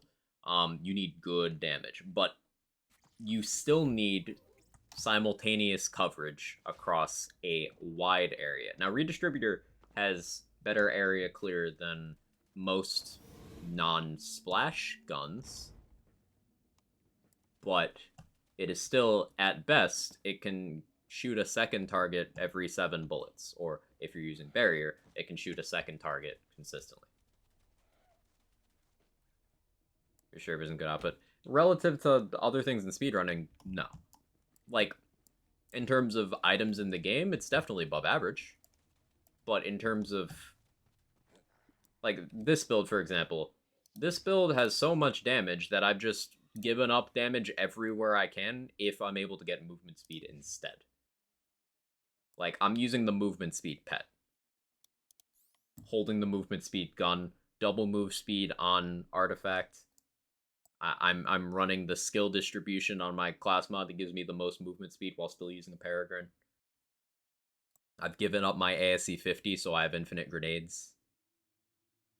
I'm not even using the correct element of Stinger. I'm using the one most resisted by the boss, and it's still able to phase it. Drove around, by the way, I know isn't competitive. But here's the thing, there's a category where it probably is. That being scaled. You could probably be very competitive in scaled Malawan with a redistributor. Because then the nature of the enemies having so much HP is less impactful. Also, density slightly goes down, so you don't need to hit as many targets at once.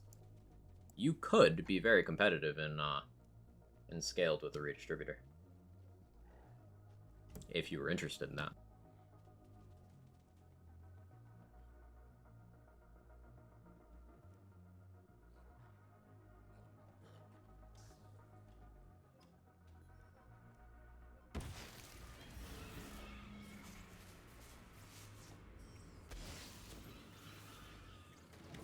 Awkward movement. No. Just get a clean instance anyway. Sanctuary. I don't want to go to Sanctuary.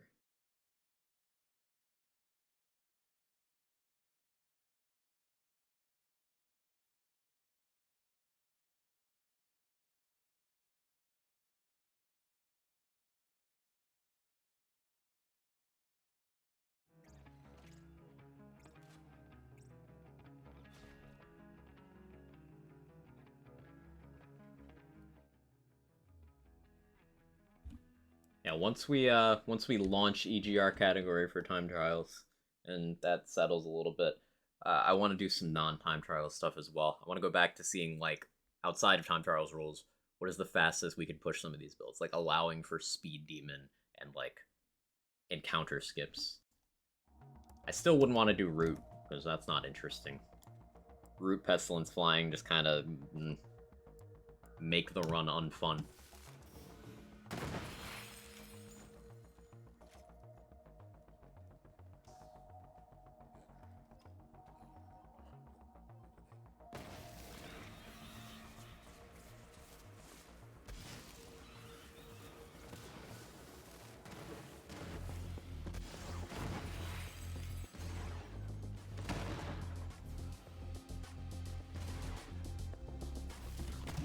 Very disappointed he didn't die the first shot, but like, okay.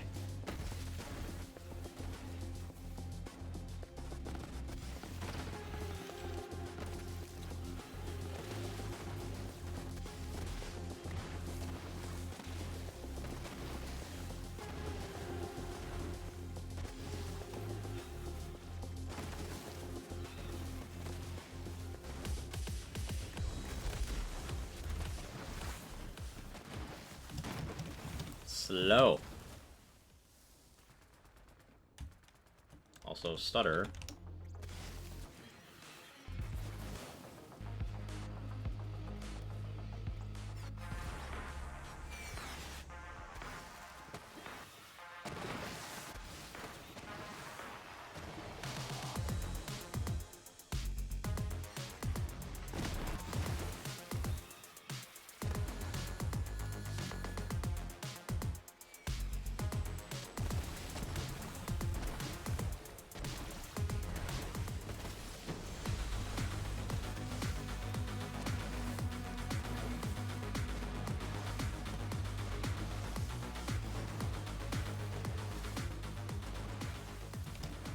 They didn't behave well that run. I'm choosing to blame them and not my lack of skill.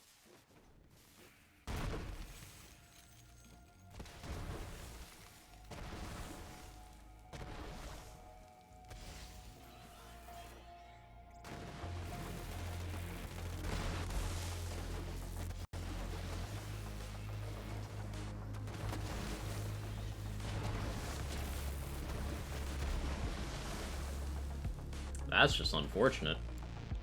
Pet, you want to choose me? Thank you. Hey, Stump. Good to see ya. Hope things are good.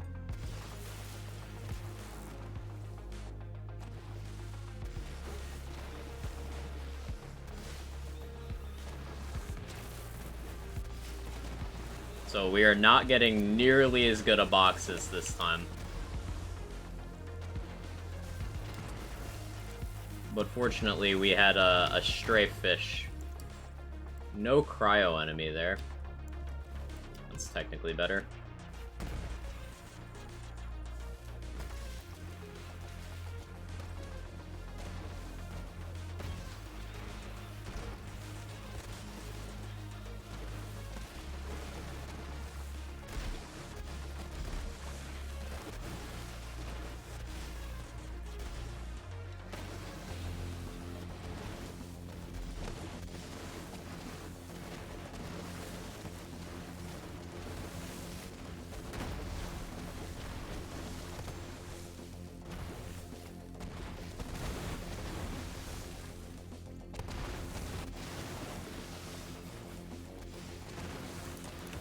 You would be a flamethrower.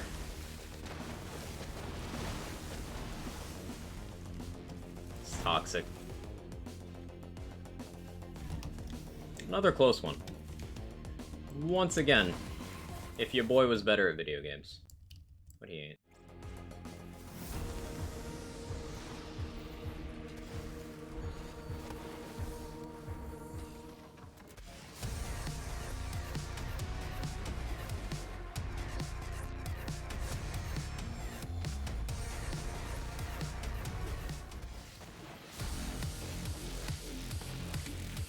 It's 408. I accidentally hit my split button twice. It stopped at 408.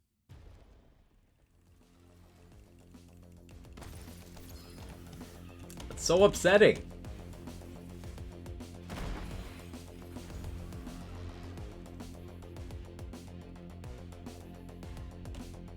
How you doing, Boom? Dad just ordered 20 things off Amazon. It's all archery equipment. I'm concerned.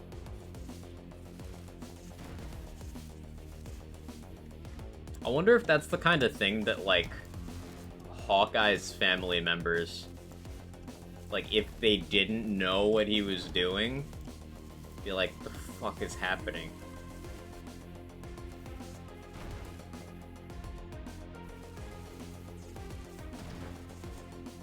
That's going bow hunting.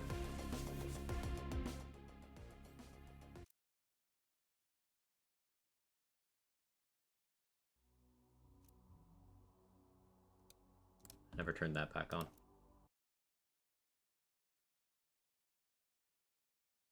Is Anathema the least cursed raid boss in BL3? Yes. Anathema's the one that does the least weird shit. Because Valkyries and Scourge can both decide to break on you. Wotan is mostly stable, but there's the better half stuff. You need to be careful what you use against them. Anathema's the one where there's no nonsense.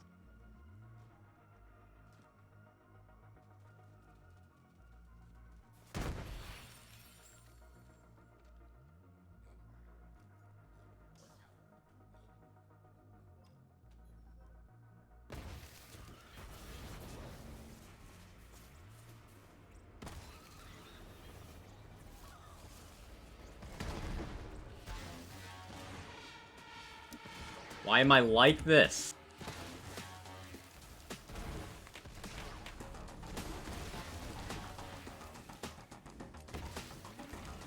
So that was an odd slide boost.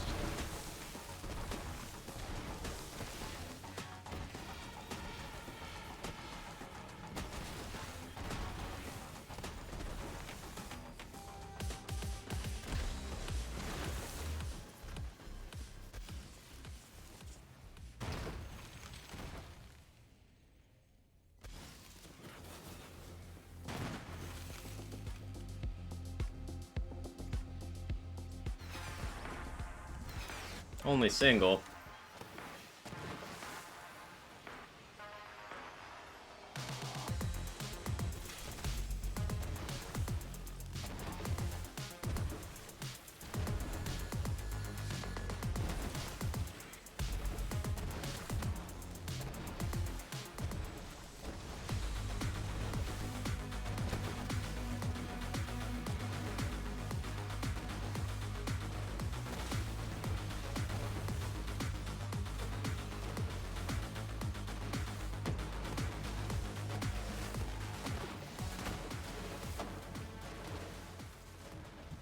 Stop bumping into every piece of terrain possible. Blah.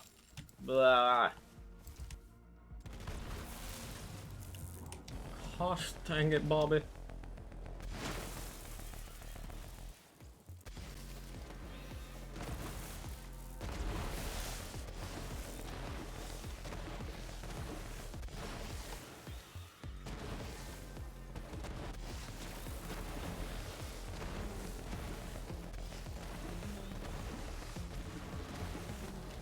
Craig Hill.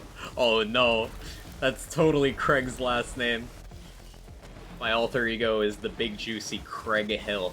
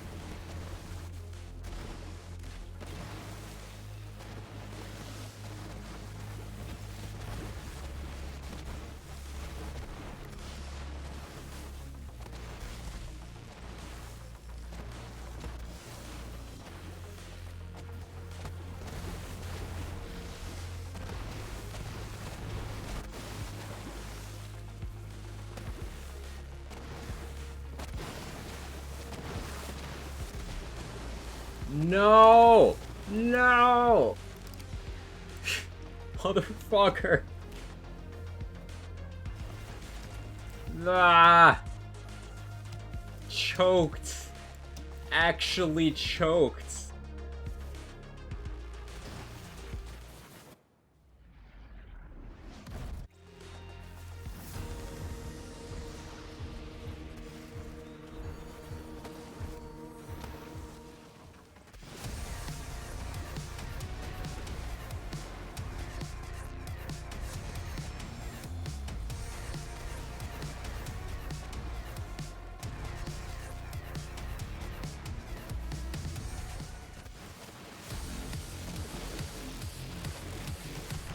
Choked so hard there. That's frustrating. The fact that we're consistently doing this well after all the other practice we did today, that bodes well. Because this means that when I'm a little more fresh, and I'm not 4.5 hours in with my PC screaming at me, I think I can actually push the record here. Because we came close 3 runs?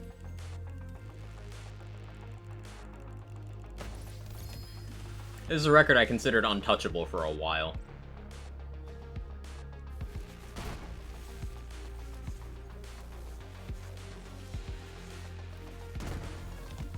About Wag? Wag's his middle name. So we've got Craig Wag Hill.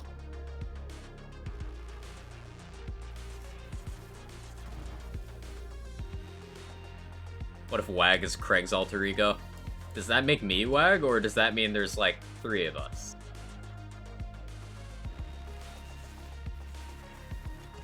Like, I thought the whole Quag Wag was like a Mario Wario situation. He's Wag's cousin. Cousin with benefits. Gotcha. He's Wag's cousin with the benefits.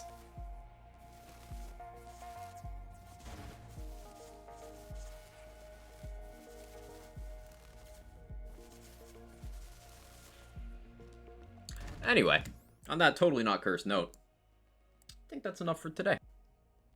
So, I'm going to, continue to confer with, other minds behind time trials, and we'll try to get this set up as a category, this being EGR. If you'd like to see what my run from today set my splits as, this is the, these are the splits I'm going to use to run once we actually have the format up and running, but, I pulled a 122.36 today.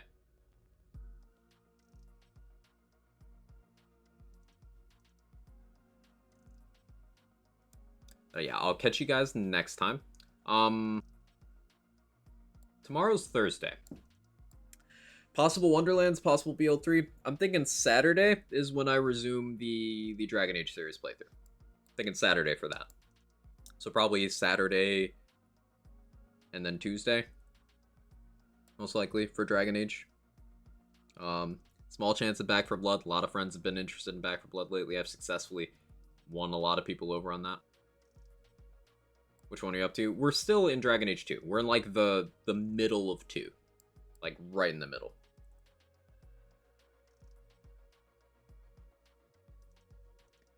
But yeah, tomorrow will be either Wonderlands or this. I've not decided. We'll see how I'm feeling 5 minutes before stream. Oh yeah, because the time change, Lazy starts right when I end. So we can raid Lazy. Although Chad is on. Chad doesn't stream often. It's New World. I'll probably just look at both and say hi. But yeah, we'll go to Lazy. So I'm going to want to pick his brains about time trial stuff. Anyway, thank you guys so much for hanging out. I appreciate the love and support. Y'all are amazing. And yeah, thanks for providing pleasurable company whilst I beat my face against some speedrunning walls, as I sometimes like to do.